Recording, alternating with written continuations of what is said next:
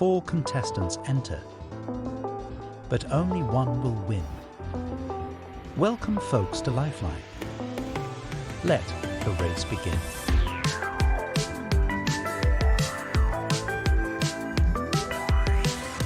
And now, introducing tonight's hosts of Lifeline, here's Pole's voice and Adirondack Rick.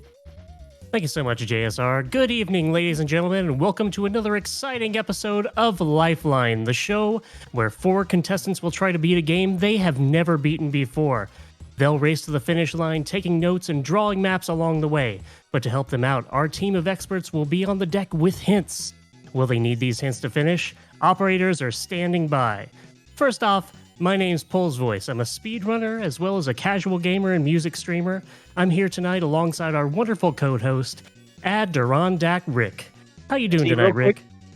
Desi, real quick to jump in. Can you go ahead and restart? You're not supposed to boot the game yet. Oh, I'm sorry. I heard a reset. I heard a countdown. Well, on that note, I'm fantastic. I hope you're doing well tonight. As Pole's voice said, I'm Adirondack Rick. I'm a speedrun enthusiast, retro, and rando gamer, as well as schedule manager for Speed Gaming. I'm super excited to see if our panel of top-tier gamers will breeze through this challenge solo, or if they'll have to take advantage of all the hint options available to them along the way. We'll find out soon enough. Thank you for having me, and good luck to all of our contestants. Thank you so much, and I'd like to introduce to you at home watching our 4 wonderful contestants from left to right, top to bottom. We'll start with Nintendesi, one of the most determined gamers I've ever met. Nintendesi is a speedrunner, let's player, and challenge gamer who specializes in retro and is one of the nicest and most skilled gamers you'll ever meet. Desi enjoys tons of randomizers, ROM hacks, and much, much more. Desi, it's great to have you here. Would you like to tell the folks how you're doing, a bit about yourself, and also, do you think that your experience with retro games will give you an advantage this evening? We'll see. It's a pleasure to be here. Thank you so much for having me. I'm a little bit under the weather, but I think I can take this on. And I played some really challenging games with no hints or spoilers, so hopefully that'll help me out for tonight. Excellent. Thank you so much, Desi, for being here. I wish you good luck. We tried to get you some competitions that might be able to stand up to the challenge. And I do believe we have found it over here on the top right. We have our next contestant up, Lucia Jim. Speaking of experience, there are speedrunners, and then there are those speedrunners. The world of Kusage is a vast one, and Lucia knows it all too well. One of the world's premier janky game runners, Lucia Jim, is known for running everything from Ren and Stimpy Fire Dogs to Takashi's Challenge, Die Hard, and of course, Dr. Jekyll and Mr. Hyde. Lucia's experience is vast, and they are no slouch at the good games as well. Lucia, thank you for joining us tonight. How are you feeling about your chances? Well, I was feeling good until you mentioned Fire Dogs, and now I'm in a deep spiral of depression again. But, thank you for having me. This is gonna be fun. I don't know how good or bad I will be at this game. Hopefully it's jank. Maybe I'll have an advantage. But, yeah. Well, I'll try to redeem myself for bringing up Fire Dogs, and I wish you the best of luck tonight. Thank you, sir. And in the lower left corner of your screen, we have a man you might not know, but you should. Bedwablackburn is an upcoming speedrunner who recently even got a world record in the Speedrun Hall of Fame zone Skip the Stigma Marathon back in November. Bedwa's well known for his skill in the Power Rangers and Super Sentai series of games and is also a fantastic randomizer player. He's a joy to watch and a great friend, also a wonderfully optimistic streamer. Bedwa, how you doing this evening? Quite well, thank you. Thank you guys for having me, everyone. And good luck to everyone tonight. This should be fun. Should be fun, Bedwa. Good luck in the race today, and thank you for joining us. Thank you. And our fourth and final contestant is a future sub-30 runner of The Legend of Zelda. He's not to be confused as a DuckTales or Batman legend yet, but Andy has proven time and time again that he's a fantastic speedrunner with wonderful efforts put into many games, randomizers, and more. Andy is joining us this evening. Andy, it's good to have you. Tell the folks at home about yourself, and also you're known for your Zelda 1 skill, but how much do you think experience matters in a competition such as this one? Well, thank you for having me, everybody. I appreciate it. And I don't know. I just run Z1. That's my thing right now. It will be until we get to sub 30. And as far as how the speedrun is going to affect my play today, I don't know. I do much better when I know what's going on. Even that it's not too hot. So we'll see what kind of fun shenanigans we get into tonight. Well, I'm certainly looking forward to seeing how you, Andy, and all these three wonderful contestants do this evening. Best of luck to all four of you. Okay, in a few short moments, we're going to lock them away in our Lifeline sound booth. Folks in the audience, once we put them in there, they will no longer be able to hear us, see chat, or the restream. They'll be in a vacuum. They can't hear each other, and we can't hear them. We won't know their thoughts, and we can't help them unless they ask. However, before we begin, JSR is going to tell our contestants just a tiny bit of what you can expect going into today's game, so listen closely. Thank you so much, Pole's Voice and Rick. And oh boy, we picked a winner for you for this week. Tonight's game is a classic, and I mean that it's a classic. It was released on many, many consoles, even as recently as Limited Run Games, who did a release of it a few years ago on modern consoles. But this is an old school game, and it is difficult. You will die a lot. Try not to get discouraged. If you get frustrated or angry, it's better to take a break than to bang your head against the wall. In fact, that would be a great time to use your lifeline. I'm going to give you guys a few tips and hints to get you started, as this game is not an easy one. This is a linear game without backtracking. You can't get very lost, however, you'll still have to use your head to get through this. Don't forget your hints. The time it takes you to figure out the thing you need to do might be much greater than the time it would take to use a hint, and that is the name of the game. Your controls are very simple. Your D-pad will move you, it can pick up items and control elevators and teleporters. The A button runs, the B button jumps, and the Y button attacks. Pressing the B button while running will make you run jump, and pressing B over and over will let you run skip, which lets you run faster than normal. That might come in handy very early on. If you get stuck and can't figure out how to progress, don't forget your hints. There is a weapon in this game. The weapon has 3 functions. It also has limited ammo. So be aware of your weapon's charge before blindly firing a lot. And if you're looking for any more tips, I'll give you a couple freebies. There's a part mid-game with a cave and some holes in the ground. At the bottom of this area is a bat and some tentacles. And that is one smug-looking bait. He looks kind of like he's a jerk, you know, and I would just shoot the bat before you try to leave that area. Bonus points if you ask him why he do this. If you get stuck and you don't want to use a hint, check every area and try every switch. You might find something that you missed. Some areas have some security, others have guards you can stealthily take out in creative ways, and even some still can be completely ignored. Use your noggin. This is a thinking person's game as much as it is an action fan's. Finally, there's a section near the end of the game where you will assume control of something with the keypad. There are a lot of potential combinations. I'm going to give you the beginning of the combination now. Here goes. Top button. Bottom button. Bottom left button. This will reveal a keypad with 6 additional buttons. You need to press 4 of these in any order, but I will not tell you which 4. You'll have to figure that out on your own, or you could use a hint. Have I said that enough times? Is that you can use a hint, or you may wing it. The choice is yours, and I wish you 4 the best of luck this evening. Thank you so much for having me on as host, and back to you, Adirondack Rick and Pole's Voice. Okay, JSR, thank you very much. And if you don't mind escorting our 4 lovely contestants into the sound booth, once the race begins, they will no longer be able to hear us. When they need to use a hint, our hard-working staff behind the scenes will have everything well in hand. Once we have confirmation from you that we're ready to go, we'll go ahead and reveal the game to you folks.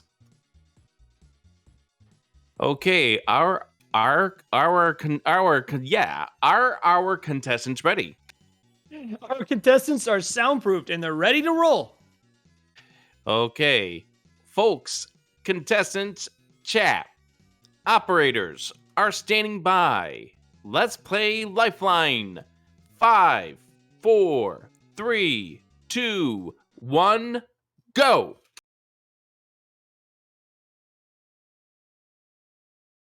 All right, today's game is Out of This World for the Super Nintendo Entertainment System. Released in 1992 alongside the Genesis, Amiga, and DOS versions, it eventually released on at least 22 different consoles, although it's known by a different name, Another World. In fact, there was even a port in development for the Atari Jaguar. Rick, have you ever tried this classic? I played a little bit of this classic, yes. Awesome. Yeah. Well, I just played it myself recently, and that way I might be able to give some hints. Hold up. Wait a second. Are you talking about those hints? Oh yeah, I am. Would you like to tell the folks at home about the 4 hints that these competitors have at their disposal? Absolutely. Each contestant will have at their disposal 4 separate hints that they could use at every time or any time with a few caveats. If they need help, they may ask somebody. Each contestant has a friend standing by. If they use this hint, they can ask them anything they want, but they only have a minute before we'll cut them off. They may also ask for a 50-50. It's as simple as this. They'll ask our experts a question and we'll give them one right answer and one incorrect one. It's up to them to decide which one to use. Next, they may poll the chat. This is a simple 1-minute poll of chat where we'll take the answers you folks at home give us and we'll then relay them to our runners. Now they also have a 4th hint, the namesake of our show, Lifeline. This is the most powerful and the most deadly hint. Each runner may use their lifeline at any given time, but it comes at a big price. They'll ask us anything that they want, any single question they'll like, and we'll answer it straight up. But they'll also have to sit in our penalty box for 2 minutes exactly. They'll have to put their controller down and wait. Any movement will restart the clock. This hint is very powerful, but risky as well. So it might be prudent to save it for last, or perhaps that sort of advantage might be a huge head start early on. Will that 2 minutes land them in another world? Thank you so much, Rick. All right, so as they wind up trying to make themselves out of this first section of this game here, as you can see, they start themselves inside of this water pit, and they need to swim to the north in order to get out. I don't know if Nintendesi has been able to figure that out just yet. No, he has. He has, yes.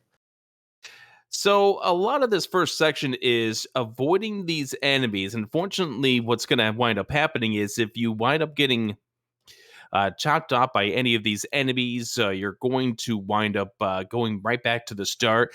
There are checkpoints in this game, so it's not like you have to go all the way back to the start every single time you take a death in this game. You just got to clear this first section. It does feel a lot like a modern game in that respect. The deaths aren't as punishing as you would think. And let's see.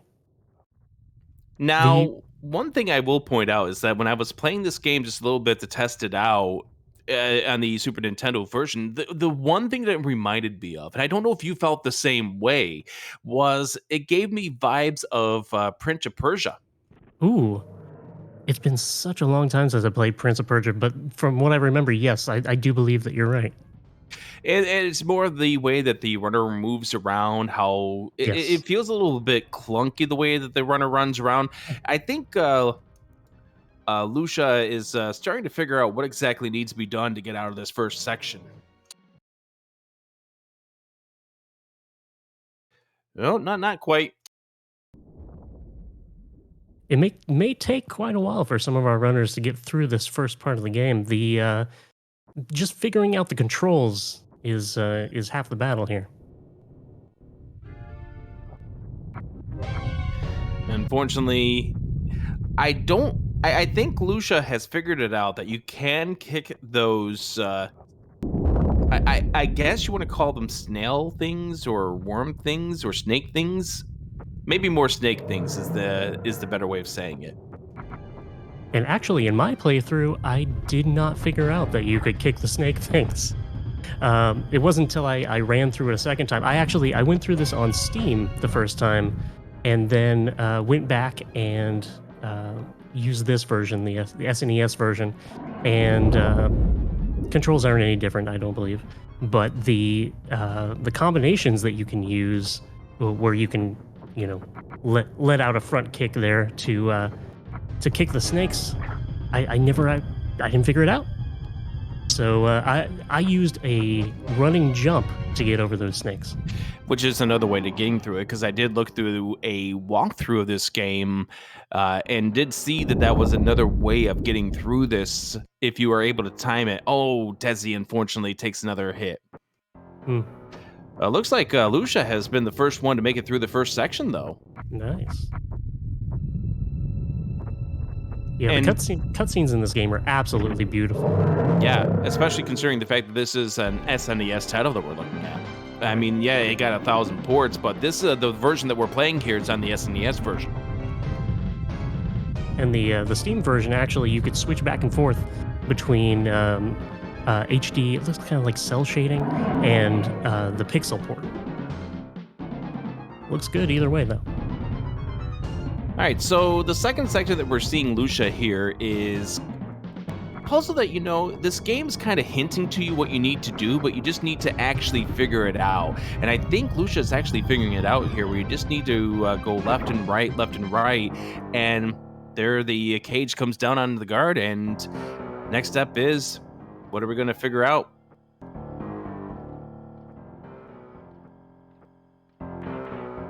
Now, Lucia didn't remember one aspect. It looks like Andy's going to be the second one into the second part. Now, one thing to note here is that now that Lucia and Andy are on this section of the game, if they take a death, they're back to the cage.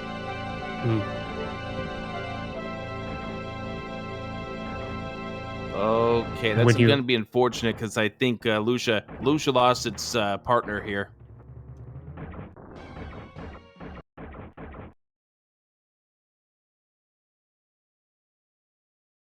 And when you leave that cage, there's something very important that you want to pick up right there.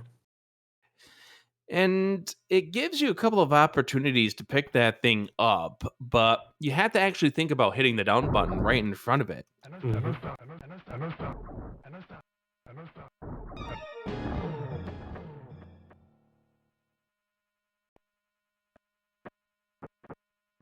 Now we have Lucha Jim and Indy both trying to figure this section out. And it looks like both Nintendesi and Bedwa also joining them.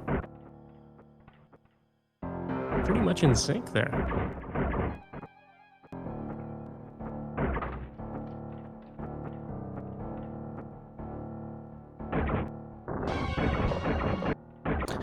Looks like Lucia now has discovered the gun.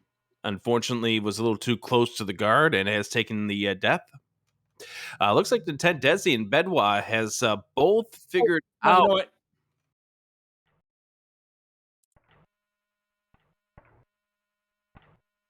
Both of them figured out at the same time about the getting over here to stage 2. So all of our runners are now on stage 2. Everyone making fantastic progress.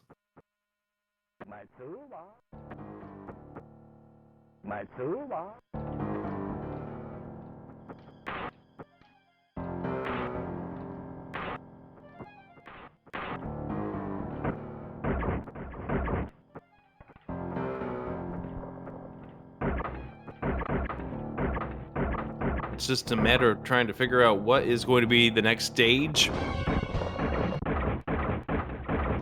And there's a lot of aspects about this you've got to figure out.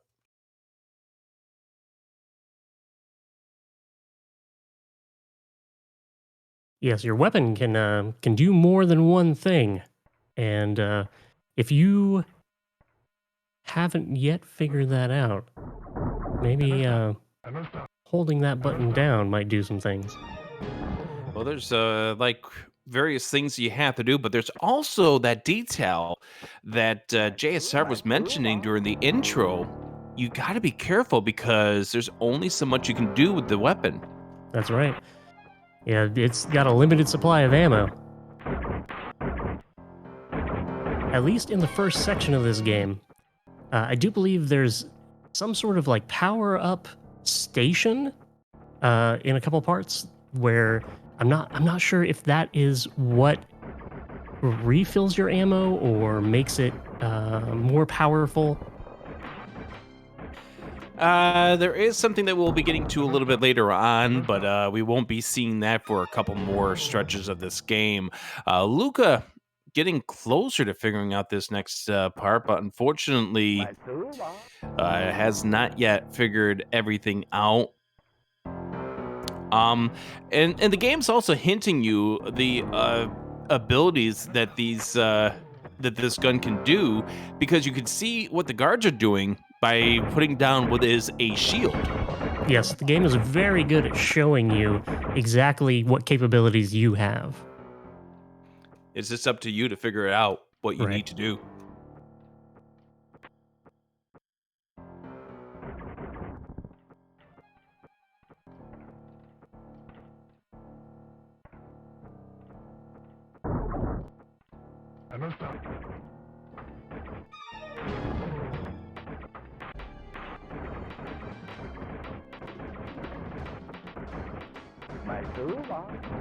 I think Lucia has figured out about the shield aspect. As you can see, now Lucia's starting to create that shield. Oh yeah, they've got it. Oh, they got the guard. That's good. Ooh.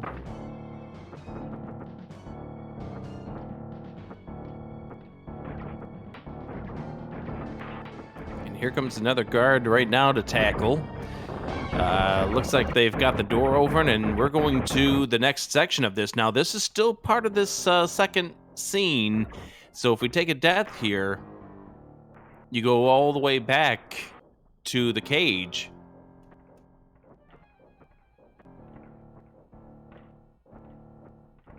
Now this section as well took me quite a while to figure out. Let's see if our contestants can do it first try.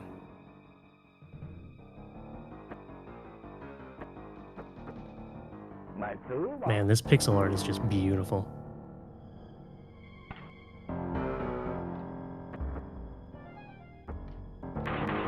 Yeah, it's definitely impressive what you can do here. But pretty much with this floor that Lucia is on, it's just to show you kind of a few hints about later on in this game. Now it's up to going all the way down the shaft. Now, the game's not going to specifically tell you, but there's something that you need to do first on another floor.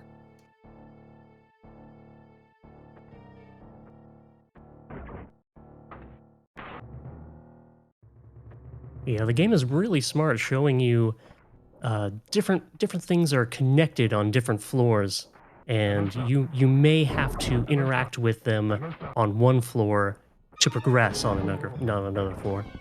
Oh, Lucia Oh. takes the debt to the guard, but knowledge is But- power. Now they know.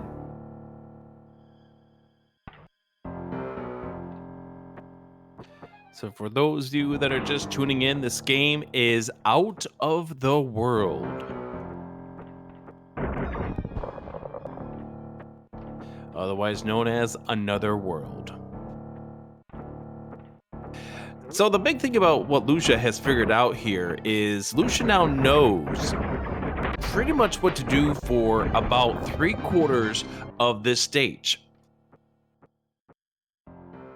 Correct. They just have to get to that area and figure out how to get to that progression step. They already know that there is an enemy in the way that they have to take care of before they actually figure out that progression step. But the Like, game I'm- is very smart. Like, I'm definitely impressed with how Lucia's figuring out about the shield. I Yes. don't think we've seen any of the other 3 runners at this point figure out that they do need to use that shield as an ability to get past these guards. I'm just wondering how long it's going to take before we get a lifeline.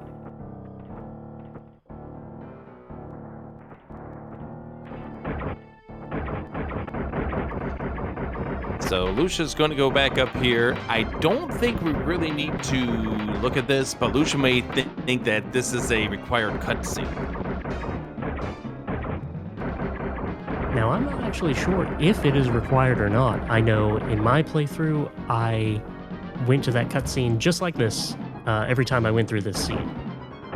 So, It actually is not, because there are walkthroughs that do not require you to actually go and see this, that you can just go immediately to the bottom here and take care of this guard. Nice. Lucia being extra careful this time around and getting ready to fire, and that's your hint right there that there's a guard. The way that your alien friend is going over to that side. So we do take care of this. And yeah. They were very smart getting ready and taking out that guard. Now, did they see what was going on the screen when they were shooting? It took me a little bit to figure out that what I was doing right there was triggering that progression step.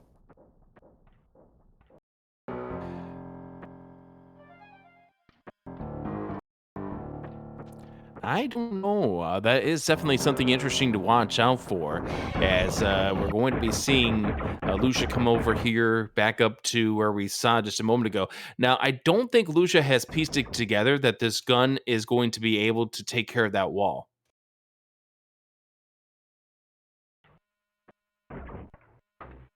Nope, doesn't look like it. Attempts the shield. Maybe. No, that's not what we do here. Gotta be careful, because that gun does, once again, have limited ammo.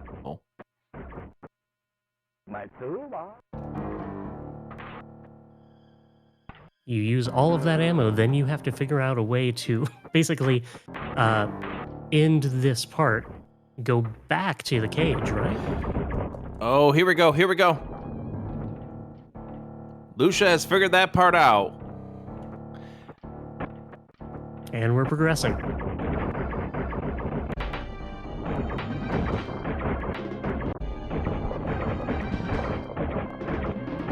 Lucia now doesn't know how to get down to the other side.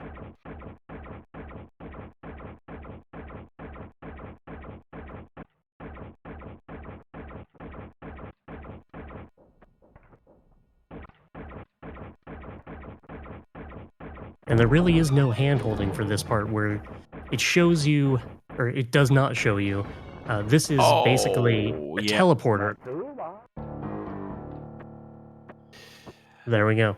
So now Lucian knows what needs to be done. I think knows enough of this second stretch to know how to progress to stage 3.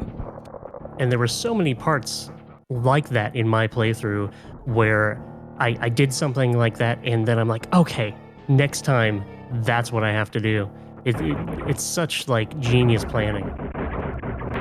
So now it's time to see whether or not Lucia can process the 2+2 and get ourselves over to the next step of this, as we do continue to see Nintendesi, Bedwa, and Andy trying to figure out this second stretch, and I still don't know if any of them have gotten past the guard firing squad here.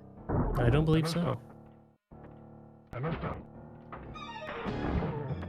I haven't seen any more shields go up, so we may still be waiting on that progression step.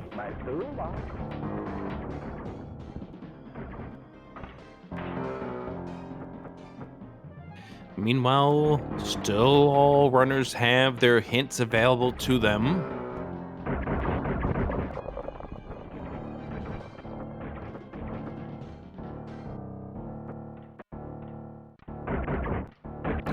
Luca unfortunately taking a death, and now back to the start.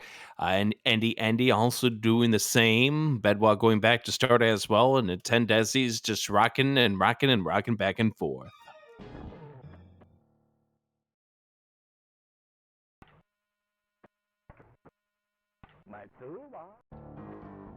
Now, I felt like some of the guards' placement may have been somewhat RNG or based on just little things that I did differently, where I would pass through a room and maybe that guard was there, maybe that guard wasn't there. It just kind of felt like luck to me.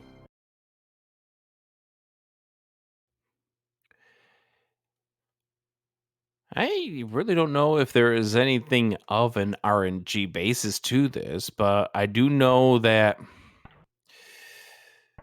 Luca does get through the guards, waits for the alien friend to open up the doors over here, has another one firing upon at this point, does zap it. Bedwad just going and trying to tackle the guard. Mm-hmm. That's not going to do it, Bedwa. You can try. Mm-hmm. It would be very, very keen of an idea to just go right into a guard and try to tackle him, but sadly in this case it does not work out that way. And what really needs to be done, again, these three have yet to figure it out. They need to create a shield so they can block the shots of the guards. And the shield is going to be very, very important going forward. It is a mechanic that this game is going to be requiring you to use over and over and over and over again. Yep. Leans so heavily on it in the combat. Although Andy, I think he may have just created a shield by accident, but does he piece it all together? That may be enough. He's created a shield. Oh, he walks through the shield though and gets zapped. And that's how we learn. But that may push Andy closer and closer to figuring everything out here. We'll see. And this is part of the game. Oh, Bedwa's gotten through the stretch. But Bedwa's without the alien friend. I think the alien friend got zapped.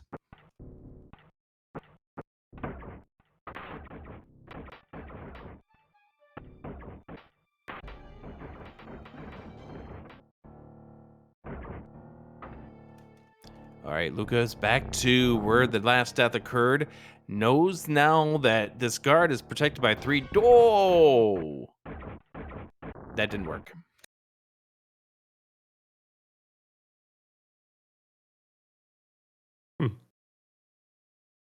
Now I wonder what happened there. Seemed like the doors just disappeared. Normally the guard would shoot through each of those 3 doors.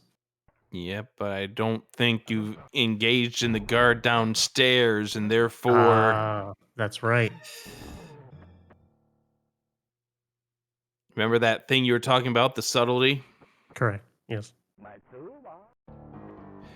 So yeah, I think Bedwood wound up losing the alien friend and wound up getting zapped anyways, but Bedwood's getting closer to figuring out what to do over here as well.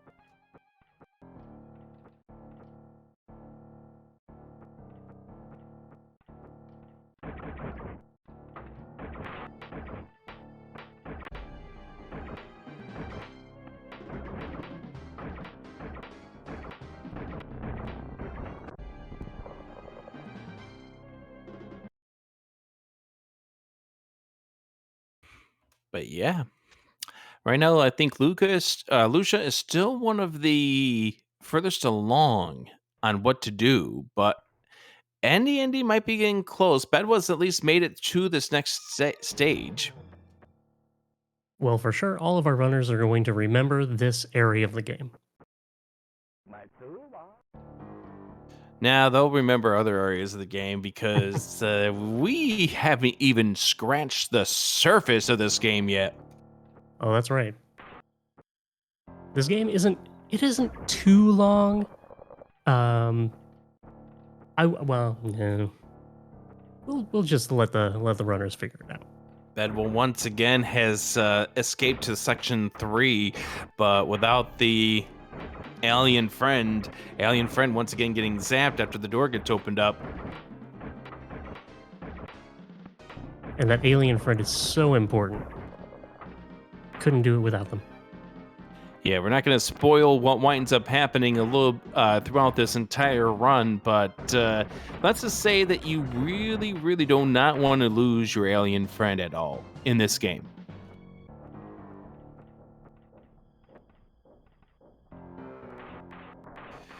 In fact, I think that's part of the reason why Bedwa can't get through this next stage is because the alien friend is what's responsible for you getting through this next stretch.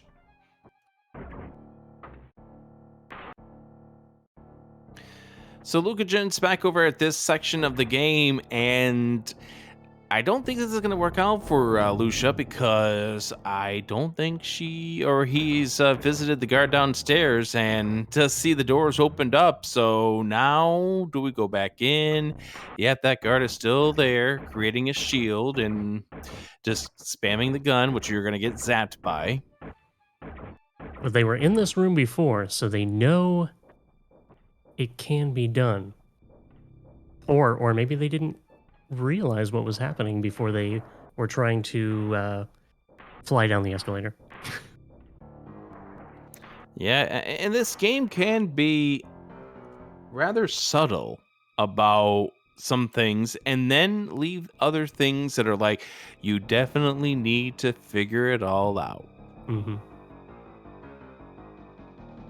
There were for sure areas where I could have used hints. I could have used a lifeline myself. And so far, none of our runners have opted to use their 4 lifelines, but maybe they want to see how far they need to go in this game. All right, Lucia heading. This is back to the 3rd floor. That guard's still there.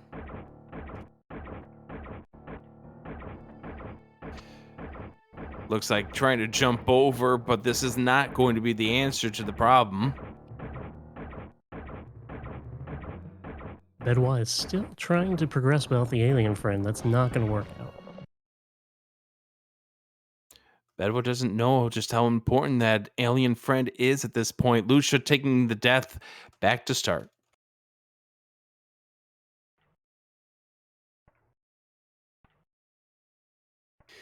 By the way, Andy has now made it through to the second part of this level.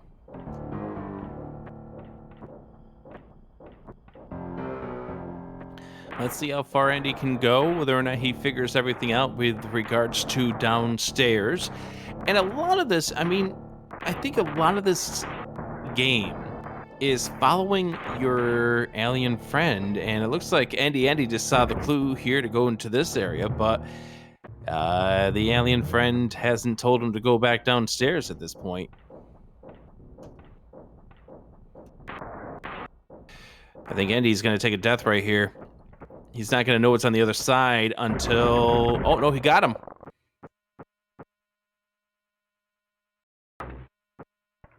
Nice.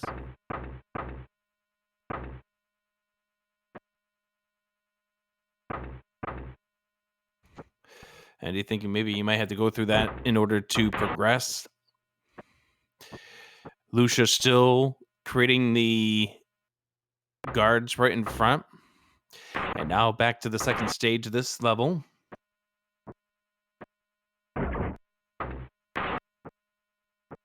It looks like Desi figured out the shield, but died and went back to the start.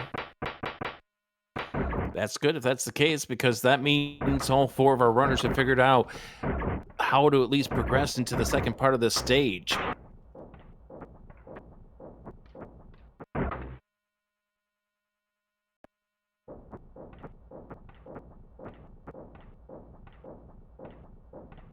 Well, it looks like Indy has everything they need to progress. They just need to get there.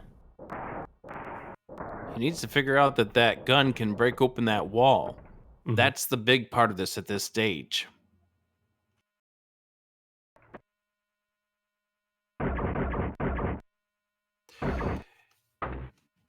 Okay, you created the shield. Shield isn't what you need to do. And he might be thinking I need to go somewhere else.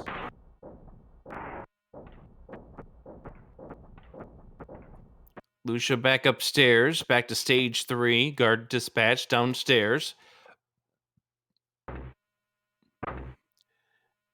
Breaks apart the door here.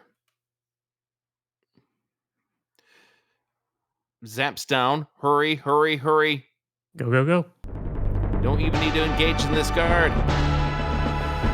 This is not going to end well. No. Yeah. Oh. I actually did that a couple times myself. And then I figured out, just go. Just go. And there are a few points in this game where you just need to go.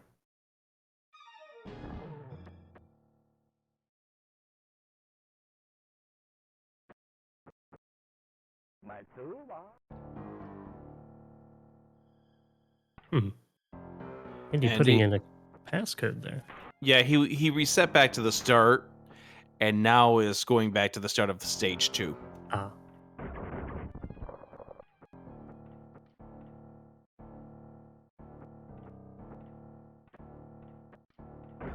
Bedwab's trying to figure this thing out. And we haven't been talking about Nintendesi in a while, but here we are. Now in the second part of this, so all 4 of our runners have figured out how to get to this part. The only one that hasn't figured out that they still need the alien friend. Oh, that's a double KO for Nintendesi.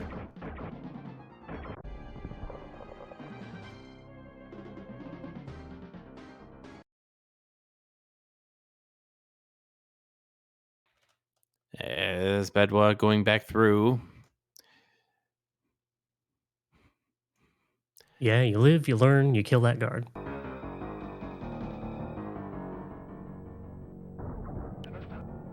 And then you get zapped by something else and you have to do it all over again. And I think that's kind of what the thing is with this kind of game is learn and move on to the next stage and then learn again and move on to the next stage. That is definitely what the game is trying to teach you to do. It's showing you piece by piece what you need to do to complete this thing. Nintendesi getting another double KO. I do feel like the game doesn't show you, though, that you need to power up that weapon to blast through doors. Yeah, I don't know where in the second stage that it would give you that hint about the gun doing so. Like, you see how the guards are creating shields. That is obvious based on how this game plays things out, but it doesn't immediately tell you that if you hold on your gun long enough, you break through barriers.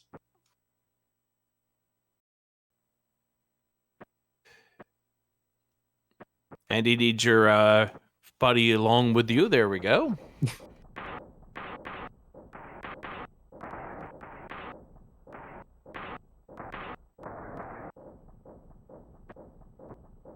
And your alien friend walks so slow. Yeah, I know. Like, you think that if you're waiting for your alien friend that you're going to get zapped by another guard. I think that's part of the problem. Like, hey, buddy, come on. Let's a little bit faster, maybe? No? Okay.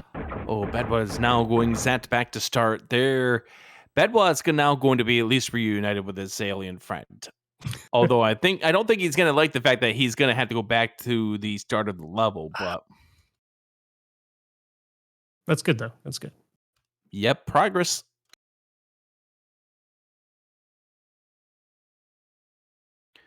So for a while here, I've been sitting here thinking that Lucia's going to be the first one to the third checkpoint. And maybe Lucia just needs to get through this. Don't hesitate. Go, go, go, go, go. Don't engage. Just go. Go. Nope. Yes. We got it. We got it. Fantastic. Oh, down there. Nope. Go down. Go down. Alien just gave you the answer. No! Oh, that's heartbreaking. And that's the checkpoint. That is the checkpoint.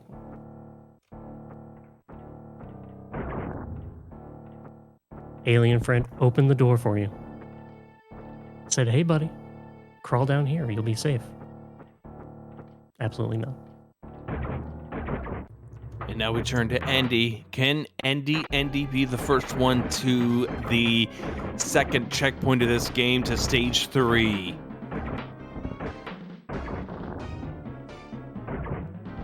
But I think Luca, if Luca gets back, or Lucia rather, gets back to this next section, I think he'll have this coming up. Yeah, this is definitely a game where you start to get those gears turning and turning and turning some more. It is most definitely as much of a puzzle game as it is an action game.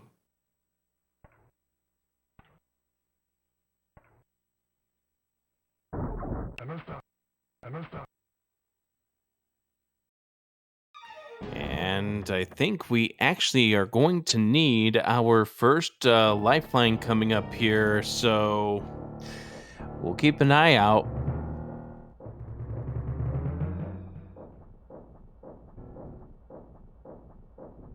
I know those runners don't like to use them if they don't have to, but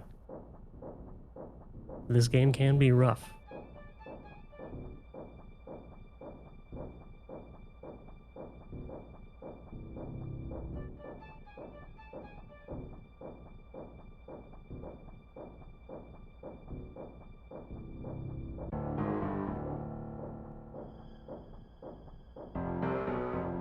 Lucha really getting this area down pat.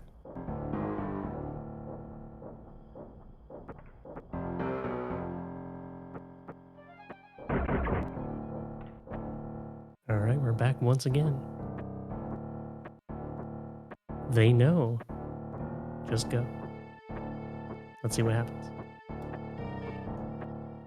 Uh-oh. Lucia can't. Well, Lucia can't. Oh. And hold on just a second, because JSR operators are standing by. Okie dokie. Folks, Andy has chosen to use his 50-50 hint. Andy, when I say go, I'm going to give you one answer right and one answer wrong for the question you ask. Are you ready? I am ready. All right, ask your question.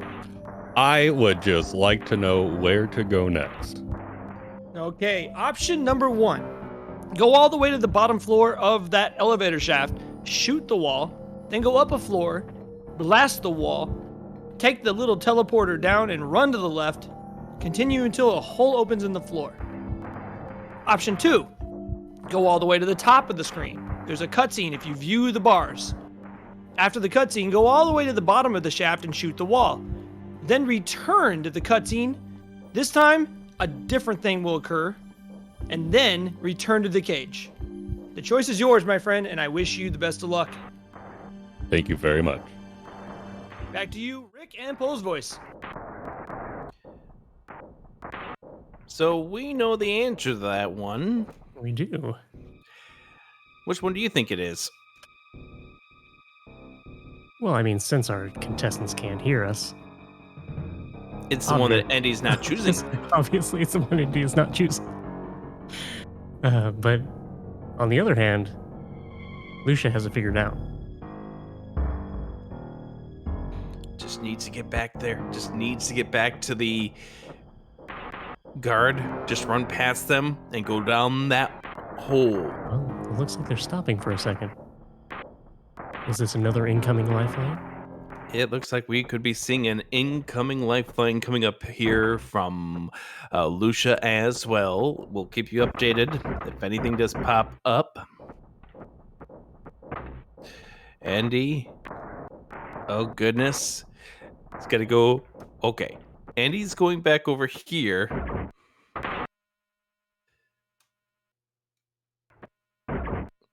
And let's see what he's going to go back up. Yeah, he's going back up. Ooh. That's unfortunate.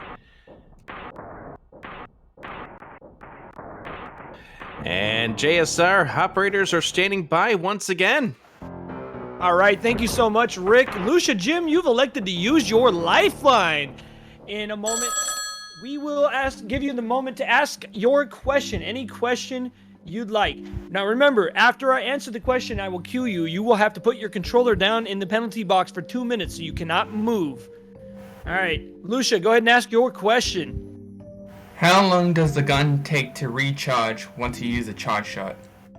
All right, the gun has limited amounts of ammo. It does not recharge, so you have to baby your ammo throughout the game. After you get through this section, there will be a recharge station that looks like it's electrocuting you, and you will have a full charge. I'll give you a bonus. There's 2 of those in the game. Okay. Cool. Does that answer your question? That does, and it's concerning. Thank you. All right, good luck, man. Back to you, Rick and Pose Voice.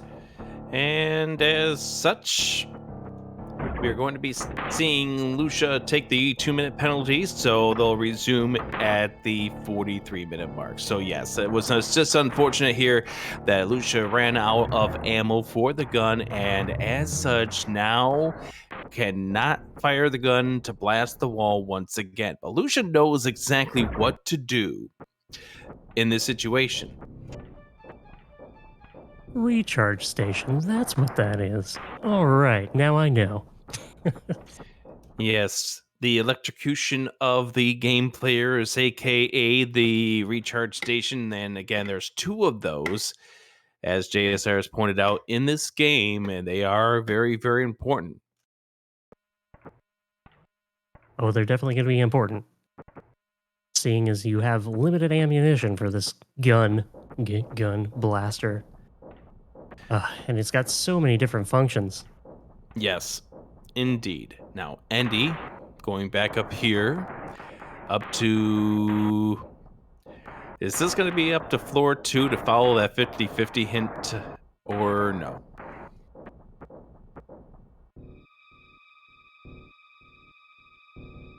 Oh, don't go back to the cage. So, Lucia, now adhering to the 2-minute penalty. And Bedwa and Nintendesi, meanwhile, on your left hand of the screen, still trying to get through this section of the game. And the thing is that if Andy figures things out, that this look outside the observatory is the fake hint, then he'll know what he needs to do in order to beat this section of the game. Exactly. That 50-50 is 50-50. And if you do one thing and it doesn't work out, of course. Oh, Andy getting caught in that hallway. And as such, I believe Lucia's timeout is over with, and now Lucia now knows that unfortunately, due to the lack of ammo, is going to have to take a death, I think. But Yes. is there a guard in this section of this game that's going to allow you to reset back to start? That's going to be a big part of this. Now, I'm not sure exactly what puts those guards on There that we go. level. So trying to get back to the cage is going to cause that guard to come up on the 2nd floor. Now that I'm thinking about it, actually, I think maybe not having your alien friend with you on the elevator triggers that guard being there. It could.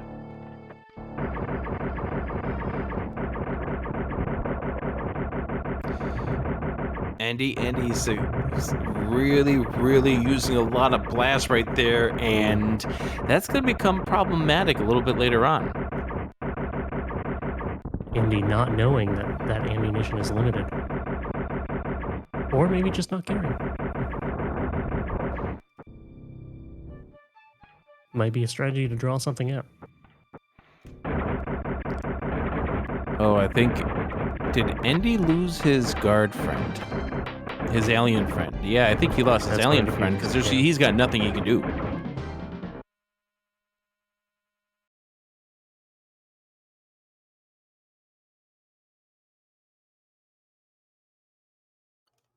And this is the second section of this game. Still a little bit more to go. Nintendesi waiting out the alien friend.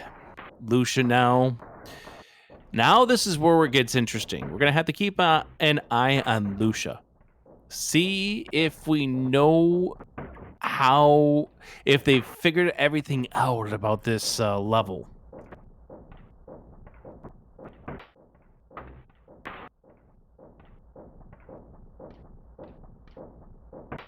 Do you think Lucia's got this figured out?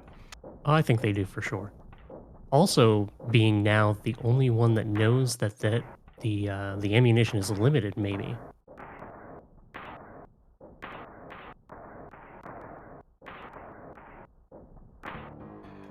Go, go, go, go, go.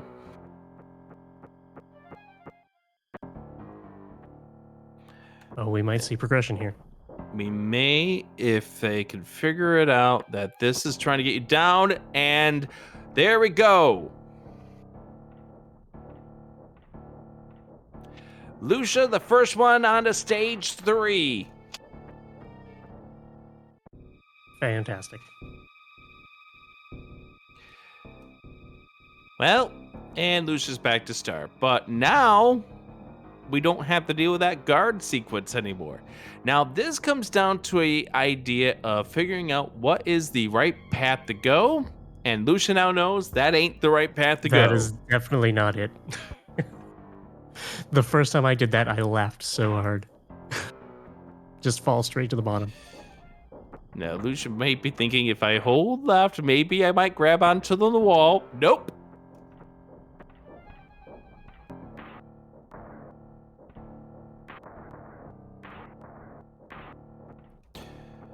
Now, the thing is that steam is something you're going to have to watch out for. And I think that's probably the reason why Lucia's trying to go to the right. But that steam is not permanent. It gives you opportunities to get past. You got to be fast, but you can get through it. Now, I have seen runners of this game stop for a certain amount of time so they can continue to roll past not only this steam, but steam in the future.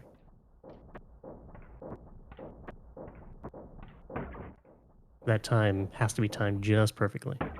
Yeah, you can see Lucia trying to figure that out. Oh, no. At least that checkpoint is just right there. Yes, indeed. And down to the bottom we go again.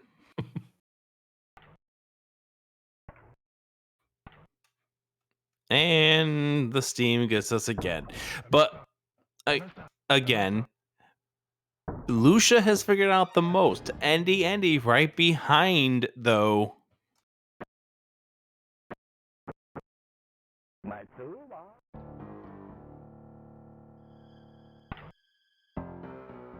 Indy walking back out without shooting that progression item. Andy's left his friend behind, too.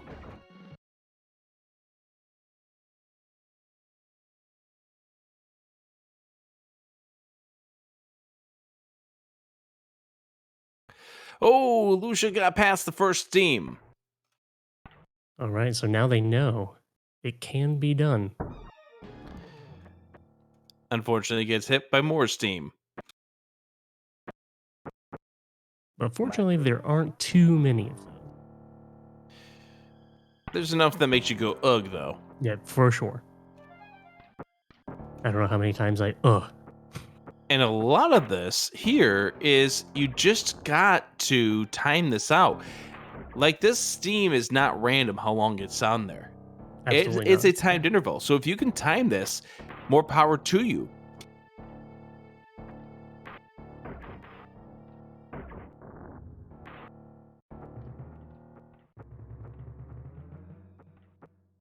I don't know if you've had a chance to look at the speedruns for this, but this game being finished in under 8 minutes is just amazing.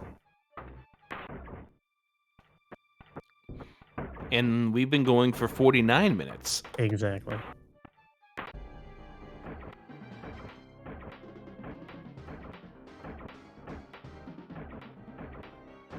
Looks like Indy going back to the title screen.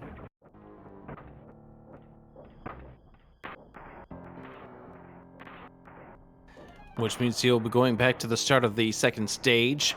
All right. Lucia has made it through the first set of steam again.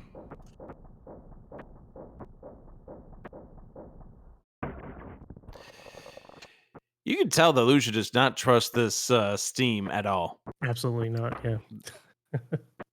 For understandable reasons, too. That's All a right. mean steam. Pick your poison, left or right. Oh. Hmm. Oh, Bedwab's through it. Wow. Oh my gosh. Oh. Heart just dropped.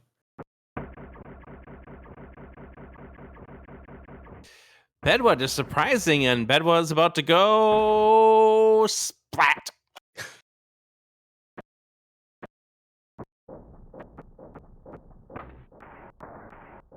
That's fine though. Making it on to stage 3.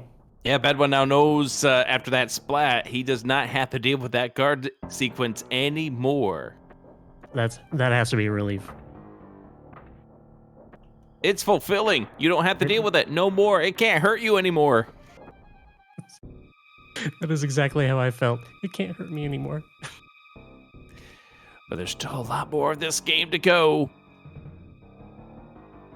Bedwa back through the first section of the steam. Now Lucia's back at the tough choice.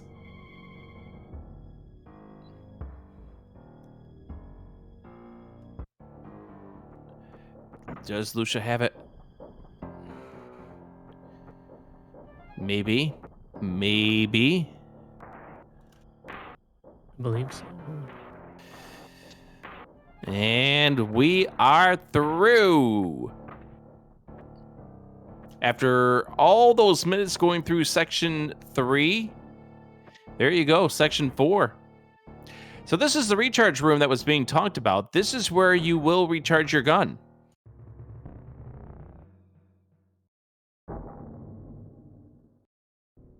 Give you a nice little shock. Now, it might be a good idea considering the fact that you got to blast 3 walls with this gun to recharge it right afterwards. And Lucia does figure that out.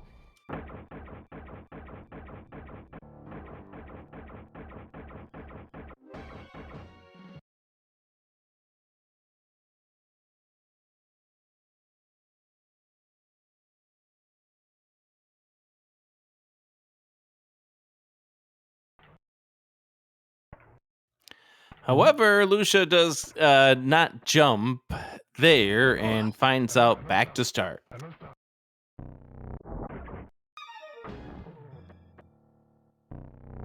There were so many unnecessary deaths in this game, and you just have to laugh. And sometimes you see the death coming and you just have to take it just so you can see the death. Especially if you can learn from it. Yes. Andy getting hit by the guard. Now, the best thing about what Blackbird Bedwa did, by the way, he didn't need a lifeline for getting through that stage. Oh, that's right. Bedwa still has all of their lifelines. Nintendesi, trying to get through the guards at this point. Cycled back. Bedwa powering through this time. Might be getting closer to getting this all figured out.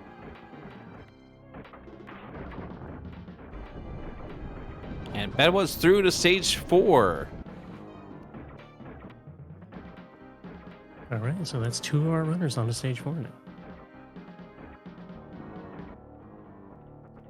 And there is the recharge station right there for Bedwa.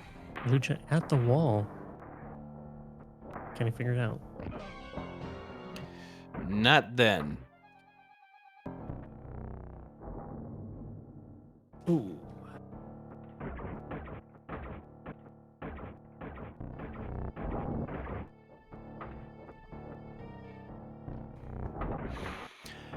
See if Bedwa figures out this puzzle here.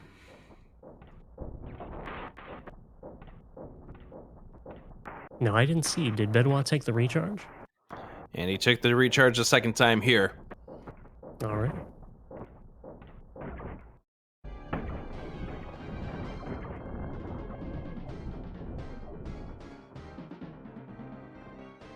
Nice shot of the guard. Now sees the big jump. And I think both of these runners, Bedwa and Lucia, thinks that the answer is that they need to go backwards, but that's not the case.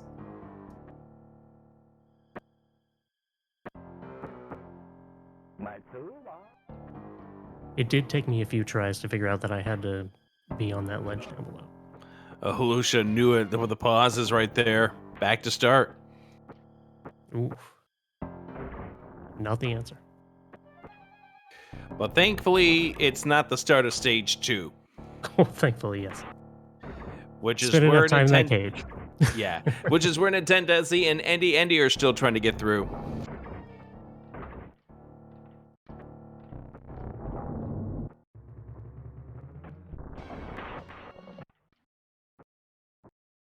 That stage 2 area is so punishing so early in the game. Going back to that cage every time. The Steam version actually did not have you going back that far. Oh, wow. Andy got locked out just long enough and hung in there and wound up having to go back to start. Oh, that's painful. That's punishing. Get really good at swinging a cage. Left, right, left, right, left, right. What? I think Lucia's through. Yes. And we're in the caves. Yep. Welcome to section number 5 of this game.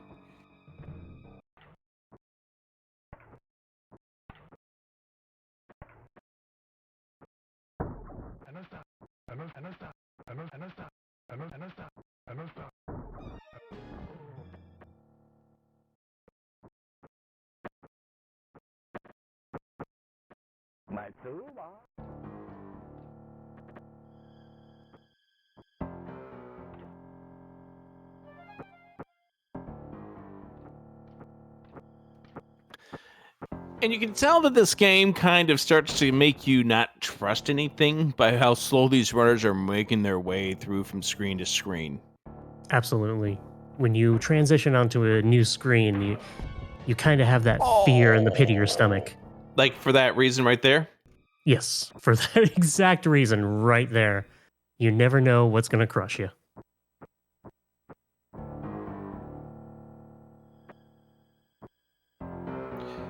And we get ourselves to the balancing rock. This is going to be important a little bit later on. Don't shoot it now.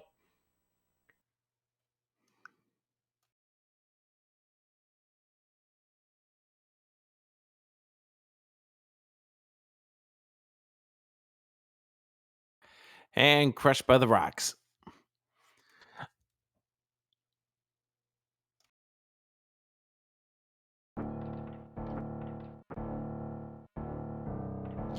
So it looks like Lucia's going to be trying to take a different way through, but comes up to a rock that is not moving, but blasts it.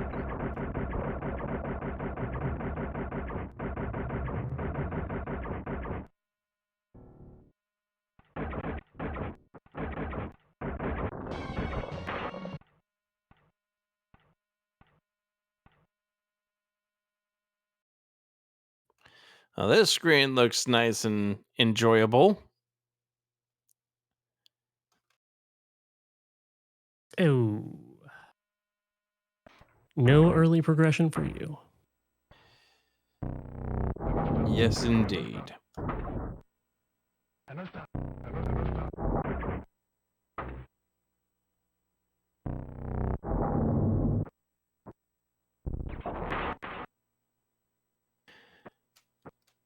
Could we be seeing some help coming in here real soon? Well, we still have Nintendesi and Indy on the second stage. But that's not Sorry to interrupt, but we have the another runner who's going to be contestant. asking Would for a you like lifeline. another Standing by, JSR. All right, thank you, Rick. Bedwablackburn, you have elected to use your 50-50. When I give you the cue, go ahead and ask your question, and I'll give you one answer that's right and one answer that's wrong. Are you ready? Yes. All right, what's your question? What do I do at this bridge or lack thereof? All right, answer number 1. Progress to the bridge, take a leap of faith off to the right, and then a very precise leap to the middle of that left area where the spikes are not. Answer number 2, take a leap of faith to the right, then blast a hole in the wall. The choice is yours, and I wish you luck. And back to you, Adirondack Rick and Pole's Voice. Thank you very much, JSR. So we'll see which one Bedwa chooses to use in this lifeline. I do believe he's going to weed those out pretty quickly. Lucia activates the water as it comes through.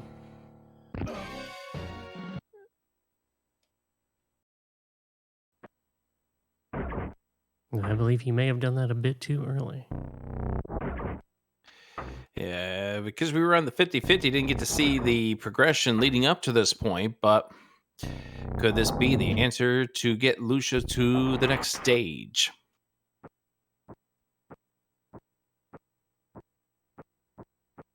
There are some very specific things that you need to do in the bottom of that cave. I don't believe they were done. This can't be one of those kind of games where if you make a mistake at one stage in the game, that it's going to come back to haunt you later on. It can't be that kind of game, could it? Can't be. Can't be. Would never think that about this game. Oh, you see your alien Bedwa friend. is through it. So wise use of the 50-50 for Bedwa to get now to the 5th star part of this game.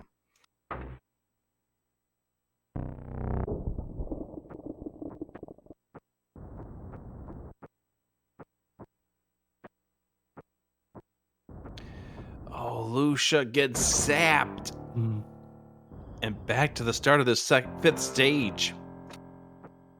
And Bedwa taking the same path up to the top. It's an interesting tactic. Unfortunately, Bedwa's going to find out that that's not what you do and is going to go back to the start. Of course, the game just told you you need to blast through walls. So what do? You blast through walls.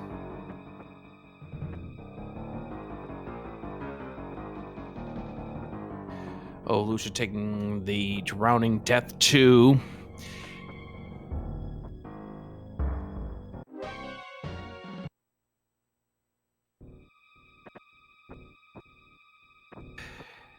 So somebody asking the question, who is in the lead at this point? Well, Bedwa and Lucia are all on now the 5th scene of this game. Andy and Nintendesi are currently still back at stage 2. And I thought Andy was going to get this. Unfortunately, just has not figured it out yet.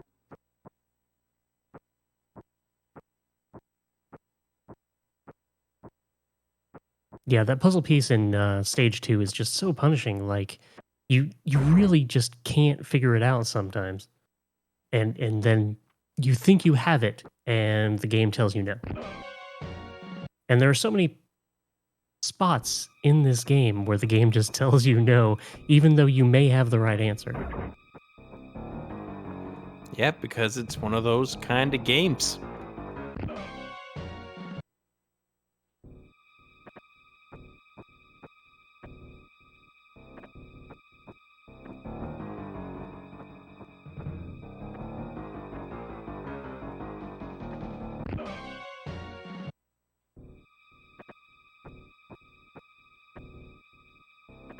Lucia keeps trying to fill those caves with water.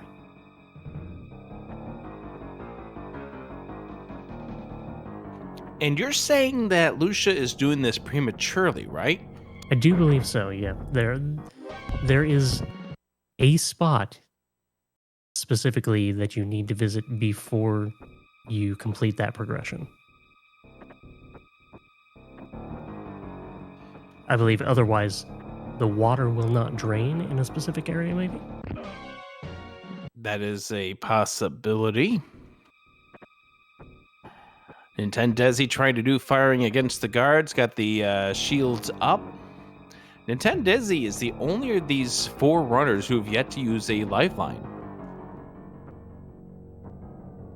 Yeah, and if I know Desi, he's definitely not going to use those lifelines unless he has to. So Lucia taking the death right there. Oh, Bedwablackburn taking the crushing death.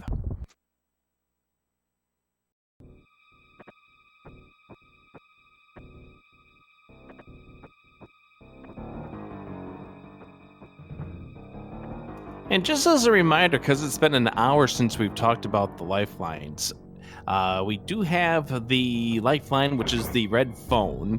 We have the poll, the chat. We have the 50-50, which we give you that 1 incorrect answer and the 1 correct answer. And then we have that 4th one, which is the megaphone. But we have one of the lifelines being used right now by Nintendesi. Go JSR. All right, Desi, you've elected to use Ask Somebody, and that's me. When I give the signal, you'll have exactly 1 minute to ask your question, and I will do the best I can to give you as many hints as you want or need. Are you ready? Yes. All right, go. Okay, so I managed to get to the top of the tower. I don't know if I need to keep looking outside the bars. I don't know if that's some sort of in-game flag or something. But basically, where do I go and what do I do? I went downstairs and there's one guard there that kills me if I try. One time I managed to kill him, and then upstairs from that, there's another guard that I can like destroy the wall, and then he'll. So go down the elevator. Go all the way to the bottom. And then there's a guard guarding a switch. Shoot the guard, shoot the switch. Go up a level, and then blast the door. You'll see 3 walls with a guard behind it. You want to go over to the transporter and go down before he blasts those walls. Run left. Then go up the next transporter and run left, and your buddy will open an escape hatch for you. That'll take you into a steam area, and you'll have to go through some steam traps. That'll be trial and error. Once you get through that, you'll reach a part with the bridge. Take a leap of faith off to the right, land on the platform, and then blast the wall on the right. Okay. Great. Thank you so much. And that is the Ask Somebody All lifeline right, right there. that is the end of Ask Somebody. Back to you, Rick, and Pole's voice. Thank you very much, JSR. So Nintendesi's been given the entire answer to what to do about this second section. So now Nintendesi now knows he needs to go over to this section, shoot this guard, got that guard. You need to get to the switch as well, which will take care of the doors, and then go back up here to the 3rd floor. It's not super obvious, but you did see that little bit of a flashing thing going up to the previous floor that turns off once you shoot that switch. Yeah, that is definitely showing you this needs to be done before you can progress through this wall. Nintendesi now figuring out the blast and now just needs to run down, and Nintendesi should then become, don't engage the guard, just run.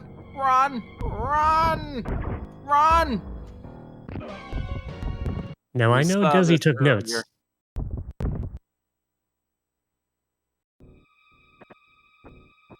All right, but now Desi knows I can't do that. Just run away from the guard. You run straight to the left. You won't have to deal with that guard at all. Lucia's still trying to deal with the water drainage here, but unfortunately doesn't do it the right way. And Bedwa having some issues with the rocks.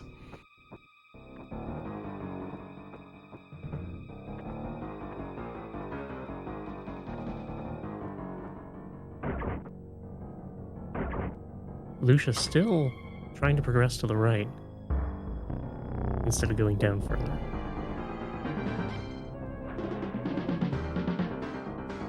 And now Bedwa trying to release that water.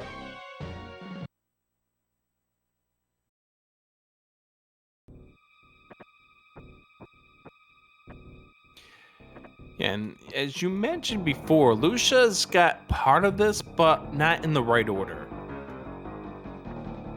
Right. It's almost mean how the game will let you try to progress without triggering those specific things where you're going to need them in the future. And unfortunately, I think Bed was also caught in that trap as well, because those rocks are giving you the illusion that this is not what you do in this position. Right.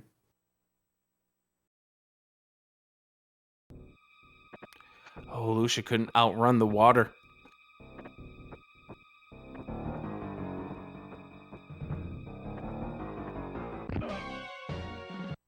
And there's one very specific progression step in these caves where I'll be interested to see if our runners use a lifeline on it, because it is just not so apparent as to what you have to do. Although JSR did give a hint earlier about it, so we'll see. But speaking of JSR, we're going to have JSR coming in here in just a moment, because I do believe we have another runner wanting to use a lifeline.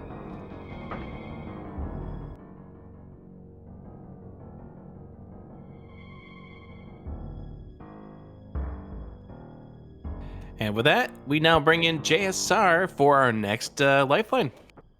All right, Andy, you have elected to use poll the chat right now in chat, folks. There is a poll with the question that Andy asked us. Andy, what was your question?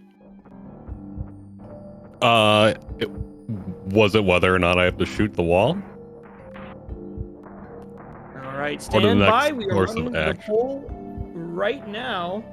We're going to Perfect. see what the results are for you. And folks in chat, make sure you vote, get your answers in now, and help Andy out so that he can get through this section. The choice is yours on which answer you'll go with, Andy. Stand by a moment.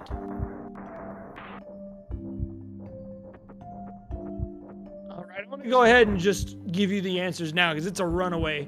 All right. Okay. Do I have to shoot the wall, and what do I do next? With 1 vote, yes, then return to the cage. With 1 vote, yes, view the cutscene.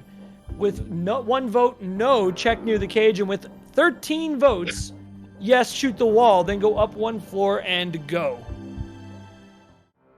All right, hopefully that helps you out, Andy. And back to you, Rick, and Pole's voice. And thank you very much, and good luck, Andy, as we figure out the puzzle. Meanwhile, look where Nintendesi is. Oh, it looks like Desi has progressed to the 3rd stage. Or 3rd stage, sorry. Yes, indeed. Unfortunately, Nintendesi made the same error as the first of the 2 runners did, and found out that you cannot take that big of a fall, Yeah, I think everybody's going to do that. because the way that Steam works, It's not showing you that it's turning on and off right away. So you see that steam and you start rolling right. but if you wait out that Steam, you know you can get through, and Nintendesi does get through the Yes. Steam.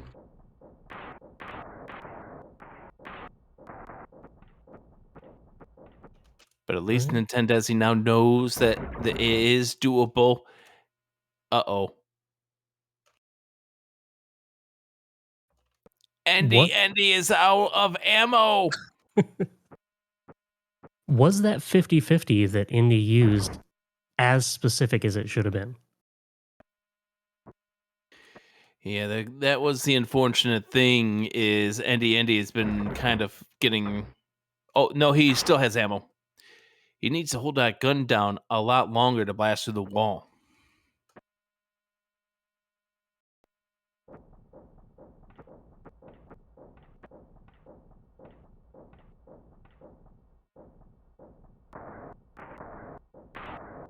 All right, Andy, unfortunately, finding out that this is not going to work, and there goes the guard to blast him away back to start. I hope Andy can get through this, though.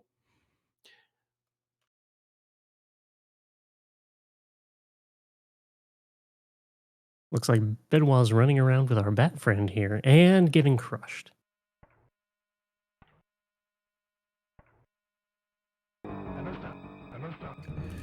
Lucia's dealing with a guard over here in a shootout. Can we get the guard? Guard has set to shields up. Trying to get rid of that the shield. Takes care of the guard.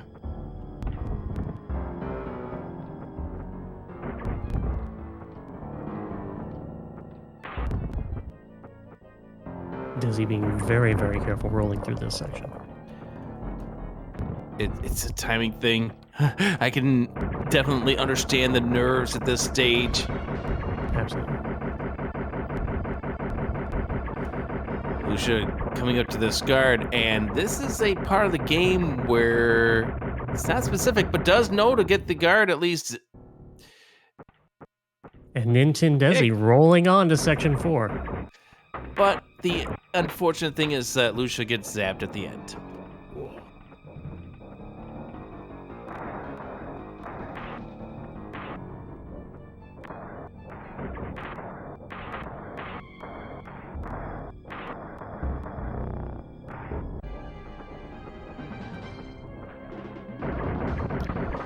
All right, Andy zapping both. Now back over here to the top.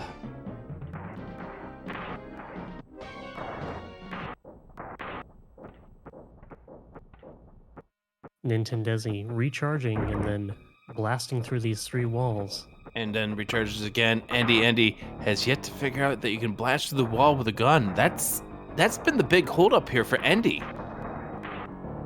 That is the major progression step.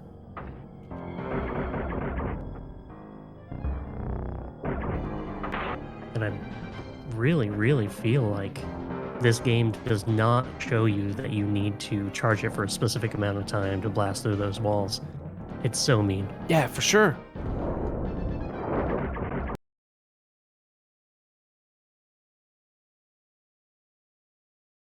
Desi's soaking up that sun.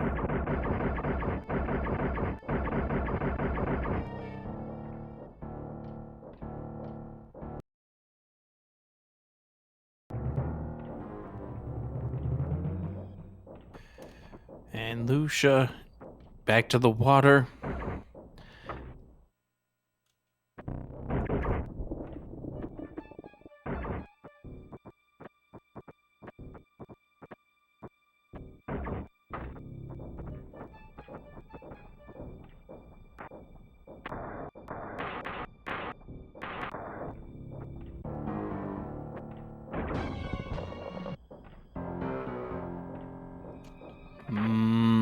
Bear with us for just a moment while we get a refresh of all 4 of our runners.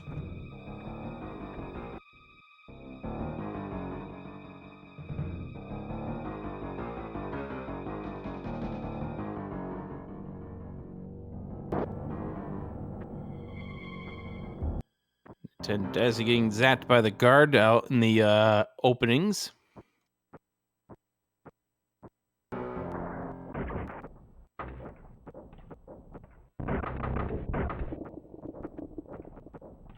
All right, can Andy get it this time? Do you think Andy can get this Pole's voice? I think eventually he's got to get it. He knows all the elements. He just has to sit there and charge that weapon.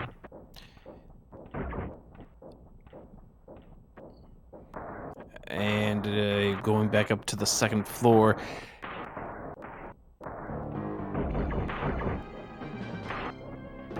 Or was that hint maybe him thinking that he has to return to this level?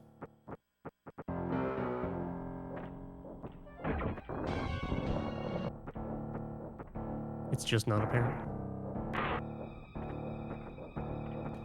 This might be a place where Andy just needs to ask somebody once again. Got 2 lifelines. Just waiting. Bedwa needs to get through these rocks. Just run. I think if you hesitate through this is where you take the damage. Might be able to get through it this... Oh, no. Oh. Now, that screen specifically, you do need to hesitate, I believe, halfway, and then run the rest of the way.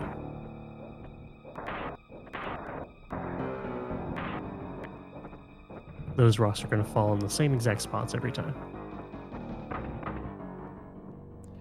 All right, Andy back down here. Now he needs to go back up.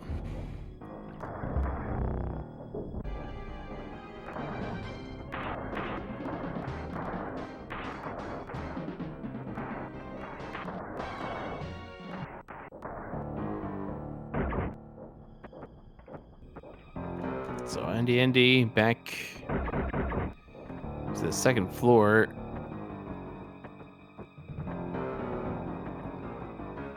But it's getting locked out. That should be the answer. That's not where you need to go. The answer is they're on the third floor.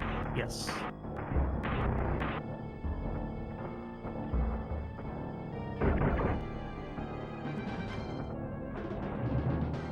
And Nintendesi also Charge the gun, going ND. up that top.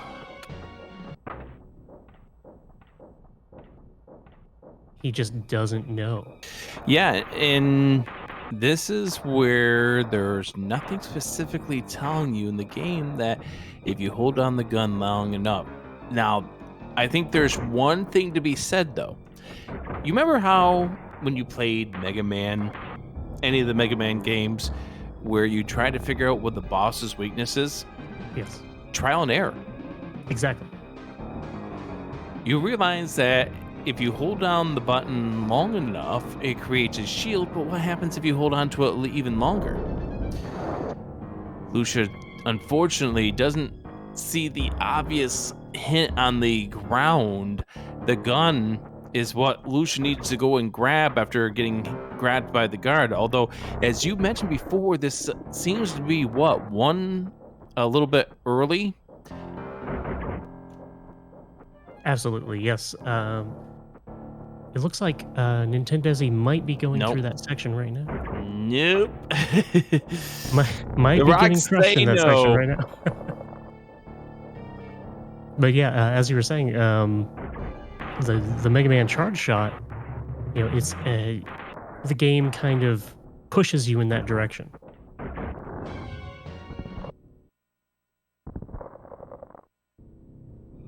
But it's something that you definitely have to figure out for yourself. It looks like that frustration might be setting in. You run out of ammo, you go back up, you die, you come back. That wall is there. What do I have to do to get through that wall?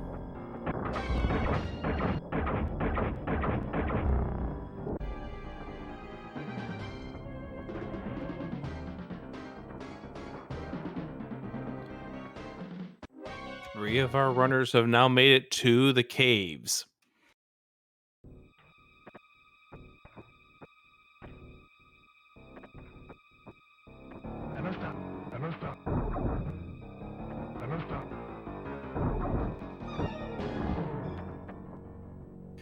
And Andy's still back at stage 2, but I guess the question is when will he figure out that the right path is going to be to blast that door open? Hopefully it's going to be real soon. Now, I think he knows that that's the path. I think he just doesn't know how to get through it. And that frustration is either going to lead to another lifeline, or he's going to figure that out on his own. I guess time will only tell. And he's got the two most powerful lifelines at his disposal, in my opinion. The lifeline itself and the ask somebody. Either one of those lifelines would be good. Nintendesi trying to deal with the rocks. Just run. That wasn't running.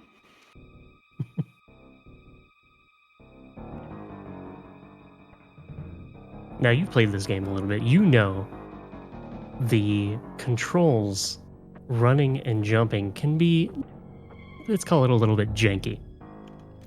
Yeah, I mentioned at the very beginning of this broadcast that the controls gave me the illusion that we were playing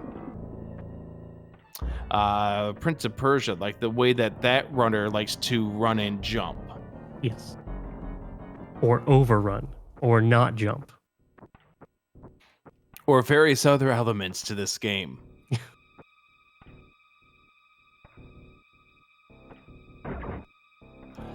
So Bedwa has figured out that you can hit that rock and cause it to tilt up.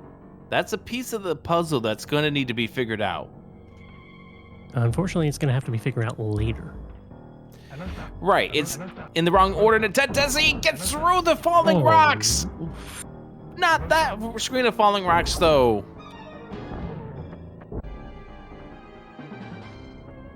Every screen you die is a learning. learning. Every new screen you see is a learning experience. Oh. But Bedwa now knows that odd-shaped rock is one that you can blast and cause to tilt up. Will Bedwa use that in conjunction with other things, though? I gotta say, just figuring that out is a big part of this puzzle. Because now you know that rock has to tilt back at some point. So what do I have to do and then get back to that rock? And that's the thing about this section of this game. There is a lot of things that will add up to allow you to move on to the next stage.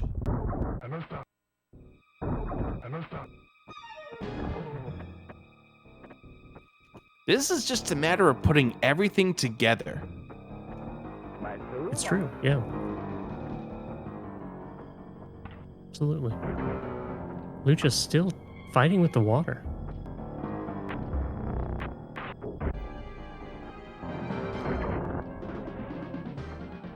And now Bedwa trying the same thing. Yeah, I've tried that rock puzzle again. That rock puzzle is seeming like it's one of those auto death type of things. And I think that's the other part of the problem. Part of the puzzle about this is that there are things in this stretch of the game that lead you to believe that it's not the right answer because you've played games in the past. Nintendesi, I think, may have just caused a major headache. Yeah. And solved it. All in one shot. But now they know. You know, there are games out there that, you know, I think people like to make fun of or know about Sierra games, where you could easily just mess yourself up later on by something that you do at this stage. Yes. And it's going to be interesting to see how things come together. Most definitely will be very interesting to see how it comes together. And will they figure out that specific progression that they need? Or will they need to use a lifeline for it? And we do have a situation, somebody needing to come in with a lifeline. JSR, take it away. Thank you, Rick. And Bedwa, you've elected to use Ask Somebody. When I give the signal, you'll have exactly 1 minute to ask your question, and your friend Wild Wolf of Mibu will have to answer it before 1 minute's up. Are both of you ready? Yes. Yes. Alrighty. When you're ready, Bedwa, ask somebody. Wild Wolf, do I need to go down with the bat area or across to where I'm dropping that waterfall down first? And how do I get through? Okay, the area, there is one other door that you need to hit on all the way to the right and open it up. Then go back to where you were and just either rush that guy or use your shields and slowly go down the stairs to get past him. Okay. So I do need to go further down first. Yes, there are two Okay. paths to, yes, on the right. Okay, thank you. That's because it's I keep dying and dying and dying, but yeah, this is tricky. So, okay, so we do need to go down where the bat is first, then the waterfall, then the other way. Got it. Yes. Alrighty, if that's gonna be it, then Bedwa, best of luck to you, and back to you, Rick and Pole's Voice. Take it away. Pole's Voice. Rick? Look at Oh my gosh. Andy has made it through stage 2. I see. He also did the Fantastic. same thing that everyone else did at stage 3 and fall down the shaft, but But You made it through stage 2. it's progress. Let's go. And Bedwa getting some fantastic information. Now knowing they have to progress down to the bottom before they go back up to the top and release that water.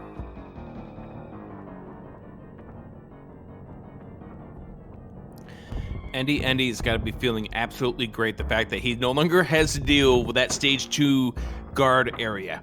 If I never see that cage again, it will be too soon. That's what he's thinking right now.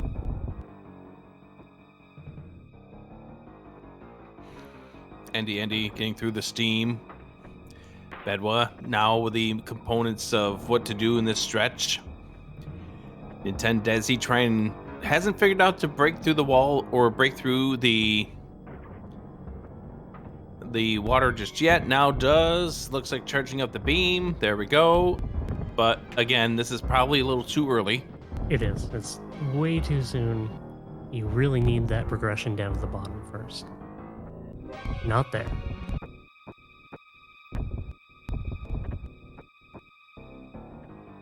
Bedwa trying to power through. For people who haven't seen this game before and are wondering what's at the other side of this, why is it important that you do this bottom area first? Well, further along in this area specifically, which is a very long area, there is a specific spot where you let that water out and then it fills up the areas where you are. But it helps you later on. We'll just say it helps you later on.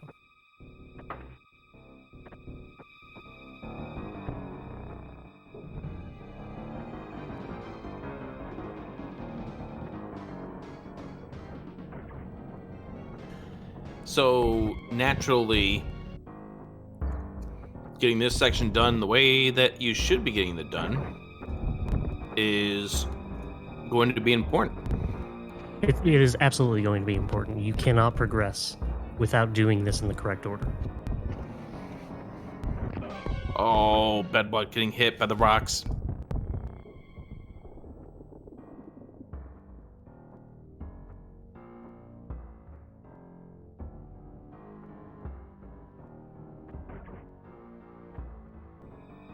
Indeed, still through. Getting caught by that steam power. Just so glad to see all 4 of our contestants progressing.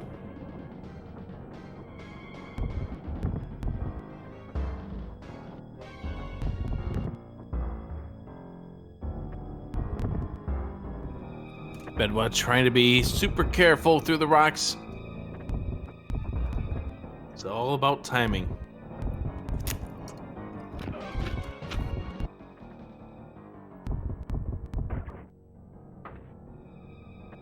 Now, very soon we're going to see our little tentacle friends up here if Bedwa makes it through this.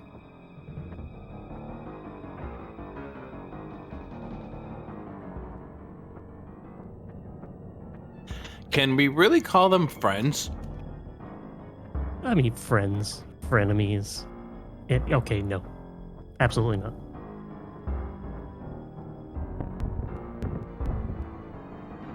You see that death animation? Ooh. Give me the chills.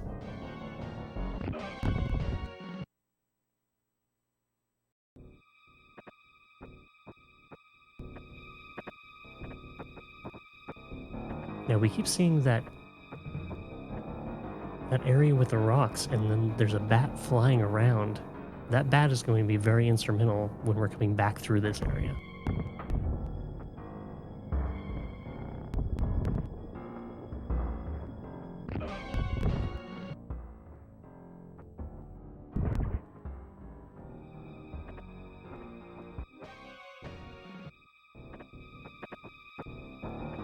And he's still trying to roll through that steam. He knows he has to roll through it. Just has to get the timing right.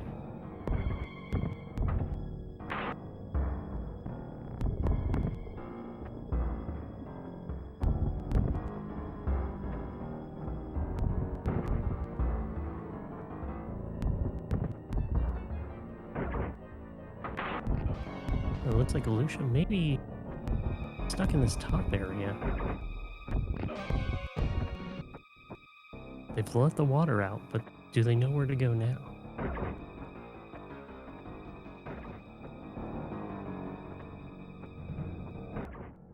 And remember, we can't progress.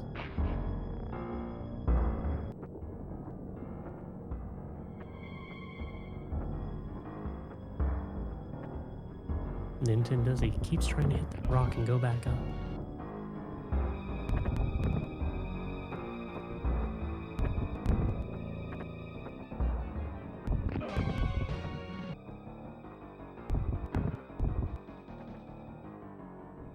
Bedwa keeps trying to get crushed. Oh dear.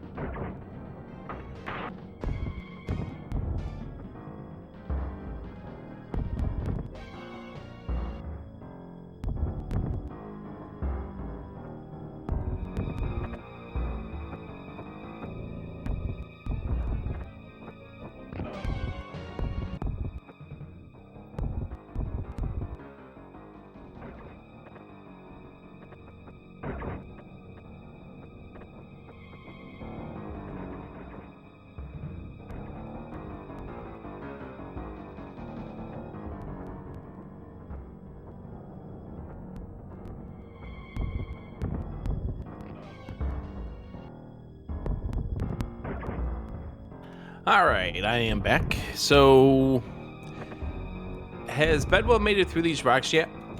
Bedwell has not made it through the rocks yet. He keeps trying to power through and just getting absolutely crushed. We have not seen any progression, but that's okay. That's okay. Everybody's learning. This is really is crushing, though. Absolutely crushing. It really crushed your spirits, and I don't mean to state that as a bad pun, but it really does crush your spirits when you think you've made it deeper and deeper into this game, and all of a sudden a death sends you back to start. And the checkpoints are just so punishing. You feel like you make it through one screen, and you're like, "Yes, I made it through that screen," and instantly get crushed, or stabbed, or shot. But it's okay. It's all right. Or drown. Or drown, yeah.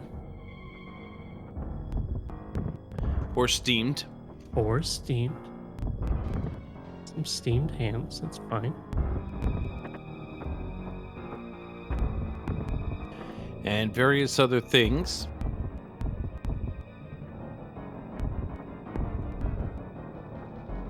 Bedouin just needs to slow down and take it easy on the screens.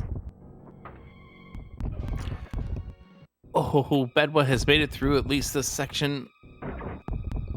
Oh, don't. But we need to pause for just a moment because we're going to need some help. Right, JSR? Operators are standing by. Okie dokie. Lucia, Jim, you've elected to use Ask Somebody. When I give the signal, you'll have exactly 1 minute to ask your question, and your friend will have to answer before that 1 minute is up. Are both of you ready? See? Yep. Welcome in Yogi the Monk, who will be helping you out. Alrighty, ask somebody. Okay, Yogi, what do I do? Upstairs, downstairs? What do I do here? There's 3 chandeliers. You need to shoot down the middle one. That's the first thing. The second thing is don't do the water part next.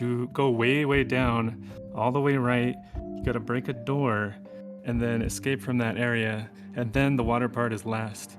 To escape from that area, there's like a red bird that you have to like shoot at and scare him, take him a screen left, and like at some point you can jump off and like climb on the stalactites on the ceiling and then escape the area that way. Also, there's a T-shaped rock. You can like do a super shot at it to make like a platform to get back up out of the bottom part.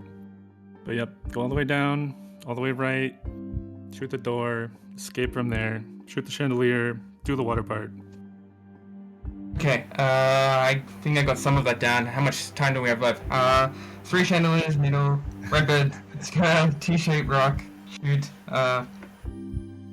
Okie dokie, that's all the time we have. Best of luck to you, Lucia, and I'll throw it back to you, Adirondack, Rick, and Pole's Voice. A minute flies by when you need some help. Oh, it's so fast. But that was some good information, though. It was definitely a lot of good information, but I'm hoping at that point in time I'm recording it somewhere so that way I can play it back slower and jot down those notes. Yeah. Yeah, did not sound like he got all the information, but we'll see. We'll see what happens. Because a lot of what just got said right there was like a blur of words to try to get as much information out as possible in 1 minute. But we'll see if Lucia can figure things out. Eddie has made it through the Steam level. Oh, nice. Yes. And So now he sees the recharge station. Yep. So I don't know if you saw what wound up happening to Bedwa just before we went into the lifeline, but unfortunately got grabbed by those tentacles and devoured back to start. Oh, our tentacle friends. Yes.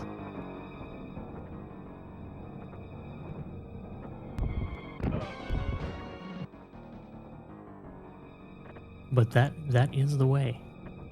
You got to get through those tentacles to get to the other side. Unfortunately, you also have to get back through those tentacles to come back to the other side. Can't you stun them if you can shoot them properly? I do believe you can. Yeah, as long as they are at eye level. But they won't stay up there forever. They kind of retract into the ceiling, and then a couple seconds later will come back down. So it'll be interesting to see if Bedwa figures that out. So one thing Andy hasn't figured out yet is that the way to get through to the next section is blasting those 3 walls. Oh, that's right. And Indy had such a time with that charge shot. You would think he would try first blasting through the wall. All right, Bedwa has now made it to the tentacles. Can he get past this one? He's gonna have to hurry because they do come back down. Okay, so now hurry. Oh, and he got grabbed by the bottoms. Those bottomless pits are just as bad as your friends up top with the tentacles.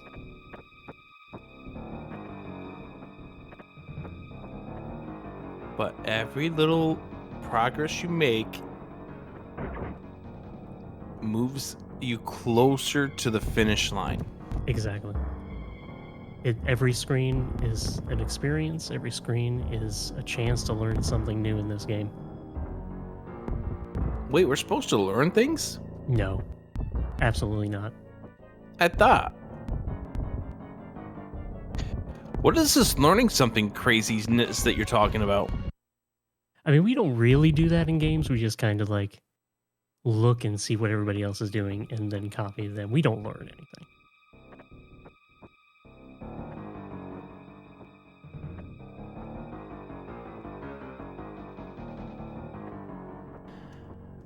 Andy has now made it through the wall, has also remembered to recharge the gun, zaps the guard,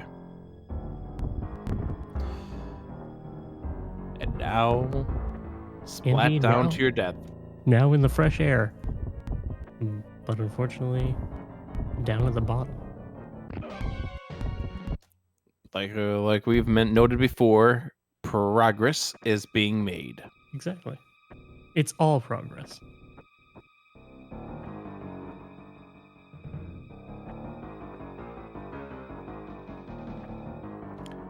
Meanwhile, Nintendesi is paused as, at this point in time, needs a lifeline of a different nature.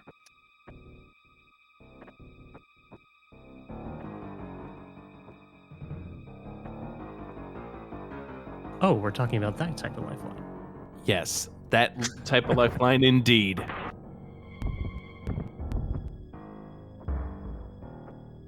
It's like Indy is running back and forth, kind of contemplating on which way he needs to be going.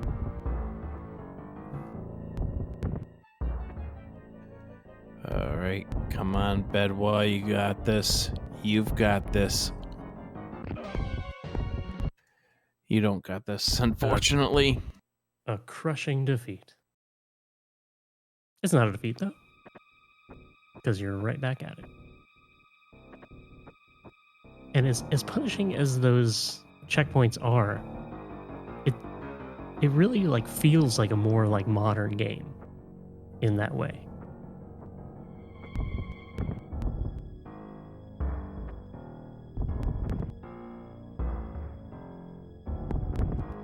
I mean, I really can't think of any title from this time period that allows you to progress like screen by screen like this.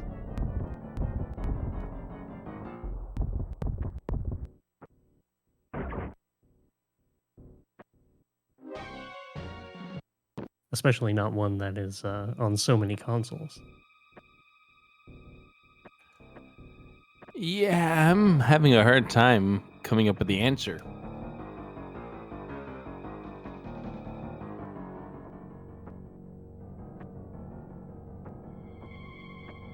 I don't know, maybe somebody in chat can think of it. Flashback, yeah, okay.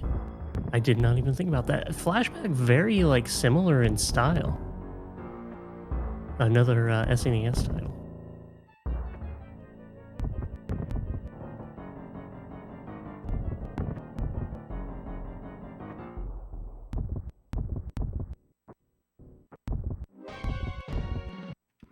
Another crushing defeat for Bedwa.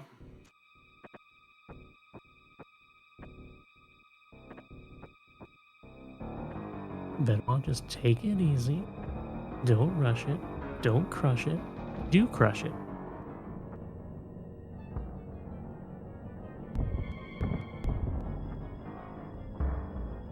And meanwhile, I do believe that we are going to be seeing some help needed. And we'll go ahead and load up our lifelines in just a moment. But first, let's see if Bedwell can get through this section. Taking it easy. Barely past the rock. And yeah. You don't even notice those things on the ground until it's too late. It's true, they kind of twitch on the ground when you get close to them, but you really don't notice them until they're too late. You're so close that you're just right in their clutches. And we do need help, so JSR operators are standing by, aren't they? They sure are, Rick. Nintendesi, you've elected to use your lifeline.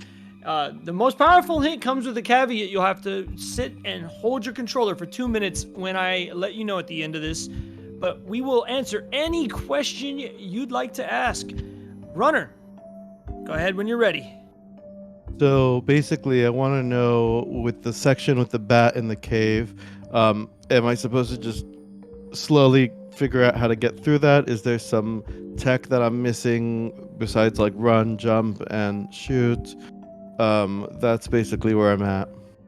So this entire area is super, super mean and very specific in the order you do it. So you're in the right area to do first. The first thing you want to do is go all the way to the bottom, all the way to the right. There's a door you need to blast. Once you do that, and you have to go through those rocks, but they have a pattern. I think you've already kind of figured that out a little bit. After, on your return trip, take the upper path, and when you run past that bat, shoot at it. It'll start to fly around in the air. Go left one screen, and the bat will get eaten by those hanging tentacles that you see on your screen right now. Once they do, those stalactites that are nearby, you can climb on those. So climb all the way up, then go left all the way up, and if you do that all the way left, you'll end up on that rock that you can shoot.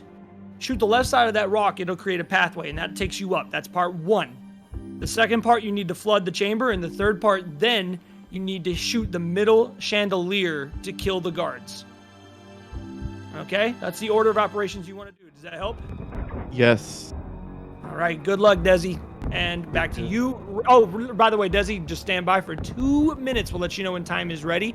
Back to you, Rick and Pole's Voice. Thank you very much, JSR, and we'll see what winds up happening with Nintendesi coming up in about a couple of minutes. All right, speaking of that bat, Bedwa is shooting that bat right now. Yeah, I see that. Yeah, I mean, he can shoot that bat all he wants, but unless he's progressed all the way to the right. And there it gets grabbed, so now he can grab on those stalactites. Now, I didn't see. Did Bedwa make it all the way to the right? I don't know, because that was while we were in the midst of our lifeline. Yeah, I don't believe that he did. It looks like he's headed back that way. JSR giving a lot of good information to Nintendesi. That's that whole order of operations that you need for this area. Unfortunately, Bedwa takes the death right there, back to start, but does get that bat sequence down, so now knows that that's what needs to be done in that section. Now, the big question is, when Nintendesi's 2 minutes runs out, does he get through this? Because if he does survive all of this, he will be in the lead. And I can definitely see him getting through this with that information. That was a lot of good information. And Desi is very, very good at taking notes.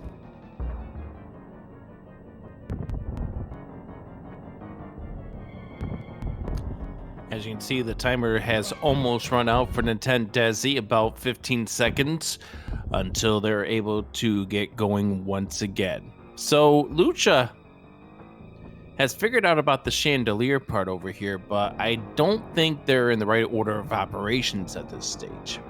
I don't believe so. I think you're right.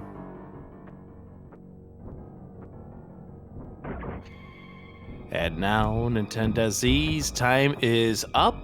Now, take that information and see what you can do about it. Instant crush. But that's fine.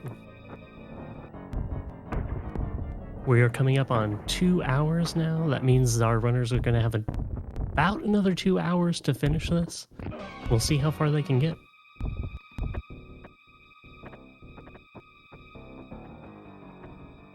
Do we have any predictions? Do we think that we're going to make it all the way through this thing? The way the first hour and 54 has been, it's hard to say, because there's a lot of heavy combat areas that are going to be coming up here soon. Agree, yeah. I would say that my playthrough probably took around 4 hours. It was probably between 3 and 4. So I think maybe we'll see someone do it. Okay, we gotta have faith, right? Oh, so Lucia gets the gun back. Is this... I mean, I don't know if we're on the right path at this stage, but... it's... Are we making the right amount of progress to this goal? As far as what we're seeing on Lucia's screen, I don't know. We're about to find real soon right here. We can't do this area there's yet. The death. Yeah.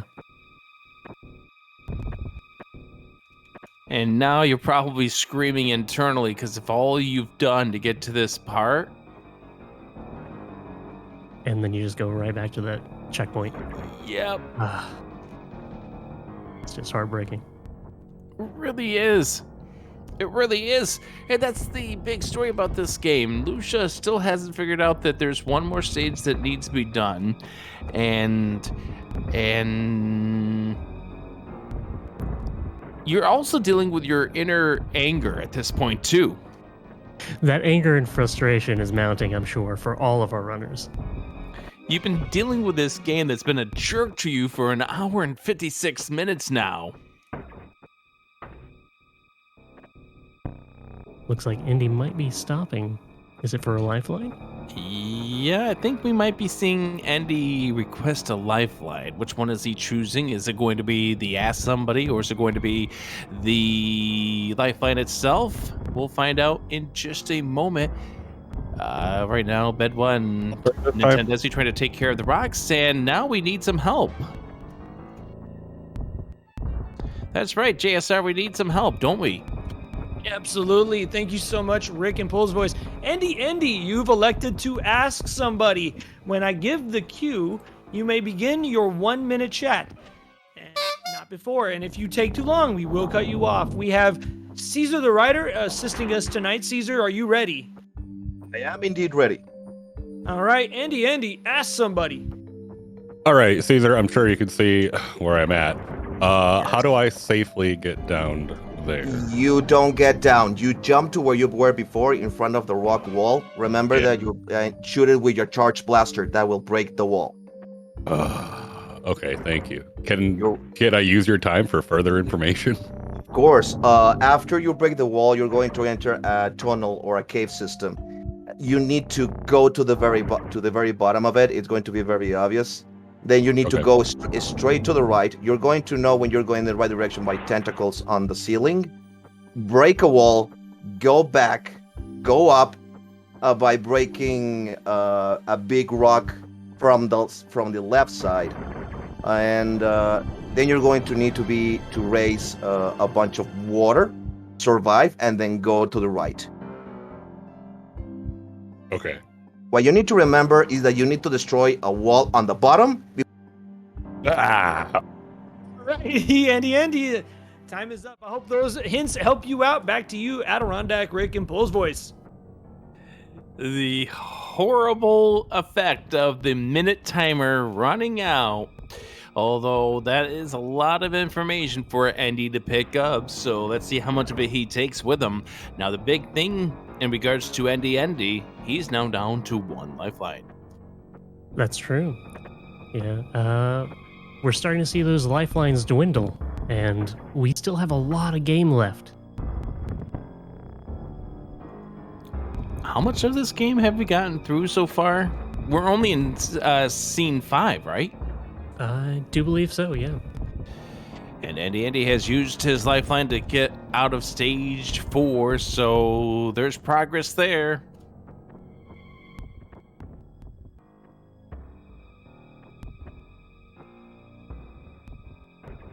I mean, I would have to say just getting to this cave system area is a feat in itself. Yeah, I definitely agree, and it is, especially considering all the issues that Andy has been suffering through with the second scene of this game. Right, and he knows now I have that charge shot, so the game's gonna make me use that charge shot. Let's see if he does it. So Andy here is jumped. There's that. We'll see if he figures that out. Bedwa has now opened up that rock that we mentioned. That is the progression that needs to happen to finish this puzzle. Now, can Bedwa get back? I think that he has unlocked another checkpoint after the end of that. So heading back to the left should have unlocked part of this puzzle. Oh, let's see. Yeah, there it is. Yep. All right. So I guess we would have to say that Bedwa is in the lead as of now. All right, Just JSR, wanted to take it chime in away. real quick and say we are at the halfway point. And folks, watching the race tonight, make sure you follow all 4 of these runners. Fantastic streamers, all 4 of them do amazing stuff, as well as our 2 commentators, Adirondack, Rick, and Pulse Voice. Amazing all the way around. You guys are doing a killer job, and we are at the halfway point. Enjoy the rest of tonight's show. Back to you, Adirondack, Rick, and Pulse Voice. So JSR just mentioned about this being the halfway point. So what happens at 4 hours? At 4 hours, well, let's say if no one has finished the game at 4 hours, I think we have to start making an executive decision as to what the end of the game is. Staff from the Speedrun Hall of Fame will go over that, and I'm sure we will hear later as to that. But we'll play that by ear. We're still really hoping that somebody is going to make it through this game, and it can happen. I have faith, absolute faith, in all 4 of these runners, and it just, there's a lot of game left, but there's a lot of skill. Yes, indeed. And I think Bedwa just accidentally dropped down to this falling rock section once again, so now has to deal with the dance of the rocks here. Get around, there we go. So Bedouin now knows there is this top section here. The bat has been dislodged and relodged into the tentacles. And now gets back up here. And now this is the stage where you blast this rock. Don't blast it from this side.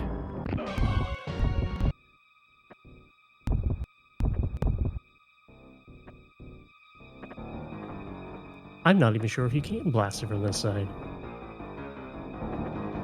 It would definitely soft lock you into that area.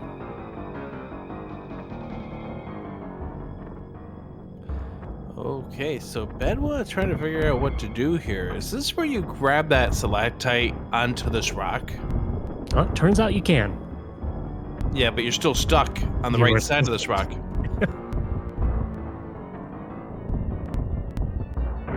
And now he knows that is not the solution. But at least because he's already done the right section of this puzzle, does not have to do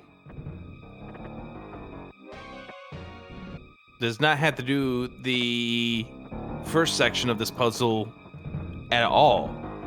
Now you see, Bedouin just fell down into another area. We're actually going to be revisiting that area later, but it's going to have water. So we're supposed to break the water that will fill up that chamber at some point, right? Correct. And then, well, we'll see what happens. Will we? Possibly. Let's hope we see what happens. I mean, I have faith in these runners. These runners have definitely did a whole lot more than my patience allows me to do with this game. This game will test your patience for sure. I think this game will test the durability of your SNES controller. And the stucco on your walls. The stucco on your walls, the controllers, the glass of your windows.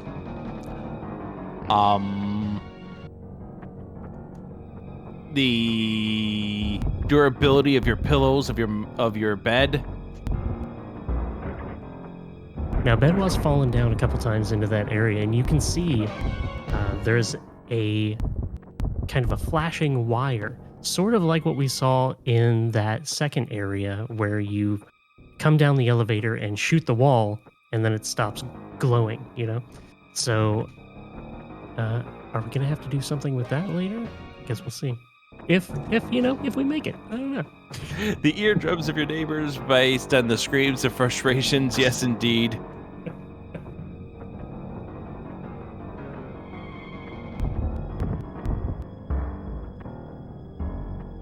Lucia's still trying that top section.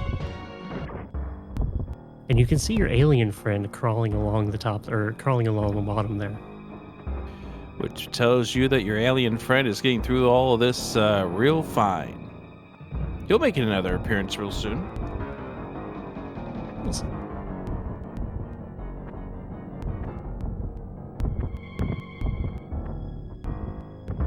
Looks like Bedwa coming back to that section again with tentacles in the bat.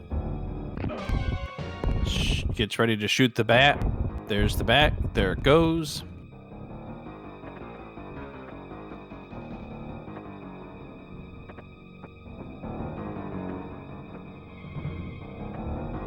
Tentacles get a nice little lunch.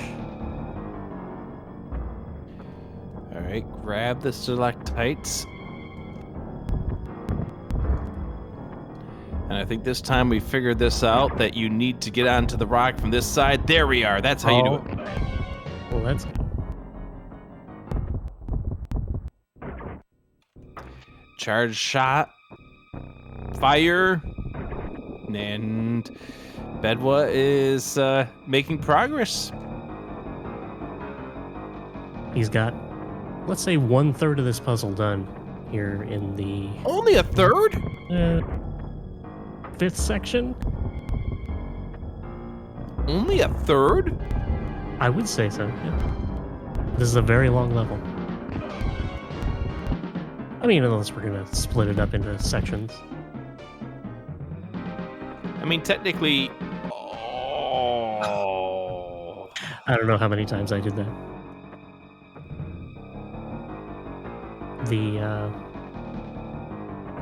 The running and jumping in Oh, by this the way, game- look at this. Bedwa's at a checkpoint. Yes. Bedwa hit that checkpoint where you can hit the rock and then instantly go up and hit that water. That's more progression. Yeah, now Bedwa is 2 checkpoints ahead of any of these other runners. It's true, yeah. That is quite a bit ahead.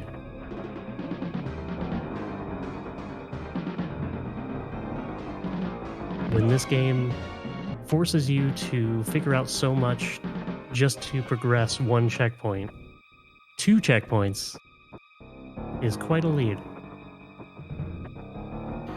Given how long we've seen these runners on this cave section of this game, definitely.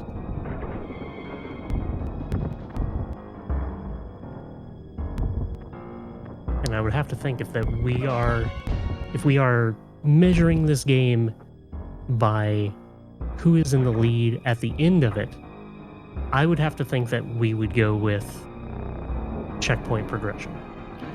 Yes, indeed, and for that reason, Bedwa is the leader at this point. Oh, that's gonna be a death.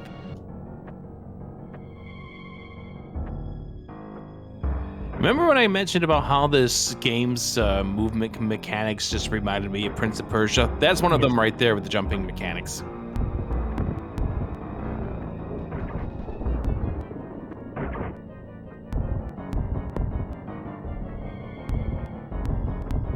And the jumping mechanics in this game, there's a button, you know, A and B button. The B button is a jump, or let's see if I have an SNES controller. Yes, B button is jump, and also if you tap up, it's like it performs the same action. So there are multiple ways to get things done in this game. Still having issues with that last jump. But that's okay. You don't have to deal with those tentacles at the bottom anymore. For sure.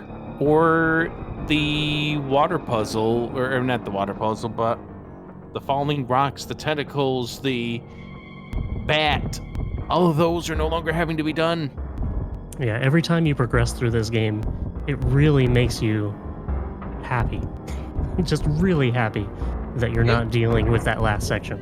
It makes you angered, and then, oh, yes, I made it through something else. Yeah. I made it through something else. Yes. But it really does give you that sense of accomplishment, like I did this.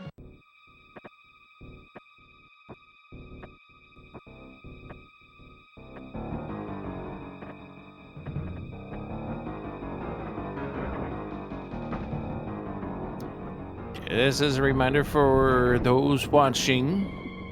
Nintendesi still has 2 lifelines, so does Lucia Jim.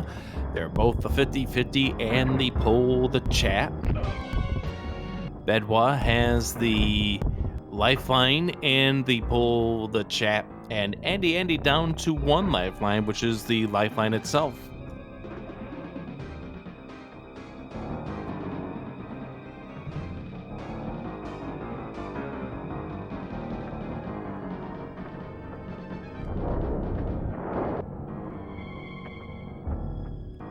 Bedwa has made it out of the water.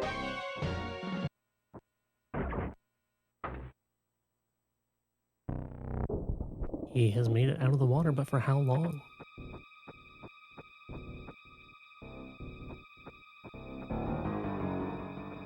And we keep seeing Lucia go through this same area that Bedwa's now in, but it looks a little bit different without all that water there.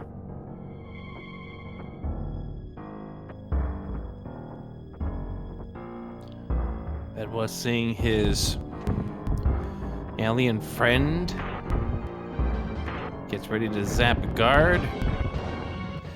Oh, double KO. Where does this put Bedwa? Okay, so now Bedwa is 3 checkpoints ahead of the other runners. That is an amazing lead in this game.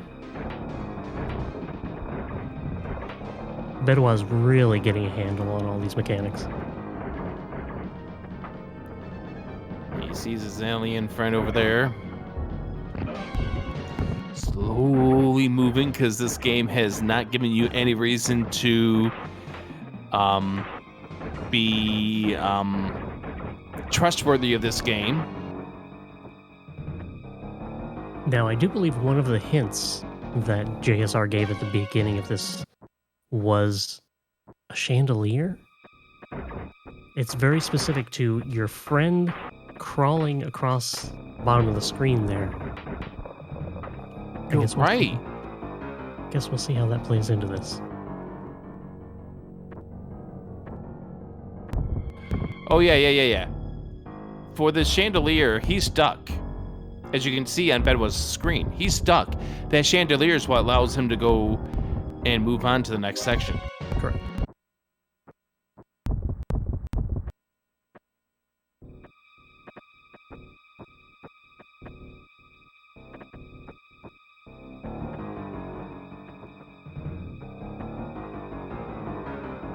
Now, this section is a little bit of a maze. This entire section, beginning with the caves, has been a little bit of a maze, my friend. There's the chandelier right there. And he just walks right on by it.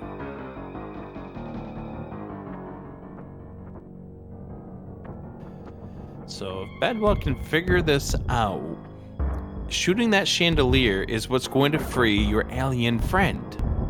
Yes. Now, I believe if you were to come in from the bottom side. Bedwa hit a cutscene. This alien grabs you and then you get to kick him. How fun. But also, he kicks your gun away. Mm-hmm. So, will Bedwa realize when that happens, I have to go get my gun?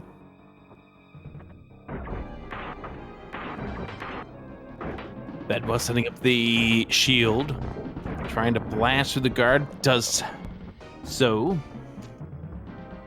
Now, I believe when you enter that room with the chandelier from the bottom left side, there is a guard there. Possibly this guard that he's dealing with right now. And you can hit the chandelier, and the chandelier will come down on the guard. I don't know if that is something that it was meant to be that way. I mean, obviously, you know, it comes down on the guard, kills the guard. They meant for that to happen. But is that a clue? Well, this might be a clue onto something else that you are going to have to do a little bit later on. Spoilers.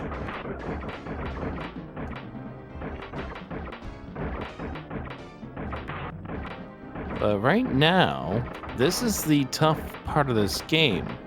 Because look at this. You're getting fired at both directions here. How good are your shields? How many guards are there?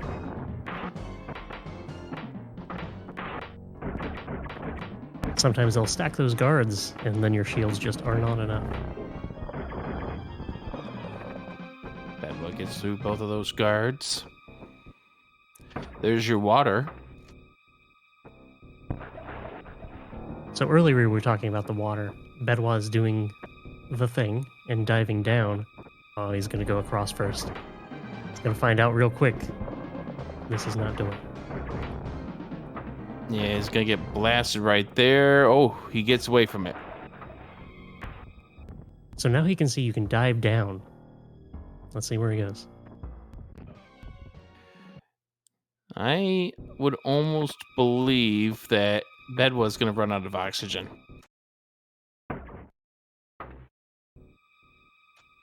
Does get out of there right now.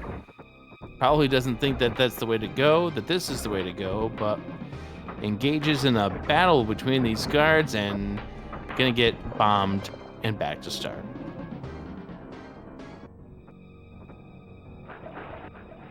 And that's another really specific room where you have to do something else, somewhere else, to progress.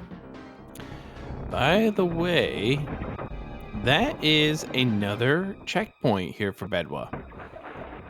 Oh, you're right. What is that? 3, 4 checkpoints?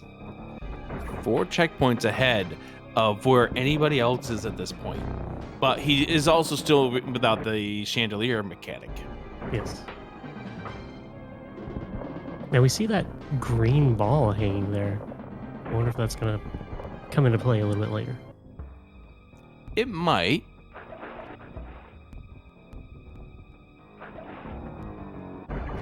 I do have a feeling that this is hinting on to something that is going to be coming up in this game a little bit later on. By the way, shields do not save you from those bombs. Yeah, apparently not. Just roll right on through.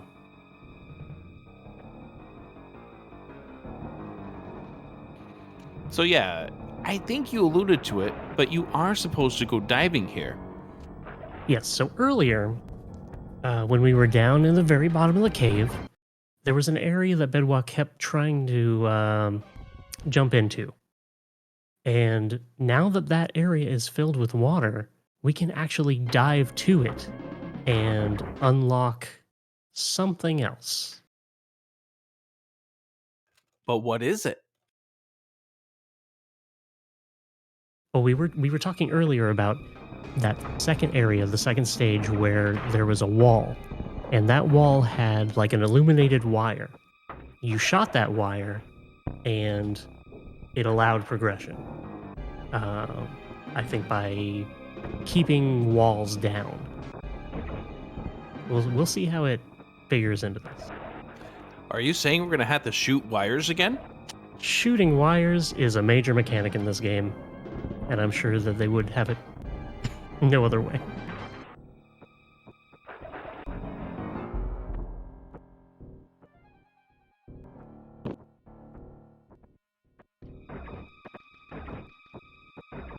It's amazing thinking that this was made by one person.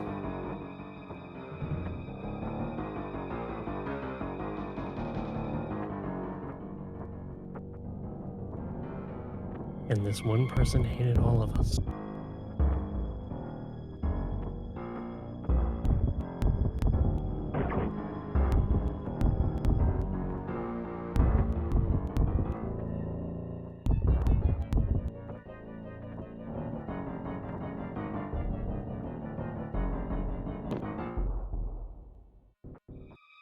Bedwa keeps trying to power through that area instead of diving down.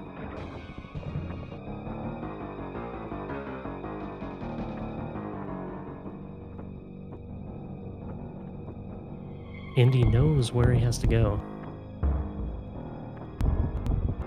But running in.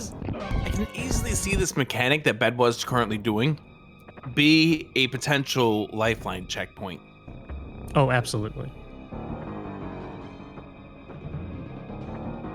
There is a very specific area later where I can see the at least the rolling bombs here that we see being barrier.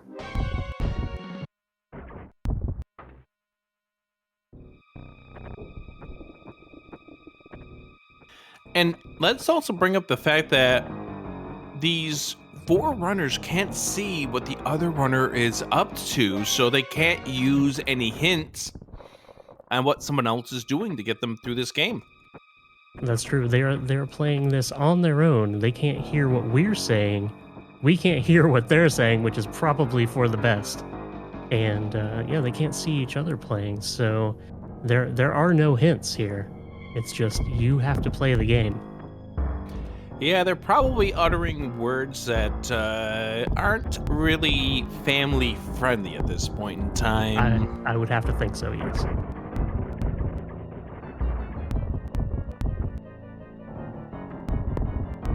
Heck, I think at this point they're probably uttering words that are not rated NC-17. We've gone that deep. Well, Bedwab needs to go a little bit deeper, that's for sure.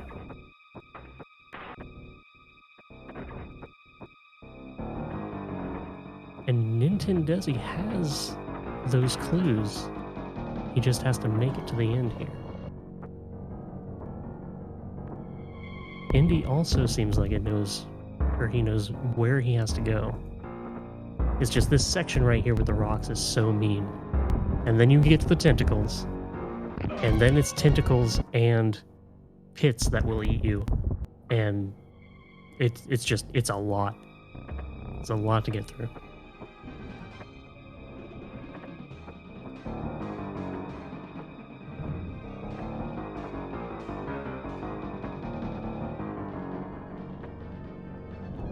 Wait, you're saying this game is cruel? This game is somewhat cruel. Yes. Yes. I mean, it's fine. Only somewhat?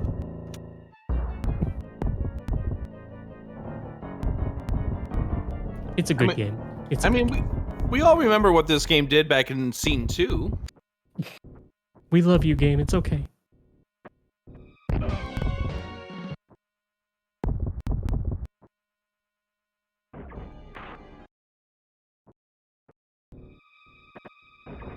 And can you believe there are people who run this game?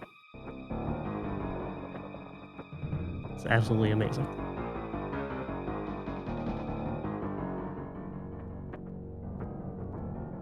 I can believe it. Now, there are people who will go ahead and run, well, some of the weirdest games you'll ever see. Oh, absolutely. I mean, you know, speaking from experience, like I run Zelda 2, and Why would you do that to yourself? I know. And, you know, people look at that game and will refuse to even play it. So I would have to think that the mindset going into a game like this is, I want to do it because I can.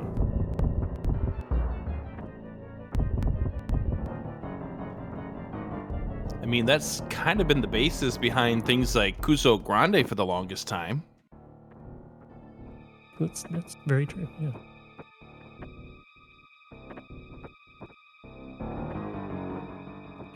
Cuso Grande, the awful games done quick block that is usually ran, you and Zelda 2. Oh, there are so many examples.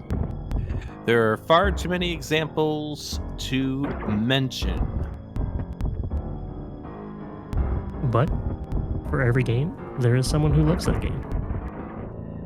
Absolutely. We all love our different kind of games. But for now, we have somebody needing a lifeline. Let's turn to JSR. All right, Bedwablackburn, you've asked to poll the audience. Audience, that poll is now live. So for all those folks at home, make sure you help out Bedwablackburn by answering his question. Bedwab, can you repeat the question for chat? How do I get past this guy with... Oh, how do I get past this guy with the double shields and the bouncy balls that kill me? All right, your choices are, and we have a few more, about 30 seconds left. You go back, shoot a chandelier down, then swim down and find an area with a ledge where you'll find the next thing you need to progress before you return to the guy with the double shield. Number 2 is swim down, then go back for the chandelier, and then go. Answer 3 is you don't need the chandelier, just swim, then go. And answer number 4 is you don't need to swim, just go back for the chandelier, then go. Time is up. Thank you so much, chat, for helping us out. And Bedwa, your answers are just swim, 0 votes. Just chandelier, 0 votes. Swim, then chandelier has 1 vote. Chandelier, then swim has 10 votes. So there is your answers. And I wish you the best of luck. Back to you, Adirondack Rick and Pole's Voice.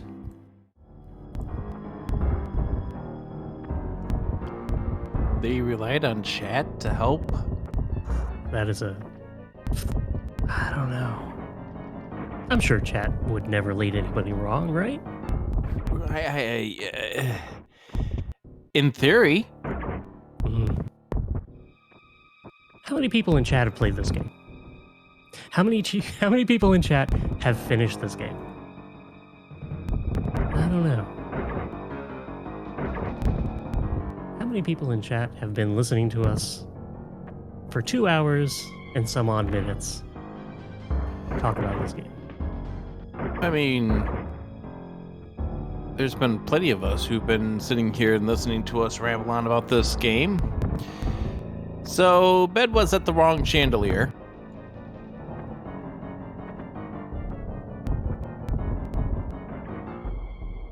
So there are, I guess, technically 2 chandeliers that you need to worry about in this section. That was not in the information. Yeah, so unfortunately, Bedwa is going to be turned aside by seeing the chandelier here. But there's a chandelier that you can shoot that is at eye level, and that is going to be the answer to what is needed. Yeah, so there are 2 sections that you need to worry about here with chandeliers, and one is very specific in what you have to do when you enter the room, paying attention to the chandelier. Might help with his friend that he's trying to kill with the bombs. All right, Bedwa has now chosen to go swimming. Does Bedwa figure out that you're going to need to come up for oxygen real soon? Let's see.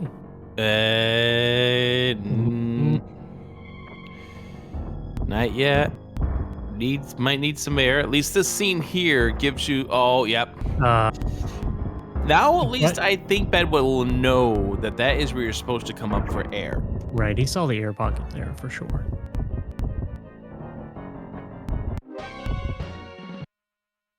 But does he try to dive back straight down? We'll see.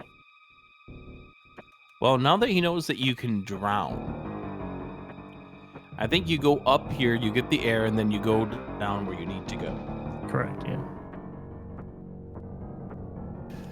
All right. Is there a subtle clue at this point where you need to go?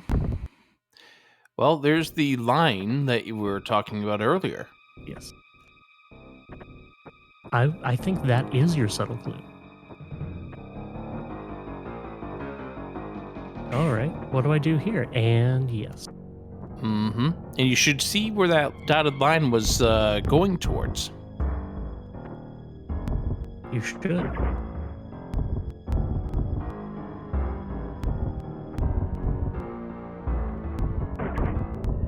What do I do once the bat gets caught?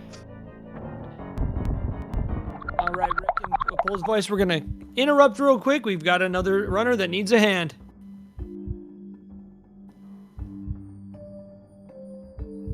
All right, Nintendesi, you've elected to poll the chat. We're going to go ahead and get that poll going now. We already have had the question asked by Desi. Desi, what was that question? So what do I do once the bat gets caught?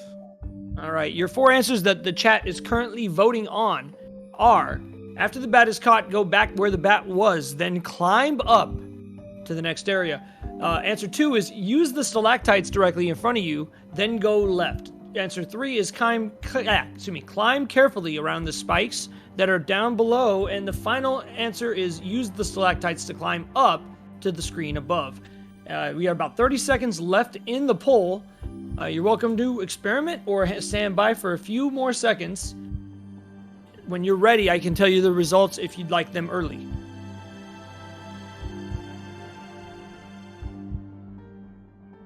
About 10 seconds left. And okay, yeah, I'd like to hear. All right. We only have one answer. One of the 4 had answers. Use the stalactites and climb up them to go left. Okay, thank you. All right. Best of luck, Desi. Thank you so much. And back to you, Rick and Pole's Voice. I don't know, Pole's Voice. I kind of like the climb answer that JSR was trying to give. Yeah. Either works, you know. I think Desi probably got the information that he needed. But I didn't see. Did he go all the way to the right and blast that wall? I don't know. Or is he just trying to go by?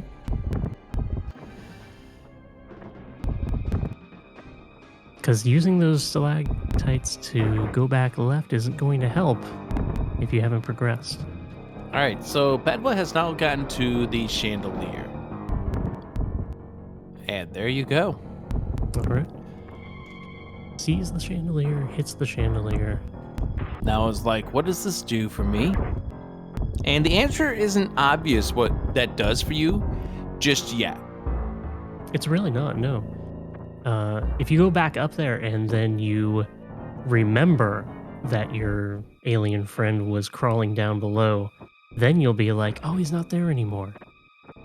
But they probably didn't realize that he was struggling with the chain to begin with, just trying to get through this area. All right, so Bedwa has now done... I guess we're going to go back in the water this time around because we may have taken a death during the lifeline.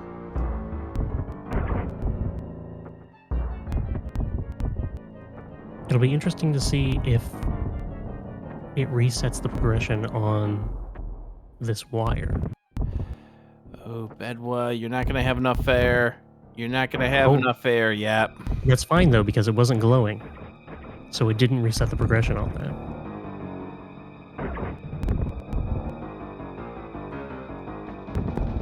But it may have reset it now with that death.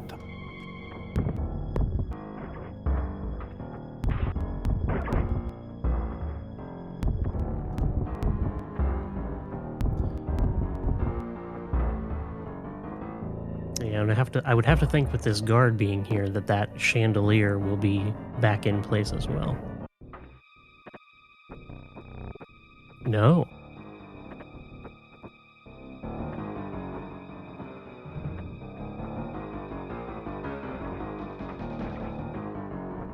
So these progression items that he's hitting are staying even through the deaths. Oh, I guess we should explain what Lucia Jim is up to over here.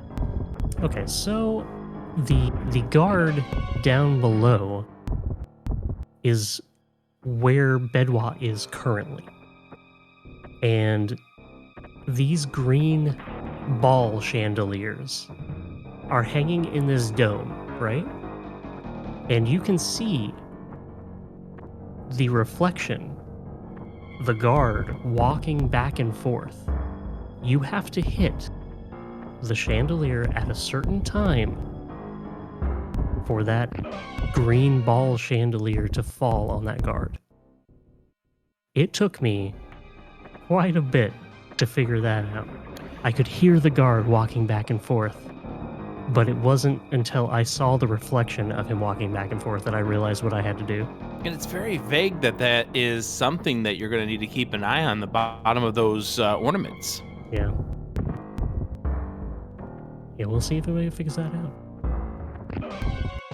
That is definitely something that would require a lifeline.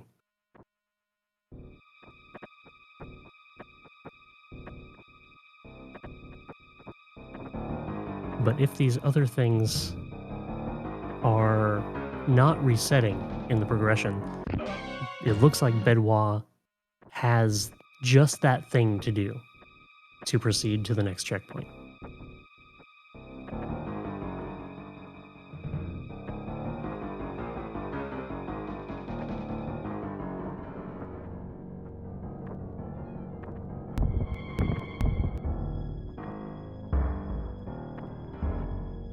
So we see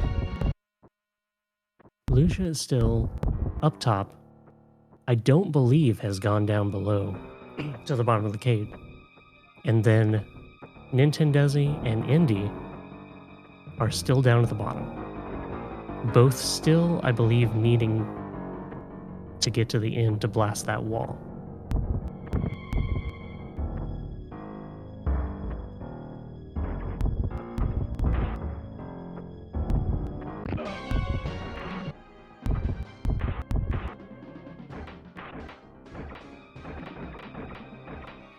Yeah, Bedwa does not have that part of the solution just yet.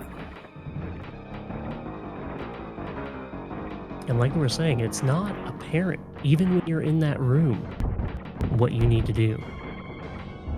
Or I guess the main clue is there are one of those green ornament balls hanging in this room where where the guard is. So when you visit up above in that dome, you make the connection between the two. Yes, indeed. But it all depends on if you get to that area. Right. Looks like Bedwa's just trying to power through.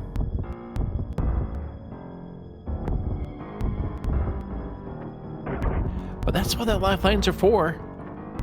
Absolutely, yeah. And Bedwa still has one. Indy still has one. Lucia and Desi. Oh, no, Desi still has one. Lucia has two. And that 50-50 has been quite helpful, actually. It allows you to get something that you need in a very short amount of time. Or it gives you the wrong answer, and then you know it's the right answer after trial and error. Trial and error is what this game is all about. Hey, I think we said that about, what, an hour ago now? Yeah.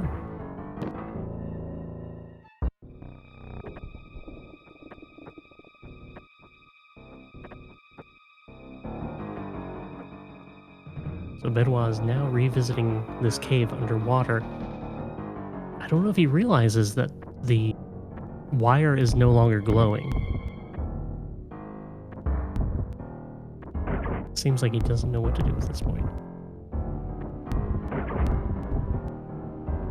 This is where you can get into trouble because you don't know how far in this game you are, and you only have one lifeline left. If you don't get the answer here, you're on your own. That's true. And like we were saying, none of these other contestants know how far the others are. So you really have to make a decision. Do I use that last lifeline now, or do I save it for later when we may not have time left? Absolutely, and I mean, we still have another hour and 20 minutes left of this game to go. Well, it's been a ride so far.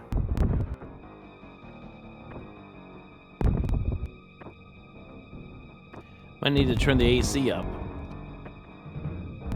I don't know, I think it's probably pretty cool in these caves. You're probably right.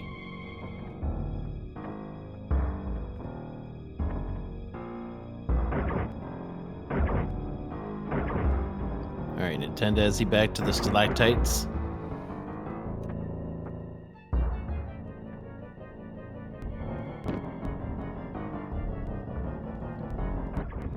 Jump there, and there we go. Now, the big question for Nintendesi is, did he go all the way to the right and blast that wall? this won't be as helpful if that didn't happen. I would have to think, since he had a checkpoint at the bottom, that he has done that progression step. So that might be a new checkpoint for Nintendesi.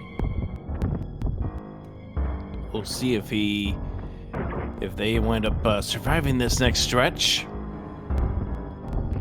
By the way, Bedwa has Nintendesi just taking that area with the water first try.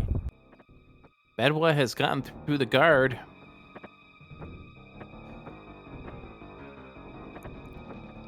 Gets to the recharge room. All right, that is one more checkpoint for Bedwa.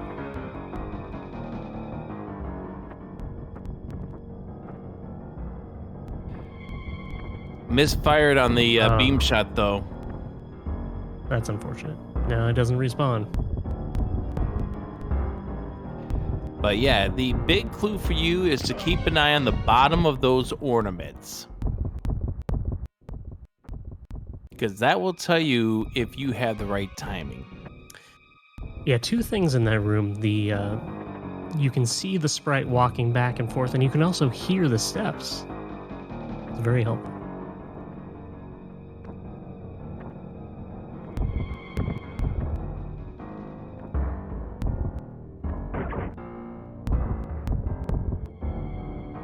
Desi now seeing his alien friend crawling down below.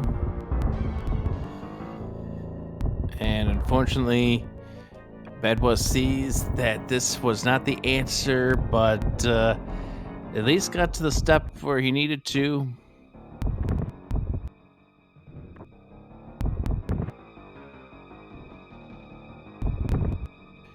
And the guards put a stop to Bedwa as well.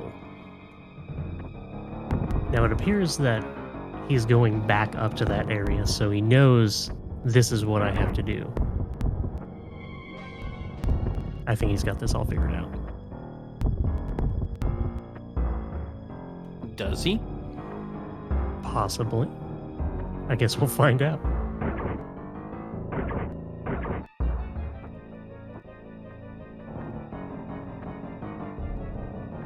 All right, so Bedwa now at least gets through this. Nintendesi getting crushed by the rocks. So yeah, Nintendesi did not open up that wall to the right. That's unfortunate, yeah. So you gotta visit down below and go all the way to the right again.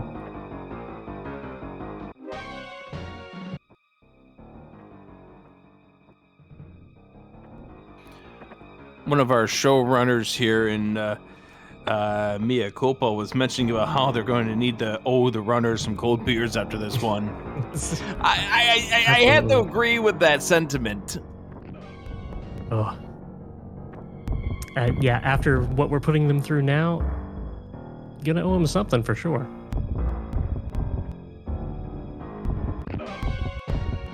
Might be a whole case, I don't know. I don't think there's enough beer to get through that. Oh, Bedwa didn't hit it the right time again. Yeah. He knows what he has to do now. It's just timing at this point.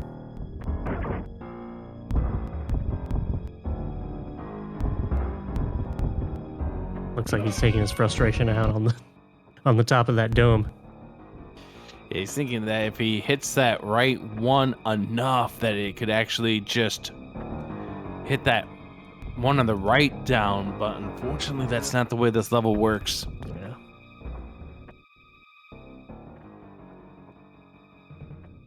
Now he has to find a place to dispose of himself.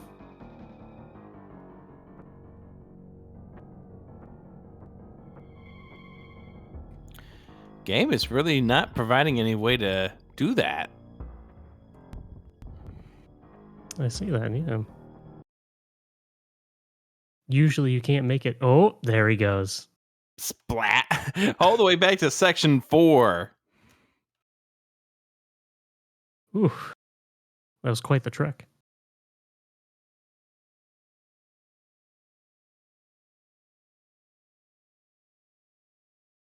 Yeah, sometimes this game just doesn't want to give you a guard or something. I'd really like to know like what the flags the game sees as to where it places things.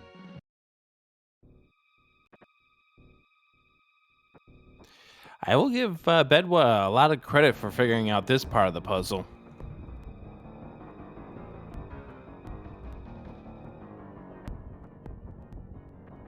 Yeah, this area definitely took me some time. This puzzle with the green ornament chandelier thing, it wasn't easy. It wasn't easy to figure out. I rolled into quite a few of those exploding bombs, doing the same thing, just trying to power through. All right, so keep an eye on the bottom there. And right now would be the time when Bedwa wants to hit that ornament. Fortunately, got that guard activated to start shooting. So if you keep an eye on the bottom of the ornament, that's showing you where the guard is. Didn't get him. Mhm. But also the guard's still shooting at you is an indication you haven't taken him out. Well, there's also a sound cue too. When you hear that sound cue, What sound cue was that? Well done. I do. I try.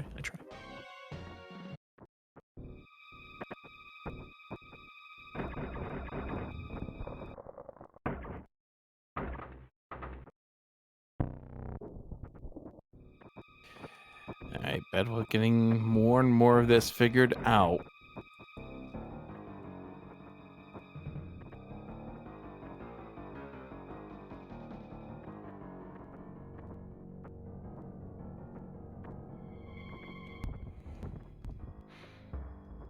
Andy getting eaten alive. Nintendesi getting crushed.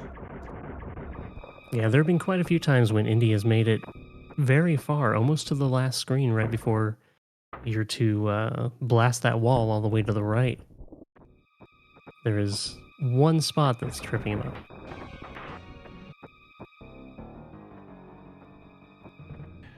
I don't know, there seems to be a lot of spots that trip these runners up. And for good reason.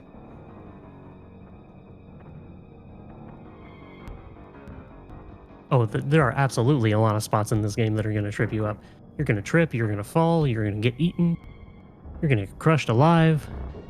You're going to drown. You're going to drown for sure. You can drown 20 times in a minute. Is that scientific fact? I don't think so.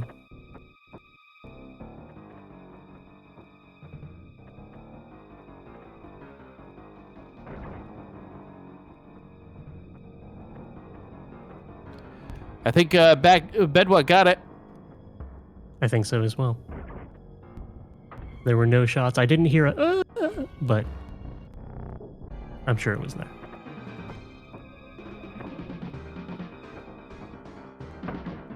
I love how you just had to imitate that noise once again. I mean, really, how could I not?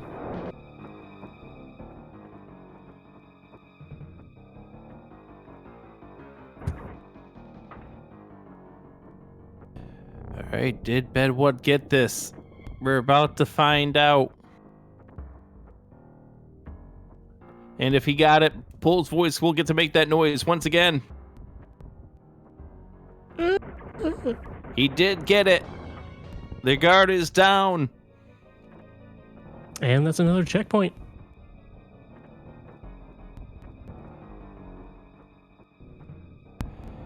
And Bedwa's into a new section of the game.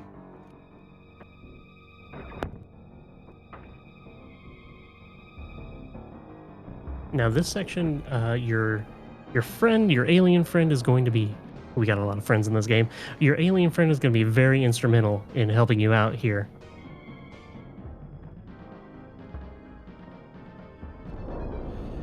And I think the solution to this is just run. Well, that's right. Yeah, going to the left isn't going to help you at all. You want to take out that wall to the right and then just go, go, go.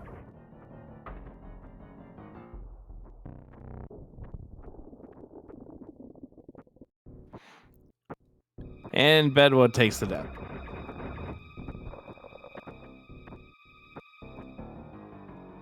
But Bedwood now is at least happy the fact that he doesn't have to deal with this section again. Oh, for sure. And you gotta note that those laser beams are destroying your shield right away. Just run! Yeah, that's your clue right there.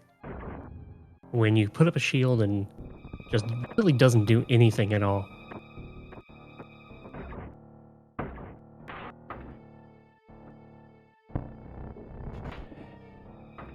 And Bedwell continuing to try to engage with the firefight on the left side of the room. Try to use 2 shields this time. Boom, boom, and boom. Yep. But at the same time, there's really no indication on the right side that you need to go that way after the wall is blasted. So you see that door open. And I think that's what Bed was thinking, is that that door is the way you need to go. If you can get into that door, that is the solution to this problem.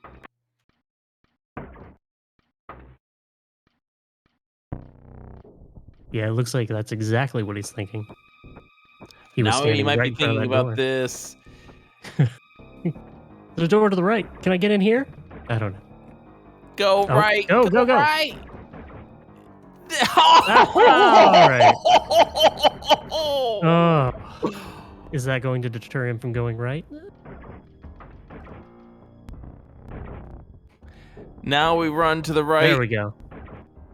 And you see your alien friend up top there? Oh, he's trying to stop and blast the doors open. It doesn't realize that Those are automatic. Just walk right into Walmart.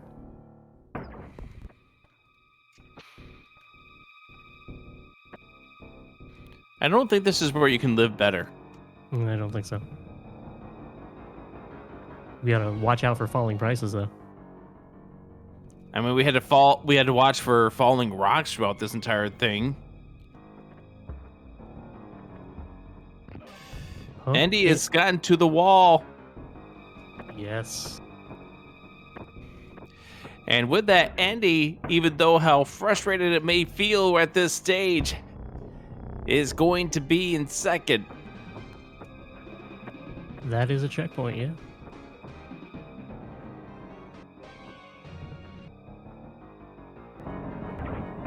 Bedwa continuing to run through the laser blasts.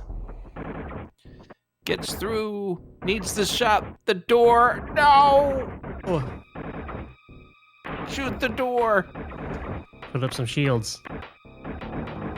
Oh no. Put up the shields. Oh.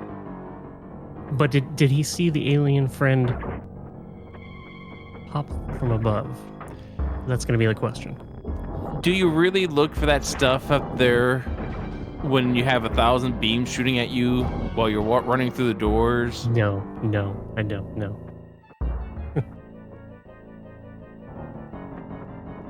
But this is a short checkpoint, so we'll get there eventually. We'll get there. And Andy going back to the left.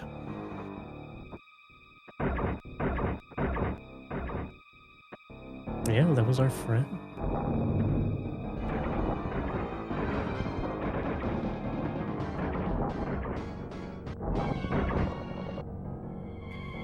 Bedwell trying to remember what he did the first time he survived through this room.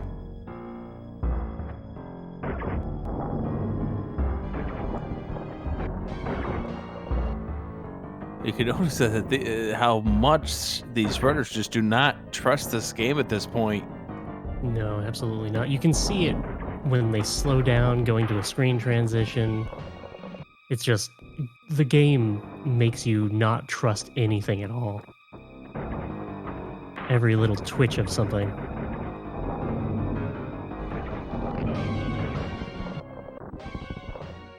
Indy fell down, probably saw that wire glowing there.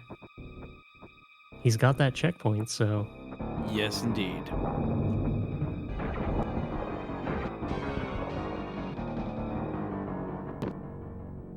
And now doesn't have any ankles.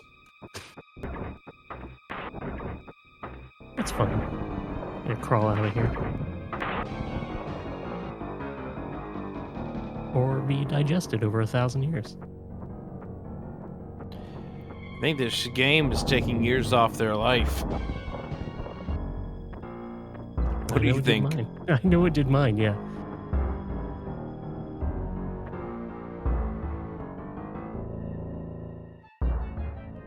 It'd turn your hair gray for sure.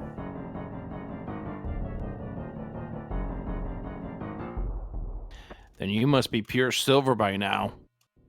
I mean, close to it.